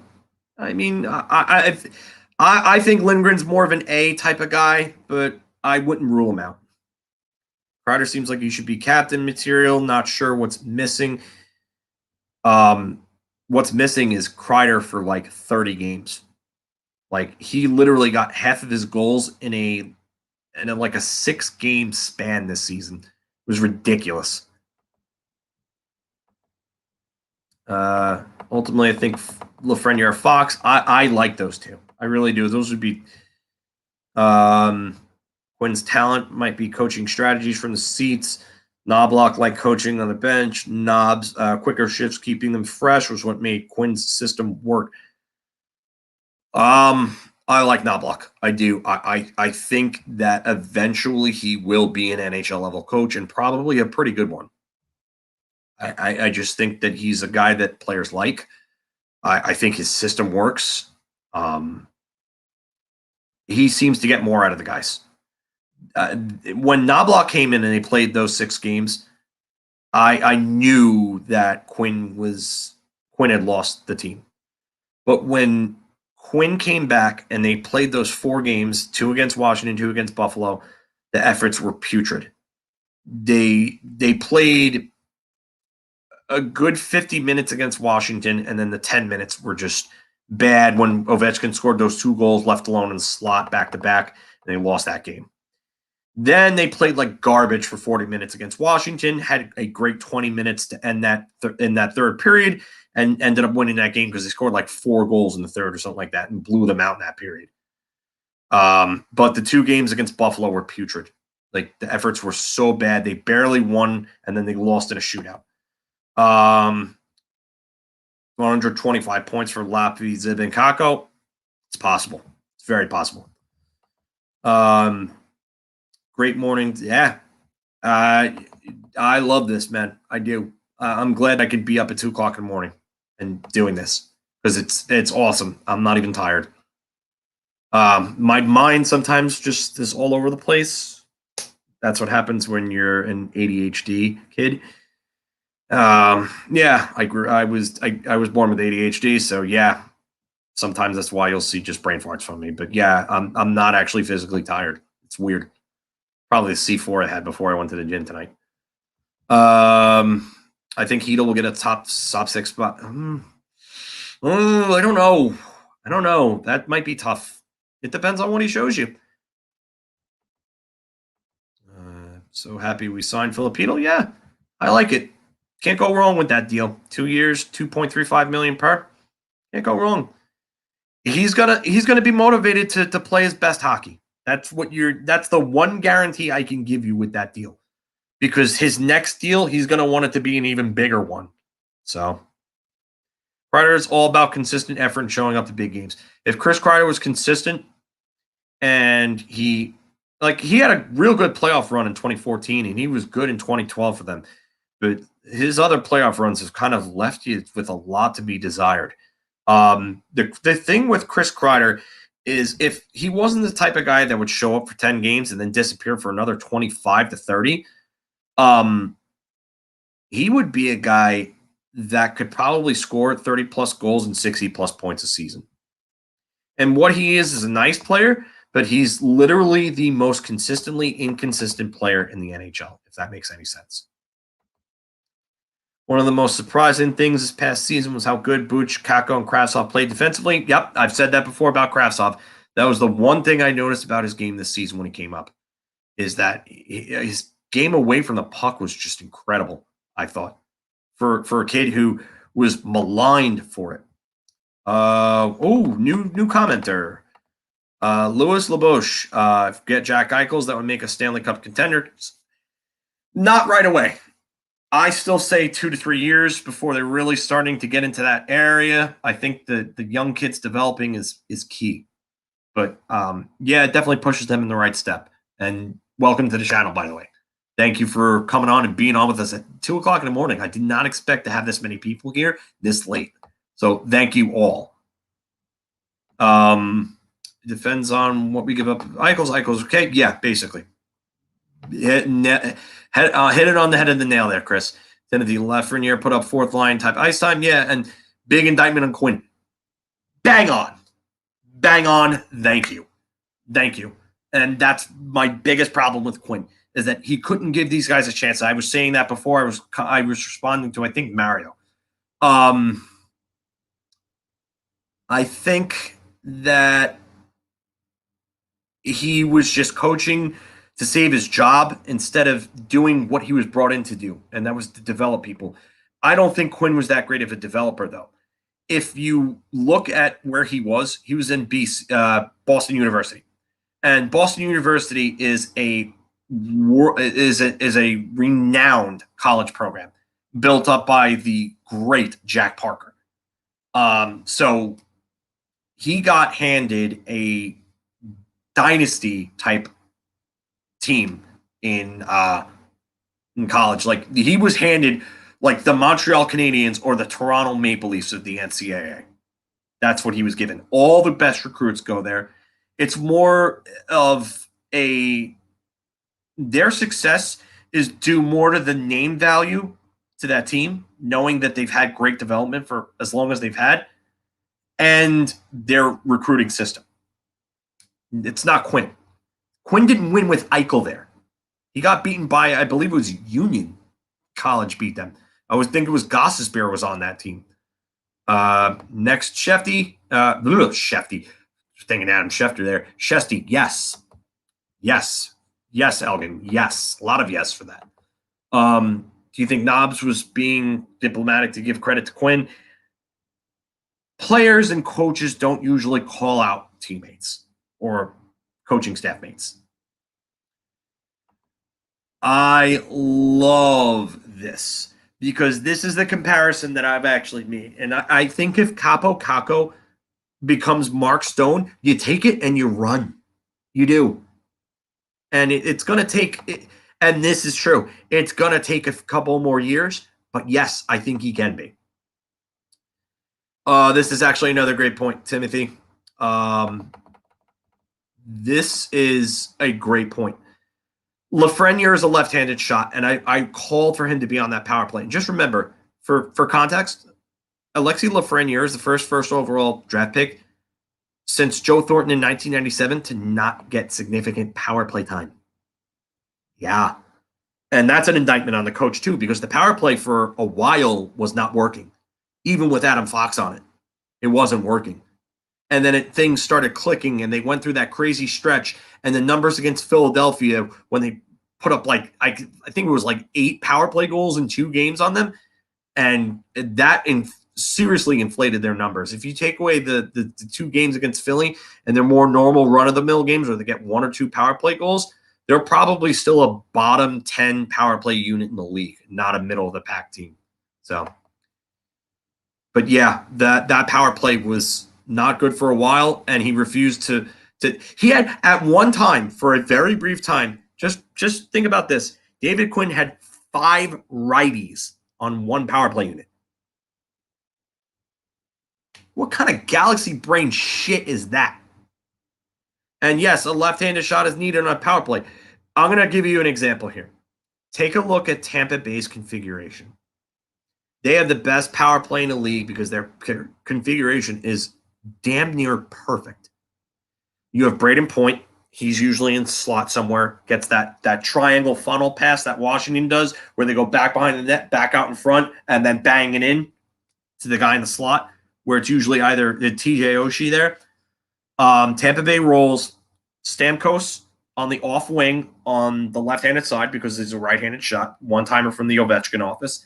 Then on the opposite side, you have Nikita Kucherov, who has just as good of a shot on the right-hand side on the off-wing left-hand shot, so he could rip that one-timer. Then you have Victor Hedman at the point, Braden Point in the area that I told you about before, and then Andre Pullock or whoever the hell else you want to put out there. Usually, I believe it's Pullock, somewhere down low or the other point. So that's the way you should run your power play. You want 2 off-wing shots like that on each side to give you that one-timer, that dual threat. And then because they have to overcompensate against both sides like that, Braden Point sometimes is left wide open in the slot. And then you have Hedman, who can absolutely rip one from the point. Yeah, I think there is some untapped potential. Strome should not be. You make the second power play unit better by having Strome on that second unit. And this team, they had too many passers on that first unit. Too many passers. You need more shooters. Quinn did not give them a chance. No, he didn't. He didn't. Julian Gautier's comments said it all. He said that he couldn't go out there without having to worry and play hockey without having to worry to have his ass stapled to the bench if they made a mistake. Listen, I get it. He committed a bunch of penalties in a couple of games. It was stupid. But you can't do that to your kids. Kakko, in the game against Calgary in 2019-20, had 2 goals, career game for him, and then he gets called for a bullshit penalty. It was so borderline and weak. And then Quinn benched him afterwards. Why would you not send him out there? Georgiev should be... Listen, I get why Rangers fans would be, at this point are tired of Kevin Adams and his nonsense. Yeah, I get it. But that's not going to be enough for Eichel. Thank you. And thank you for being up with me here. I'm pretty sure they offered something like that to Buffalo, but they declined it because they're stupid. Yeah. I don't see what Kevin Adams. I don't. I get why he's holding out, but I don't think he's getting what he's looking for. Answer this one. I don't. I said this before. I don't know where I saw the whole Frank Saravalli thing. Like I know I saw it, but I don't know where he got that from. I really don't, because Larry Brooks never reported anything about it, and that's weird because Larry would have had that. Buffalo wants Schneider deal. I understand why he doesn't want to. He wants to squeeze everything he can because he knows that Adams has his back against the wall. They need a number one goalie in Buffalo. Yeah, they do. I don't know if Georgiev is that guy, but they need a goalie. Yeah, I don't know. Yeah, both sides have got to give. Two to tango to make a deal. I'm going to say that. What killed me more is when the power play is out. We won 2 of our OT with Lafreniere and Kakko out there, and then they never sniffed OT. Yeah, that's David Quinn for you. Quinn going to Quinn. That's why he's not a coach anymore. Kakko for Sorokin, 5 to 6 years. Could totally see it. Totally see it. He went from being one of the worst defensive players in the league to being one of the better defensive players in the league in the course of one season under a coach who's really not all that good. I think that tells you more about Kakko than it does David Quinn. We're not giving up Chytil because we signed him. I don't necessarily think that. Lafrie's first NHL, and he rarely replaced. Yeah, you're right about that, Dino. David, first time I think I'm seeing you. So yeah, permission to come aboard. Yeah, permission granted. Absolutely granted. Yeah. So, toughness. I like toughness, but welcome to the show. I do like toughness. I don't want too much of it though. I don't want to sacrifice skill. I don't mind a Reeves move, 3rd round pick. Can't be sad about that. Wish they would have traded a 3rd round pick for Sammy Blais and not Pavel Buchnevich. Right? Like the Rolling Stones once said, you can't always get what you want, but if you try sometimes, you find you get what you need. If I have to look at a glass half full. Yeah, I know that those power plays. Ugh. Some guy, first time seeing you, I think too. Welcome to the show.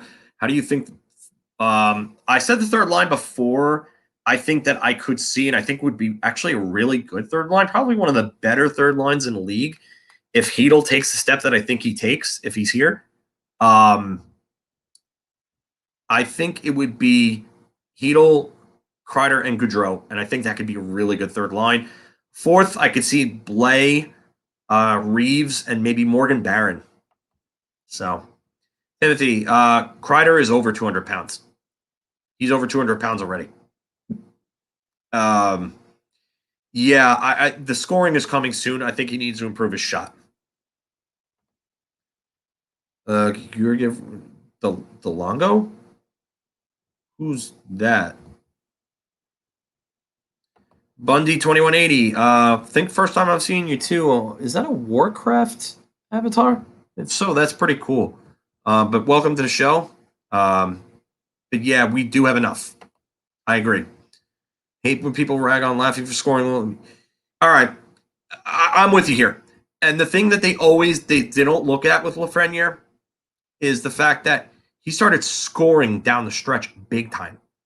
And he was scoring at a pretty nice clip there at the end of the season. I know it's the end of the season. Sometimes teams don't play their guys, but he was getting the minutes needed to score. Gallant, offseason great. Youngest team in the league, 1 year older. My rose-colored glasses. I can see better than 4th in the East. I wish I could share that same optimism. I don't know if I see better than 4th. I just still think that they're a young team. They're the 2nd youngest team in the league right now behind the Devils still. So I don't know if I see that, but I could definitely see them being a playoff team somewhere between 6 and 8. Joey, overlooked aspect, but what do we do about our backup? Backup goaltenders won't be a problem. Oh, D'Angelo. Oh, sorry. Again, see? 2:23 in the morning, and this is me not processing things. Sorry, guys. People forget Lafayette played for a year before the season started. Yeah, I mean, that's another thing. COVID definitely did not help him. Definitely did not help him. Georgiev wants to play more. 90%. That's why. Yeah, and I agree with you there. He definitely wants to play more, and that's more than likely why he requested a trade if he did. I'm not going to doubt Frank Saravalli. I think he's the best insider in the business right now. That Bobby Margaritas has kind of semi-retired, if you will, Bobby McKenzie. But I just didn't see anything from Larry Brooks, and it kind of makes me wonder what is being said here, because if Larry's sleeping on the job, wouldn't surprise me. He's been caught doing that before. Like Vince Mercogliano has broken stuff before him, but yeah. By the way, if you're not following Vince Mercogliano on Twitter, he's probably the best Rangers beat writer out there right now. I like Colin Stevenson too from Newsday, so follow him on Twitter as well. But yeah, Shayna Goldman is the reason why I still have The Athletic. I'm just going to say I'm not a fan of Carp. I'm not. Schneider, potential 3-4. Yeah, I agree with you, Tim. You include him. You do. Disagree with you on Richter. But before I go to Everest, I'm sorry. The reason why he hasn't done it yet is because Drury knows he can squeeze more out of Adams.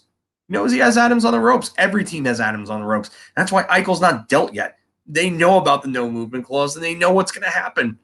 They know what's going to happen. Everest, yeah, I wouldn't take Richter over Lundqvist. Richter was not good against the Flyers in '95, and yet the Rangers. I'll say right now, the Rangers weren't good against the Flyers in that series.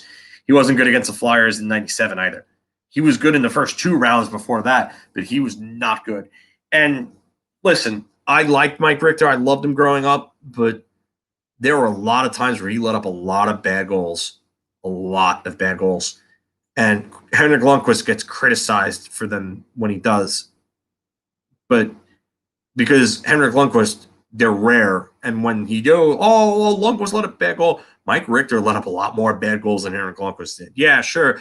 The defenses in front of Richter were extremely brutal, but there were saves that he could have made. I mean, I'll never forget the 65-foot shot from Ron Francis. That turned that entire 1992 playoff series against the Penguins around. That and the Graves slash on Lemieux that broke Lemieux's wrist. I'm not good at jumble at 2:26 in the morning, so sorry. 21 points at another 40 games. Yeah, that's good. Yeah, you're right. Steven, I think it was Statboy Steven said that Lafreniere could have possibly chased Kaprizov in the Calder voting had it been a longer season. Yeah, I think if it would have played I think he would have played a top line all year, I think he would have put up better numbers. Lundqvist 1-year deal, 1 more go. No, you're not alone. I've seen fans call for this, but I time to move on. He was running on fumes in 2019-20. He really was. The last time I really saw Henrik Lundqvist at the Henrik Lundqvist level that we all know and love was the first half of the 2018-2019 season when he got his last All-Star appearance. He was really good to start off that first half of the season. He really was. But I'm not for this at all. He's hasn't played in an NHL game in a year and a half now. And he's going to be 40 next March. That's a no for me. The longer it takes, the better deal. Yes. Warhammer. Okay, yeah.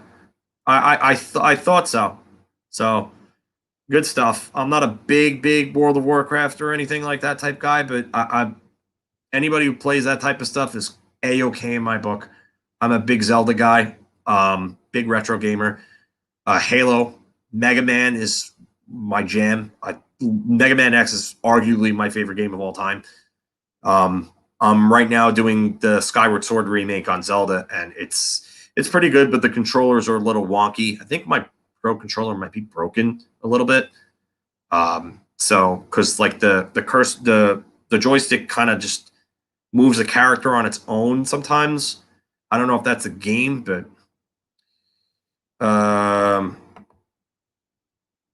Buffalo asked the Rangers to give up Lundqvist, Schneider. No, that wasn't the ask. That might have been the original ask, but that's not the most recent ask. Darren Dreger reported on, no, it was Elliot Freeman, sorry. He was on Instigators. It was like earlier on in this week. And he said that the asking price from the Sabres was one of Schneider or Lundqvist, FIlip, Vitaly Kravtsov, and a first-round pick. That's what was reported, and Drury said no to that. I'm not high on Kincaid. I like Kincaid as a guy. He seems pretty cool on social media, but no. I don't think he's an NHL caliber backup at this point anymore. If he has to play 5 to 10 games, I don't even know if I can trust him for that long. There were just some games this year where you're just like, nope.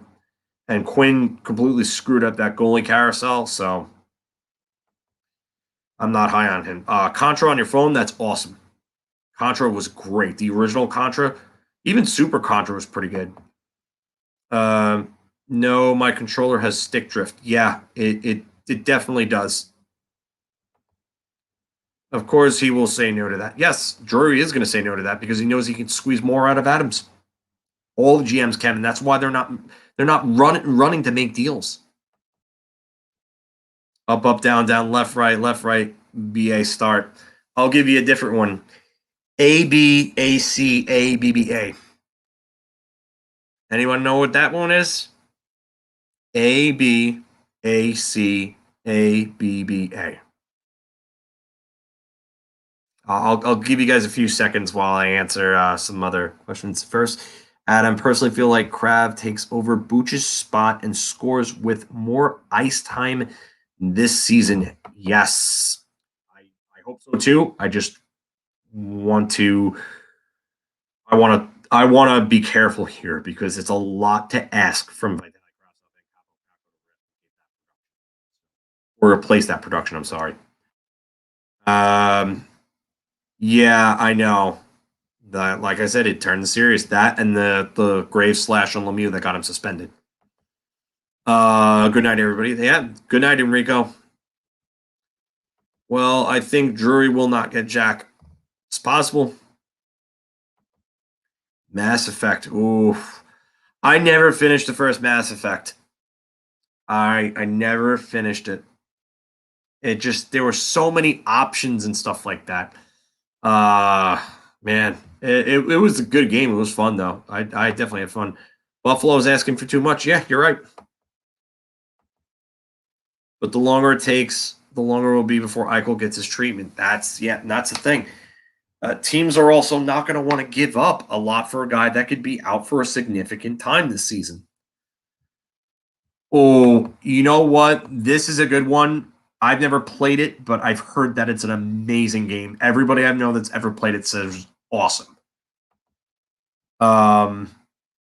Shesterkin and Daniel Jones are similar spots. I think we have our long-term future, but not quite sure. I think we do. Even if there's no Eichel, I think they have things on the right path. I think Kakko scores a lot more now that he's not being sent. Yes. Up, right, down, left. EA start. I don't know what that one is. I know. Oh, yeah. Oh, my God. That was a great game. Think you get the game on Xbox Live? Yes, I believe you can, Chris. I am immersed in Skyward Sword right now, so I'm probably not going to be playing anything else. Maybe trying to level up everybody in Hyrule Warriors Age of Calamity before the new DLC comes out in November. But I also just downloaded new downloadable content for Streets of Rage 4. I started playing it as Shiva, and I just was beating the crap out of guys, and I was having fun with that. So I got to do that as well. By the way, the ABACABBA one, throwback for you. the blood code for Mortal Kombat and Sega Genesis, Mortal Kombat 1. And then here's another one for you. Down, up, left, A, right, down. That was the cheat menu in Mortal Kombat Sega Genesis. I criticized Drury, but it's all right. First draft gets a C. Yeah, I don't think his draft is bad. I don't hate the Brennan Hoffman pick, but I'm not in love with it either. I just think that this was just a draft where you could have taken positional need over center because it was such positional need over best player available. Normally, I would say best player available is always the way to go. If the best player available is a certain guy on your board, you take that guy. But positional need could have been done here because this draft was weak and it was a crapshoot, complete crapshoot outside of the top 10. Almost anybody could have went anywhere, and you really weren't reaching too hard. So we're not getting Jack for sure. Unfortunately, I wouldn't be for sure. Nothing is for certain. Yes, Turtles in Time was the best Turtles game, though. Turtles in Time, I could play that over and over and over again, even though it's a long-ass game. Disagree about Kincaid. Yeah, I don't know if you're winning with him as a backup. So, I mean, we'll agree to disagree there, but that's fine. That's your view on him. Got no problem with it. Healy was a better goaltender to me than Keith Kincaid was. I know Kincaid had that real good run in 2018, and he was part of the reason why they made the playoffs that year because Schneider wasn't that good and he was hurt. But Taylor Hall going on a 26-game point streak was really the driving force of that Devils team making that playoff run, or making it to the playoffs and then getting smacked by Tampa. Rainbow Six Siege, Vegas 1-2. I've never really been a Rainbow Six guy. I know a lot of people yell at me for that, so maybe one day I'll do that. It's not a chance in the world, but I would prefer Barkov. Yeah, he's going to resign, man. I would prefer Barkov over Eichel, too. I would tell Eichel to take a one-way ticket to hell if Barkov became available. Left one, left two, left one, left two, right one, right two was Mortal Kombat Trilogy. Yeah, to unblock. Yeah, the secret menu with the question button. I love Mortal Kombat Trilogy. I actually have it. Thank you for doing it. Thank you. I appreciate the kind words, man. I do this because it's fun. It's fun. I could sit here and talk hockey with you guys. And if you guys are on Long Island, and like Mark said, we're going to be doing meetups, Boss Crokers and Wantagh. I think we're doing an Islanders one at Shooters in Wantagh, by the way. Yeah. Definitely come to the meetups. And you know what? Like, listen, you come and you have fun, you have some drinks, you meet new people, and we get to see the faces behind the people here. You know, it's cool. And you know what? If you come and you have a good time, you know what? Maybe we do meetups at games too. And that's the goal. We want to grow this. We want it to be fun. We want to do fun things. We want to do more giveaways and stuff like that. Yeah, like Mark said, we're doing our first giveaway with the Brian Leach puck. He's going to announce more on Saturday. But yeah, Timothy. Yeah, I don't see how. Yeah, I don't know who's left. I don't see who else is left. Two position play. Yeah. Ratu fell to the second round, though. He's scared. Something about that scares me. He was a consensus #1 overall pick that fell to the second round. But I will put up my Twitter handle, by the way, again. At 92 in 82. It's a reference to Wayne Gretzky's single-season goal-scoring record of 92 goals in 1982. As you can tell, I'm a Gretzky fanboy. So I'll leave that up there, and I will address that. I'm in New York City. Come out to the island, Elgin. Come out to the island. My friend Adam and I made the 6th spot on Nintendo Power's NHL 95 leaderboard for top online team. That's awesome. Record breakers. Oh, man. So, and thank you, Jonathan. I'm glad you had a good time, man. Bundy, if not Eichel, what's the plan? Probably staying the course. The only thing I could have seen differently would have been Dano. But Joey, I think we're going to do opening night. I want to try to do a meetup beforehand. I really do. I think it would be cool if we could do a meetup before opening night. So I'm going to talk to Mark. We're going to figure out something, and we're going to put something together. We're on Long Island, so we would prefer to either do Long Island or the city. I know we probably have some Jersey fans. So if we can get some Jersey fans to come to the city, we'd do that too. I'm talking New Jersey Ranger fans, that is. We'll be covering more of the Devils too. I want to try to see if maybe I can get a correspondent in here for the Devils. It would be cool. I mean, to cover the 3 New York area teams would be nice. And then obviously reach out across the NHL. Because the more minds that we have covering more hockey, the more content we're going to be able to give you. Vegas can still put together. They can't. They don't have the cap space. Unless they move a lot of cap. And it's been rumored that Marchessault and Smith have been available. But Vegas is over the cap right now. They are over the cap. They don't have what it takes to make it work. And they just signed a backup goaltender to a $2.325 million contract in Lauren Brossoit. Brossoit. I always pronounce that name wrong. You have Nick Hague and Zach Whitecloud on entry-level deals, but they're coming off after restricted free agency. You still have to sign Nolan Patrick, unless you're going to deal him. It's more than possible. But I don't think he gets dealt because of his familiarity with Brad McCrimmon. So, yeah, I'd watch out for Ratu. I think he could be a real good player. Yeah, I can't wait either, man. I can't. We agree he never became the next Brodeur the Devils believe he was, and Kincaid, but Kincaid did it. No, I don't think the Devils ever thought Kincaid or anybody after him was going to be the next Brodeur. But I thought he had a couple of decent games, Kincaid, and then I thought he had some real bad ones. So I don't know if I can say decent run there. I don't think we're even going to agree on that because I think he was very up and down. Very much looking forward to watching Brody Lamb. Yeah, Minnesota's another team. That's another dynastic college program. Just a lot of good history.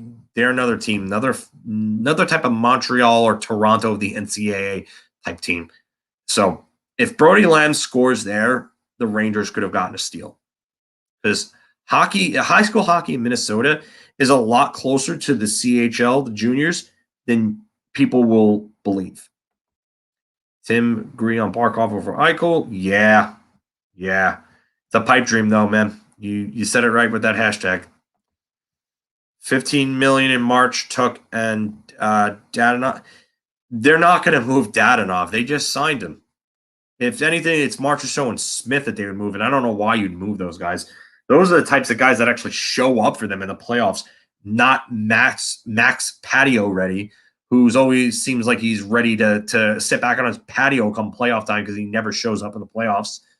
What would the cap now be? Not for pandemic, probably $85 million more. Probably a little more than that. Did you see the wildfires in the West? No, I didn't. If there's more, I know there was a few months back. There was some. And if there's more, then yeah, I hope for the best of those people.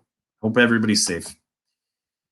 All right, so then we do agree. Then that's interesting. I didn't think you'd agree with me there. I thought from what you were saying, I was a little on a different perspective of mine there. Yeah, I didn't like that. I thought the Rangers could have traded up to try to go get him. That's just me. Georgiev for Fleury. Yeah, I know you're joking, but yeah, that would be a real bad move. Ratu has a chip on his shoulder. Probably will. A lot of those guys that fall, and they fall for whatever reason, they do end up having a chip on their shoulder, and that's when Ratu. The thing with him was the mental illness. He was dealing with some mental issues, and yeah, he was having some trouble going through some things, and he came back from and started playing better towards the end of this year. But 2 years ago, he was the consensus #1 overall for this draft. Buffalo wouldn't want Marchesov or Dadonov. No, they just don't fit the rebuild. You got to have younger talent that can be around when a rebuild comes to fruition finally. And those are guys that wouldn't be. Jack would be like, oh, okay, I'm going to try to go to New York. Drew would be like, yeah, nope. At what point does Chris Drury just finally say, screw it? That's what I wonder. I don't know. I'm probably going to go another, I would say, 15 minutes because it's almost 3 a.m. here. So 15 minutes would be 4.5 hours, just over, on top of 5.5 hours. So 10 hours of streaming in 2 days. On top of the 4.5 hours that we did on Tuesday. Oof. So like almost 15 hours of streaming in 3 days. Sick. How awkward if that's why I don't see this going beyond the offseason. I can't see him playing for them again. I can't. The comments by Adams, his comments, the fact that he wouldn't want to risk further injury playing for the Sabres, it just doesn't make sense to me. We talked about this before, Mario. There's interest. I just don't know where he fits now. Who's being moved out of the bottom 6? Where does he fit? I don't know. I don't think he has a big upside anymore because he's a draft pick from a while back. I think he's kind of is what he is. I know power forwards can take longer to develop. You know, and you look at Todd Bertuzzi, and everybody looks at Todd Bertuzzi. Brendan Shanahan's another one. It kind of took him a while to come into his own, like really come into his own. He was a good player, but I mean, he was drafted in 2014, so he's 25 already. Like to me, he just hasn't shown anything for me that like to sit there and say, hey, like this guy's got some potential still. I don't know. I don't see it anymore. I don't. Bob Jim, I think first time viewer, welcome to the channel. If I'm wrong, I'm sorry. Almost 3 o'clock in the morning, and sometimes you just not there mentally, but I think we do. I think Montreal is going to take a big step back because I don't think Carey Price is going to give you what Carey Price gave you in the playoffs, and his regular season was mediocre. He turned it up in the playoffs. Shea Weber's going to be out, but yeah, I think they take a step back. I think Boston looks like they might have improved a little bit, but I still wonder who the hell their centers are. Like, I want to take a look at that team right now, actually, because I'm curious. So it's the perfection line still all together.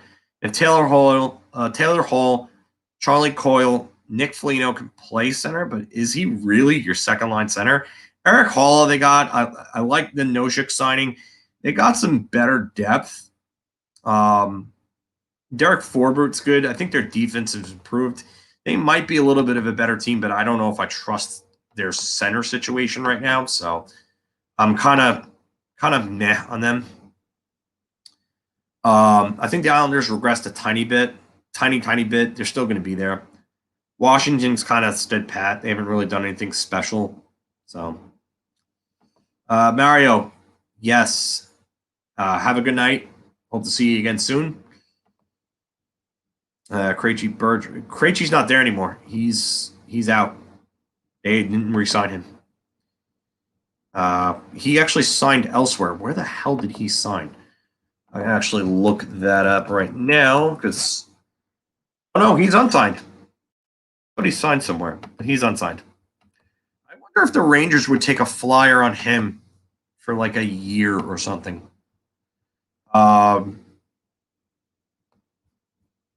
Let's see. I'm just going to update the board that I post on because, yeah, no, he's not there. Yeah, he's not there anymore, Elgin. He did not resign.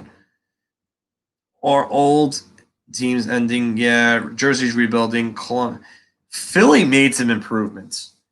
Ryan Ellis is a big improvement for them. And Nolan Patrick really wasn't a contributor for them.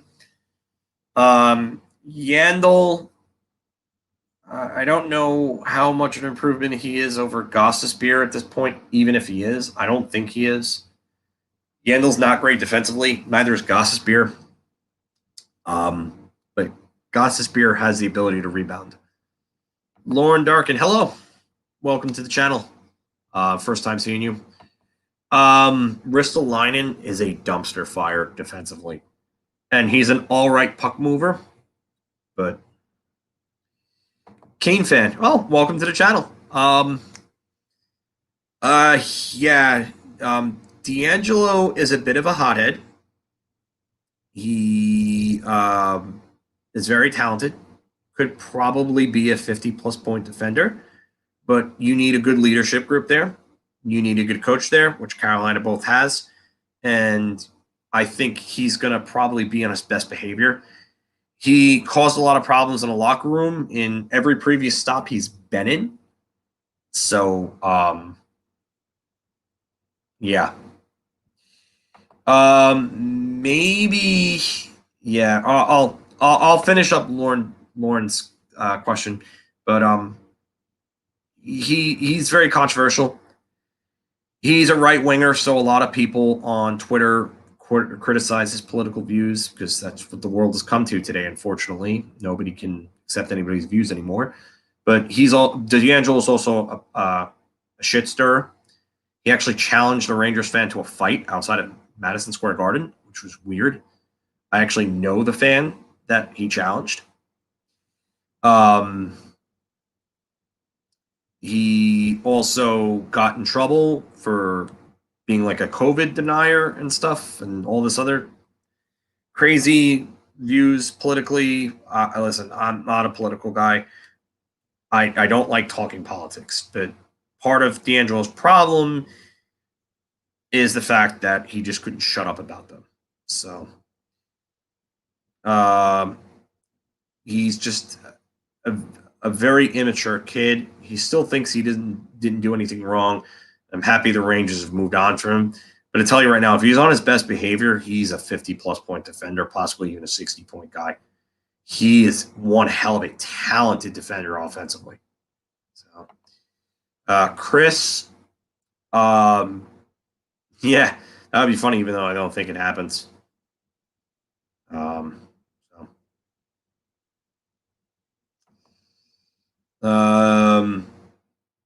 Yeah, basically what I said. No problem. Feel free to stay. We'll talk more. We're going to be doing more like across the league coverage because we usually do with our weekly stuff. This one is specifically really a Rangers a broadcast just because of the fact that they traded for Ryan Reeves. I only expected this to be about a 30-minute video, and then the people you guys just swarmed in here and you started watching and started commenting. So yeah, I here I am 4.5 hours later. But I love this. And you know what? If you guys weren't here, I'd be off, but you guys are here. I can't believe you guys are still here at almost 3 o'clock in the morning Eastern time. That's dedication. He punched Georgiev. I'm not sure if that's completely accurate. I question the validity on it. I shouldn't say I question the validity. I just question whether the punch happened. There was definitely an incident with them, but I don't know if a punch was thrown or not. I know it was reported, but there's 3 sides to the story. Side A, side B, and the truth. And I don't think we're ever going to hear the actual truth. So when I say, do you get Eichel adding another right-handed shot to power play? Yeah, that's the problem. You're right. That's a great point, Tim. 5 righties on 1 unit, though, was Quinn's problem. 5 righties on 1 unit. It's a yikes for me, dog.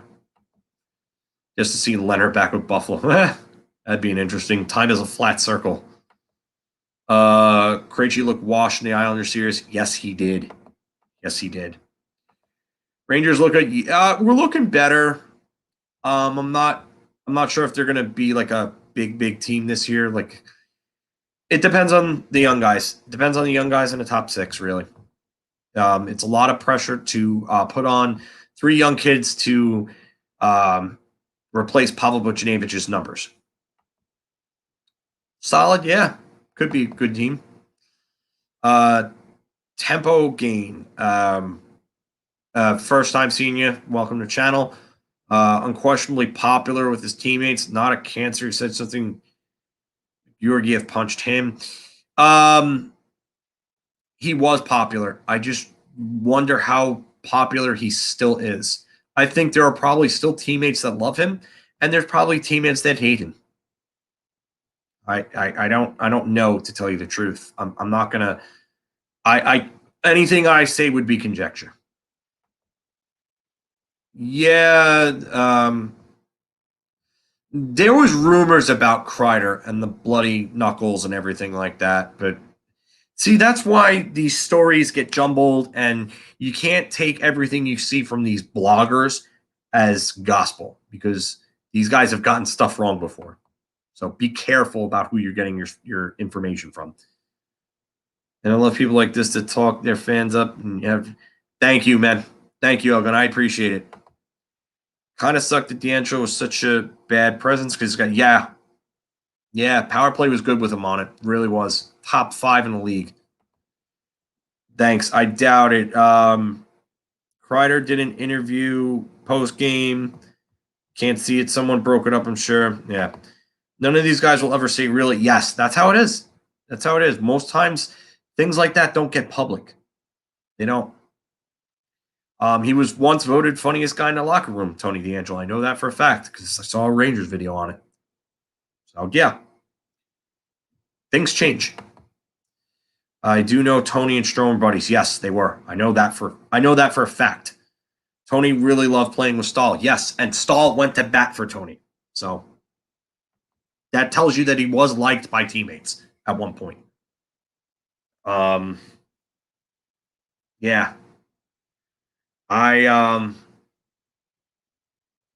Oh God, the play. Yes. You know what? For every time I see this, I can always bring up how go YouTube Peter Forsberg walking Nicholas Lidstrom in the 1996 Western Conference Finals. You could say the same thing. Everybody has their moments where they get walked. I know Tony is not nearly anywhere as good as Nick Lidstrom. I'm not saying that. I'm not even saying he's in Nick Lidstrom's stratosphere. Actually, I'm not even saying he's in Nick Lidstrom's galaxy or universe. What I'm saying is that things like that happen. You're gonna get embarrassed every once in a while. It happens to the best defenseman. So, yes, yeah, he was funny in the locker room. Yeah, they did say that. Thank you. I don't even know how I have the fastball right now. I feel like I'm losing it. I love my Canes, and it's interesting to see taking so many Rangers. Happens. Tampa Bay did the same thing back in the middle part of the previous decade. They did the same thing, or the middle to the later part. He took Brian Boyle, Ryan Callahan, Anton Strawman, Ryan McDonough, JT Miller. Like, they literally had like 6 ex-Rangers on their team at one time. He was a good player and made a good move. Yes, he did. And yes, he is. I'm not going to say something that might sound incriminating, but I think I might do some bad things to get Sebastian Aho on the Rangers. He's good. He's really good, and he's a good two-way player. Since we lost Jock, I did not like losing Jock Martin. I thought Jock Martin was really good with the defense. I thought that he helped a lot with the defense and the penalty killing. And I say that because the fact that the defense and penalty killing under Quinn were really bad in 2019-20, but they were really good. But they were pretty good, and the penalty killing was really good under Jacques Martin instead of as opposed to Lindy Ruff in this past season? Yeah. Yeah, that's a resounding yes, Elgin. Sidney Crosby is a top 10 player of all time. Whether anybody likes it or not, but he's a top 10 player of all time. And he's got potential to be a top 5. I was saying this before. I don't have anything against Brendan Smith, but I mean, I'm not going to cry about it. He seems like a decent dude. He'll fight. He'll play fourth line wing if you need him to. He's not really good at that. If you have him there, you have problems because the Rangers fourth line when he was on it was not good. But Michael Haley was also on that line, so that's probably part of why. But he's a good locker room guy from what I've heard. The little I've heard about him, but not a bad 7th defenseman at this point. He can be your 6th in a pinch. Not going to happen because the Bundy, the offer sheet for Elias Pettersson will not happen because of the fact that what it would cost for Vancouver to not match that would be astronomical, and it wouldn't even be worth it for the Rangers. Pettersson is not an $11 million player, but you're going to have to go north of $11 million to have Vancouver to think about not matching it. I think you'd probably even have to go to 12 to have them not match it. Crosby, yeah. I mean, Crosby's gotten better over the years, but yeah, he's still a little bit of a pain in the ass. This is definitely the first time I'm seeing you. Welcome to the channel, by the way. Puck Pittsburgh. Love the name. Think it's hilarious. Reeves trade, not bad. Give 3rd round. And unlike Pittsburgh, who sent a 1st rounder in their Ryan Reeves trade, it's funny enough you come in with that name. But yeah, they gave up a 3rd round pick. So, telling you, Elgin, I'm going to repeat it again. The reason why that won't happen is because of the fact that it's going to cost something astronomical to have Vancouver even thinking about not matching an offer sheet. Offer sheets are usually almost never successful. The last one, as Statboy Steven said on our telecast for Free Agent Frenzy, was Dustin Penner. Thomas Vanek actually also signed one that same offseason with Edmonton, but Buffalo matched the Edmonton offer sheet. So you don't see them often. And usually when they are, they're matched. Sebastian Aho's was matched, as Lauren can relate to. And basically, Montreal did them a favor with that because he's underpaid.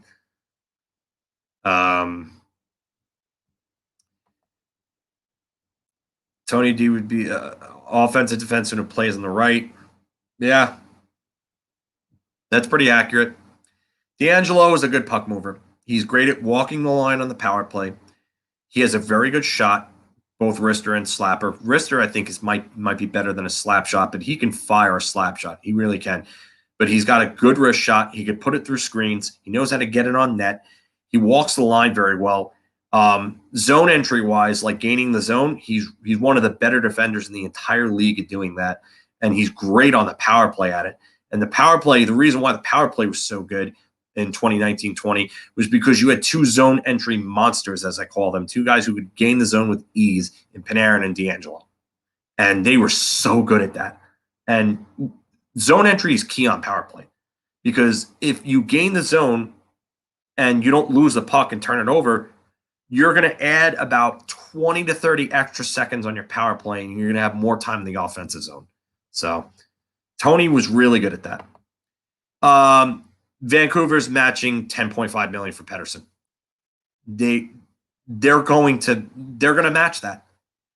They're going to match that. I'm telling you that right now. They're going to match that. I get the point you're making, Chris, but they're going to match that. Toilet seats came through for the Canes. I'm sure not that offer. Yeah, the toilet seats to Montreal. I like that, actually. I've seen that elsewhere, but that's great. The toilet seats. Their fans still cry about Chris Kreider running into Carey Price. So, yeah, you can call them the toilet seats. That's funny. He'd be slacking. I'm not sure who you're referring to. Aho was great, would kill for him. Yeah, that's what I was basically trying to say. Aho and Kakko together would be nuts to watch. My God, that's nothing but a wet dream right there. Seems like the Rangers haven't upgraded their bottom six with recent moves. I would disagree with you, but I do agree that I'm skeptical that the team is better without Pavel Buchnevich, because you're asking three kids to replace his production. To get Pettersson a contract would have to go 11 million plus, and it's not just a contract; it's a 4 first, yes. But the problem is that you probably the 11 plus is just not worth Pettersson. Could he be worth that one day? Could he get to that 80, 90 point plateau? Yes. I think there's potential. But right now he's not worth that, and there's no guarantee he gets to 90 plus points. I could see him being an 80-point guy. I mean, is that worth 11 million? Yeah, Tavares basically did that. Panarin was an 80-point player before he came here, so maybe the goalies will step up. Yeah, sure. I could see that. Shesty takes that next step. Yep. Better defense in front of him. Yeah. Brett is pass first player, but yeah, I definitely agree with you there, Adam. Lauren Barkov is a UFA next year. I don't think he makes UFA. I don't. I think he gets re-signed before that. I could even see it this offseason. But I would agree with you there. Barkov is my guy. I love Barkov. This one of the best sets of hands I've ever seen. His moves in shootouts and in general are just disgustingly good. If you've ever seen the little shootout competition, that off-ice on the beach shootout competition between him and YouTube star Pavel Barber, watch that because it's awesome. It just two guys making ridiculous moves on a goaltender. So much fun. Yeah, I mean, that's the thing. Montreal basically, as Steven said, and I've actually said it even before him, before I really started talking to him, like big time, I should say, they negotiated his contract for him. That's what it comes out to. They just negotiated his contract. Who's my favorite player currently? That's a good one. Adam Fox would be up there. Lafreniere would be up there. Probably Panarin right now. I love Artemi Panarin. Connor McDavid is my favorite non-Ranger. I love Connor McDavid. Love it. He's the most skilled player I've ever seen in my life. I've seen Gretzky. I've seen Lemieux. I don't think anybody has more natural talent than McDavid. Does that mean he's the best player I've ever seen? No. Gretzky was still the best player I've ever seen. Mario Lemieux would be the prototypical player if I could build a player from scratch. But Connor McDavid is the best, the most skilled player I've ever seen in my life. He does things that Gretzky and Lemieux even admit to saying that they couldn't do.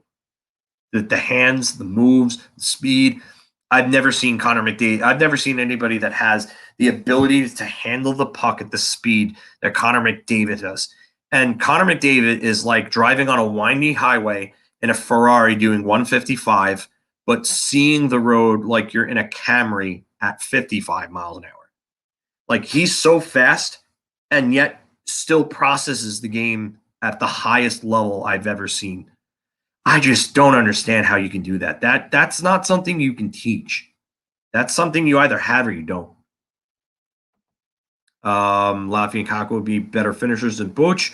Yeah, I think Laffy has just an elite level shot. Elite level shot. Yeah, and part of that is confidence. Part of that is Quinn. He did miss a ton of shots.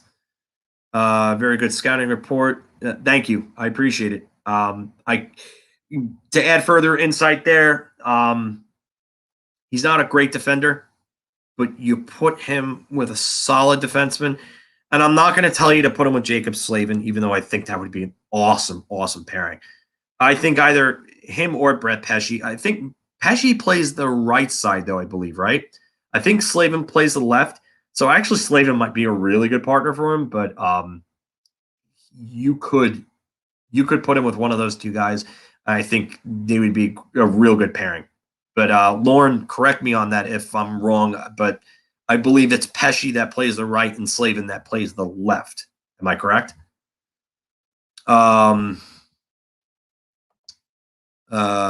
Couldn't help but think. Yes, I thought so. I thought that was the case. Thank you, Lauren. Imagine Rangers get McDavid, yeah. But Mario's couldn't wrestle through down Panarin. If Tony DeAngelo on the ice would he? I don't know. Maybe Tony could have. I remember when Steve Downey left the bench to go fight Anisimov when Anisimov did the sniper celebration after scoring on Tampa. Pretty sure McDavid is, he's not going anywhere. Unless he demands out. Which teams do I see in the Shane Wright race? Buffalo, Arizona. New Jersey maybe could be involved, although I think that they're going to take a next step.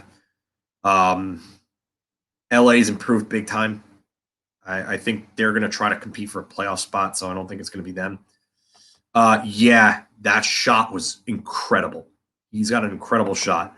And, Lafreniere does have a great backhand. Crosby-esque, Paul Kariya and Vincent Danfus had two of the best backhands I've ever seen, and Pavel Datsyuk was another. Oh, my God, yeah. Pavel Datsyuk was one of the most skilled players I've ever seen. Pavel Datsyuk was maybe the smartest player I've ever seen in terms of all-around play. Gretzky was super smart offensively.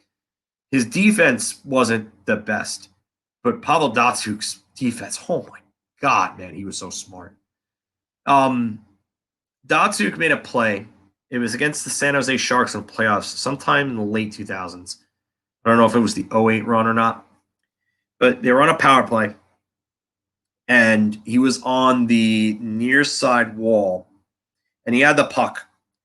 And two San Jose penalty killers came from each side like this, closing the gap in on him. So what does he do? He puts the puck back against the boards, leaves it there, and swats their two sticks away with his stick, and then passes the puck across to Zetterberg, who comes in on the opposite side backdoor with the trailer, with the backdoor pass. And he hits Zetterberg clean on the tape, and Zetterberg scores. I've never seen anything like that in my life. I've never seen anybody with the presence of mind to do that. So, yeah, Pavel Datsyuk, smarts were just off the friggin' charts. Hey, Ariana, didn't expect to see you. How's it going? Tony played mostly right side. I would probably keep him on the right side because that's where you yeah.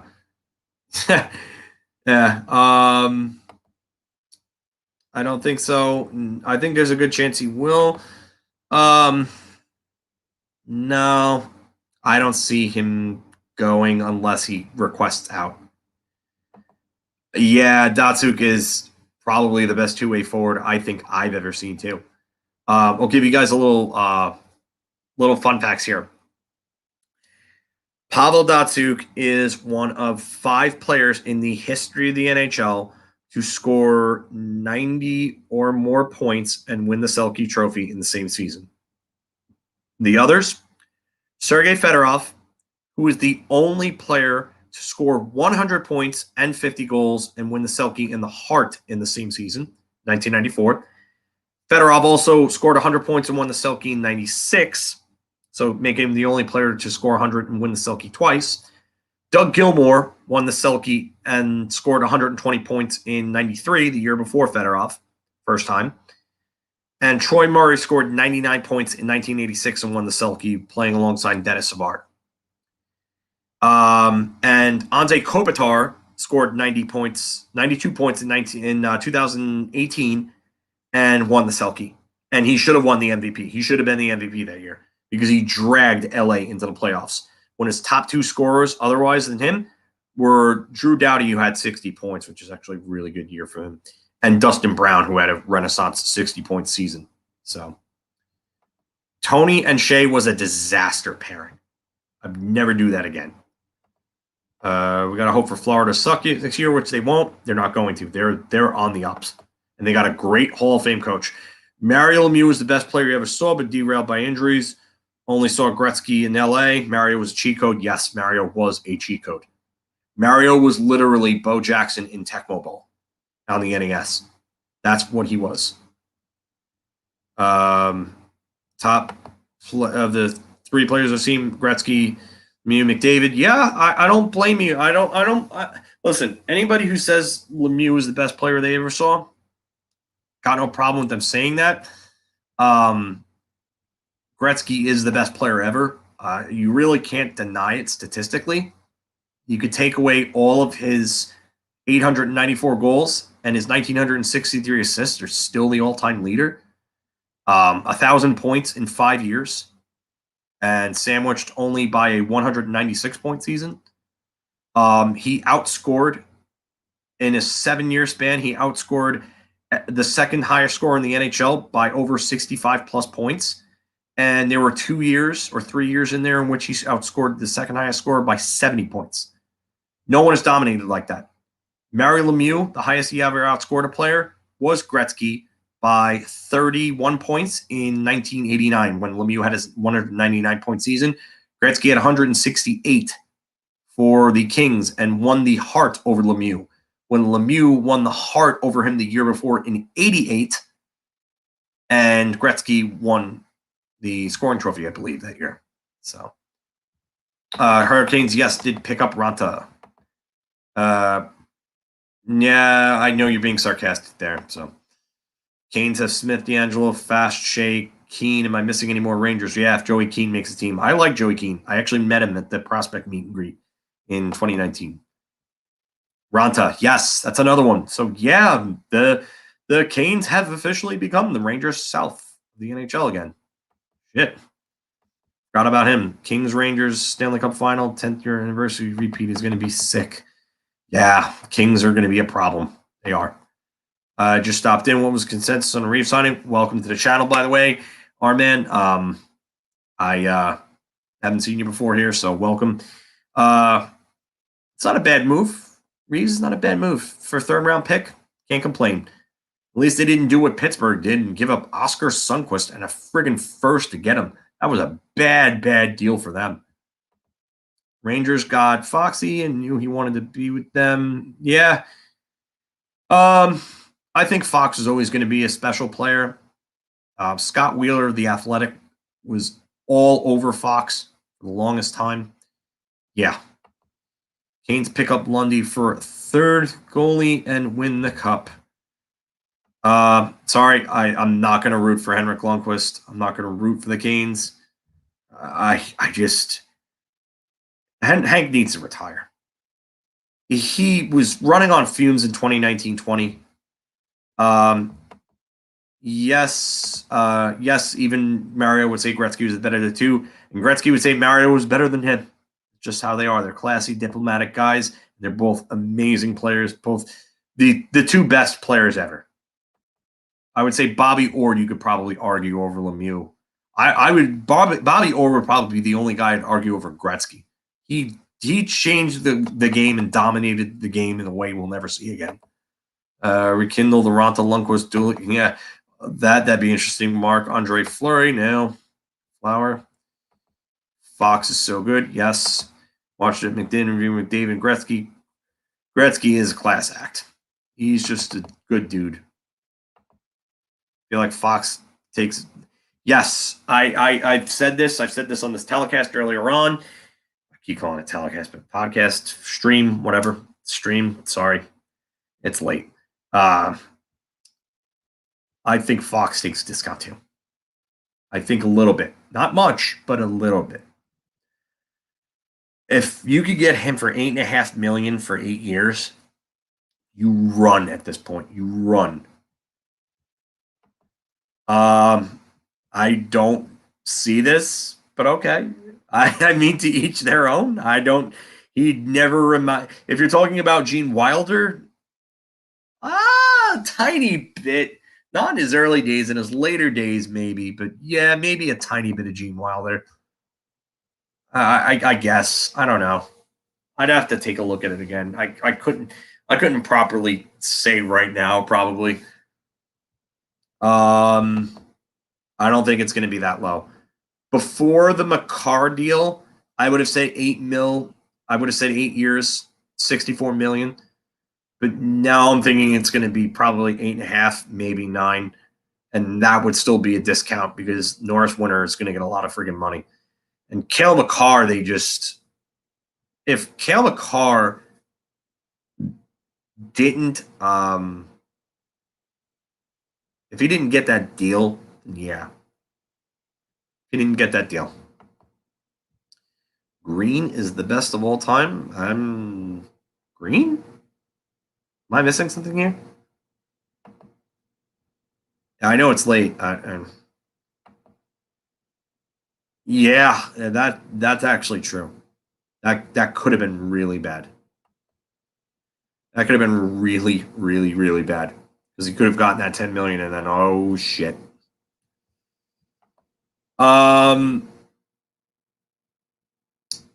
Yeah, but that's a lot. That's a lot. It's a lot to pass up. So I really do wonder, but I can see him taking a discount. Our man, Lindros at his peak is all-time best. Eric Lindros was the most physically dominating athlete I've ever seen in any sport, ever.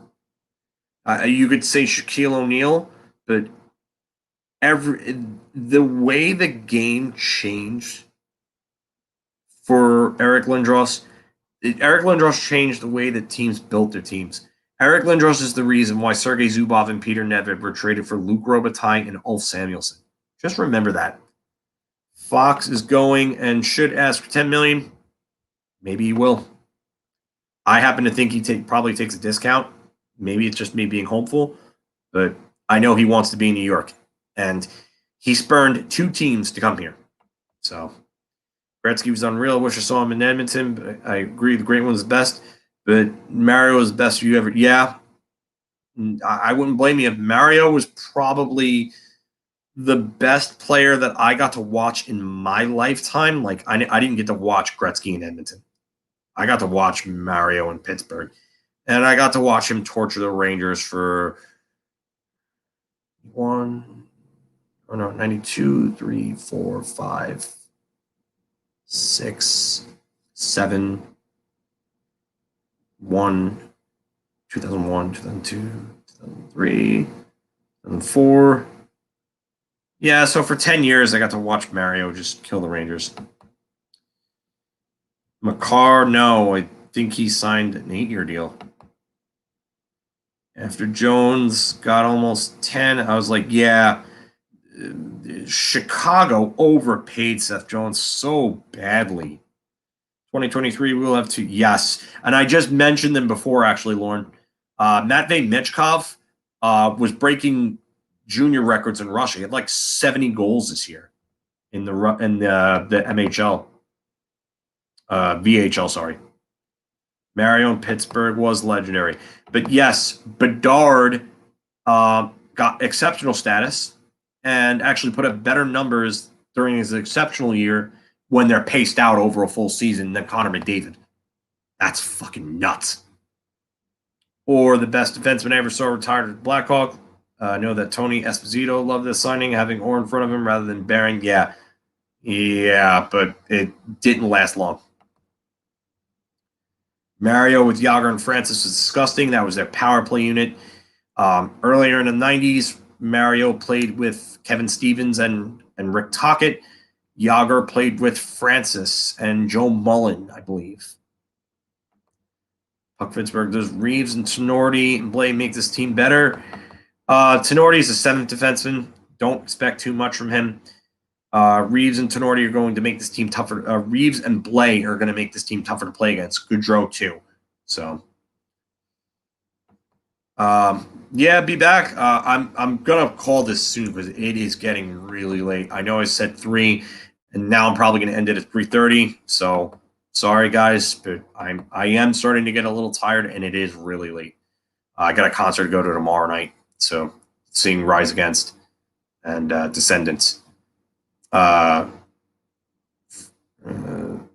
think the owner has lost it. Yes, that is definitely correct.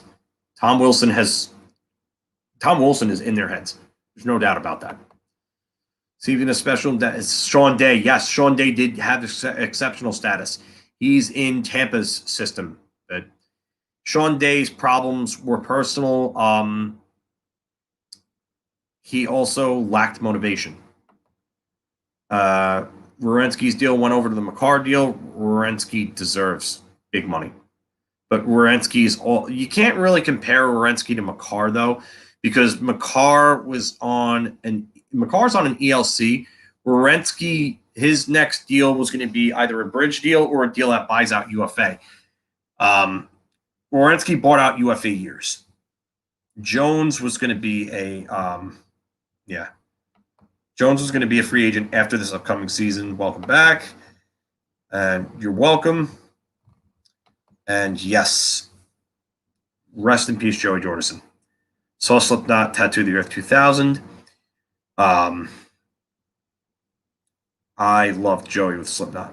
I had this video on one of my old computers of Joey just jamming out, and it was just ridiculous. The double bass pedal and everything. He was awesome, man. He really was. Awesome, awesome drummer. Definitely an influential one, too. Yes. Yeah, I know. Tampa, it's their developmental system. As Statboy Stevens said, it's their developmental system. Jones should call Werenski and thank him for carrying. Yes. Jones's analytics and his eye test, just from after that 2017-18 season where it was like Norris level, he's gone down since. He got overpaid hard. Not sure what you're talking about. Like the signing so far, and top system all get the potential. Yes, they could be a dangerous team if the young kids take the next step. Good night, Puck Pittsburgh. Thank you for coming. Hope to see more of you soon. Joey Jordison was the drummer from Slipknot. He was replaced a few years back because him and Corey Taylor, lead singer, were kind of at odds with each other in terms of the direction of the band. Corey wanted to work on some more Stone Sour and other solo stuff. Joey wanted to focus more on Slipknot. Joey was not happy with that. Corey wanted a drummer that, yes, wanted to be more in line with him. I forget their current drummer's name, but I like Joey more. So, but yes, have a good night. Thank you for coming on with us. Hope to see more of you soon.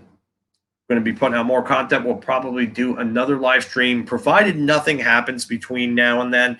Probably be back on Tuesday. So we'll do Tuesday during the day, like midday. Good night, Chris. Yeah, definitely agree with you there. The Lindros Shaq comparison is perfect. Yeah. Yes. In response to the Legion of Doom. Yes. It's exactly what it was. Good night, man.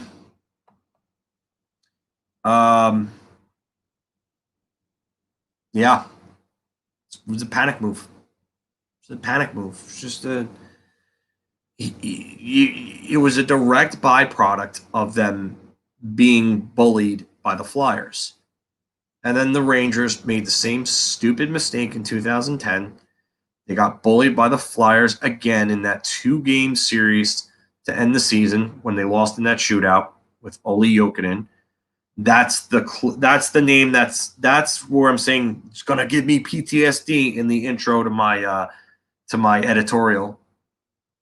So yeah, it's Olli Jokinen, and yeah, I wanted to forget about that, but I just reminded myself of it. Great, but they made that mistake, and then they went and drafted Dylan McElrath and reached for a player that really wasn't as good as they should be. And then they made the same mistake now with Wilson. Well, I can't say they made the same mistake because we don't know how things are going to work out yet. But it feels like they're making that same mistake. They're definitely doing it. Whether it turns out to be a mistake or not will be another story. Only time will tell. So, Chicago Blackhawks are my second favorite team. Can't decide if they're better or not. Jones or Fleury. Here's the thing. You added Jones, Tyler Johnson, I think Tyler Johnson's still got something in the tank. I think with a chance in top 6 minutes and the right guys, he could probably going back to being a 20-goal, 40, maybe 50-point player. I don't think he'll ever be that 2015 Tyler Johnson ever again. But there's a lot you can do with a guy like that if Jonathan Toews comes back. Because you still got Strome, you still got DeBrincat, you still got Doc, Patty Kane, obviously. I don't even need to mention him. But where is the defense in Chicago aside from Seth Jones? Like who's their defense? Like they traded Adam Boquist in the deal. Their defense consists of right now Seth Jones, Calvin DeHaan, okay, Jake McCabe. All right, that's not bad. Connor Murphy. Nah. Connor Murphy is I don't consider Connor Murphy a top 4 defenseman. I think he's better as a bottom pairing guy. But DeHaan's maybe a number 4, but he gets hurt often and has always gotten hurt throughout his career going back to juniors when he was drafted by the Islanders. But you really don't have a lot of depth on defense there unless they have a prospect that comes in and really plays well for them. But, I mean, Kane, Toews, DeBrincat, Tyler Johnson, Dominic Kubalik, Dylan Strome, Kirby Dach, and you got 7 guys that are, like, pretty good players. You brought in Jujhar Khaira for a bottom 6 role. Not bad. Brett Connolly is a third-line guy. Ryan Carpenter is a fourth-line guy. But, I mean, Adam Gaudette, another one. Their forward group isn't bad. It's just their defense is bad, and, yeah. So, I don't know. Thank you.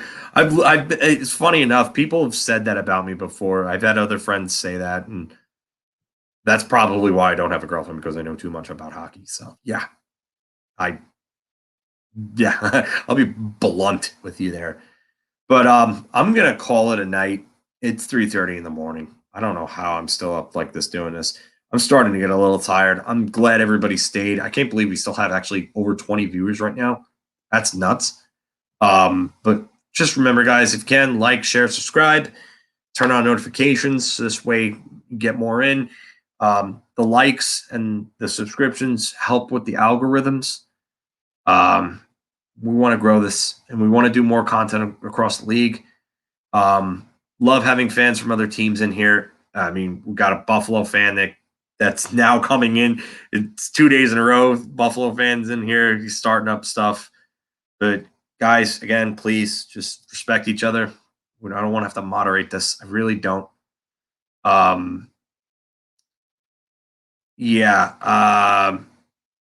P.S. Suter in Detroit. Yeah. I love that deal for Detroit. I don't like how they let Chicago let him go. But again, gonna try to end this here. But like, share, subscribe, please, if you can. Like I said, the likes help the algorithm. We want to grow this channel. We want to do more content. Want to do more content across the league. We're going to do meetups. Mark is going to give you guys more information about that. I got to talk to him. I know he wants to do an opening night meetup at Boss Croker's in Wantagh, which is the bar that he bartends at. Yeah, I love doing this. I love talking hockey. As you can see, I'm up to 3:30 in the morning talking hockey with you guys. You guys have been awesome. So I think the next video, like I said, will be Tuesday. Probably Tuesday. Yeah, we'll do our weekly one on Tuesday. We'll have the honest press conferences. We'll have the bar talk. We have stuff to go over. But yeah, there's a lot to go over. Tuesday's episode should be good. We'll probably start around, I think, 1 o'clock on Tuesday. So definitely join us. And thank you, Mario. I appreciate it. Appreciate everybody being on here. You know, it's awesome to have a community to talk hockey with.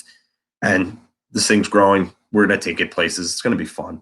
Going to be a lot more giveaways and stuff like that to come in the future if we can keep growing this thing. We want to grow it into something. So you guys are here along from the start. Hopefully you stay with us when we're big too, if we get big. So have a good night, everybody. Take care. And let's go Rangers.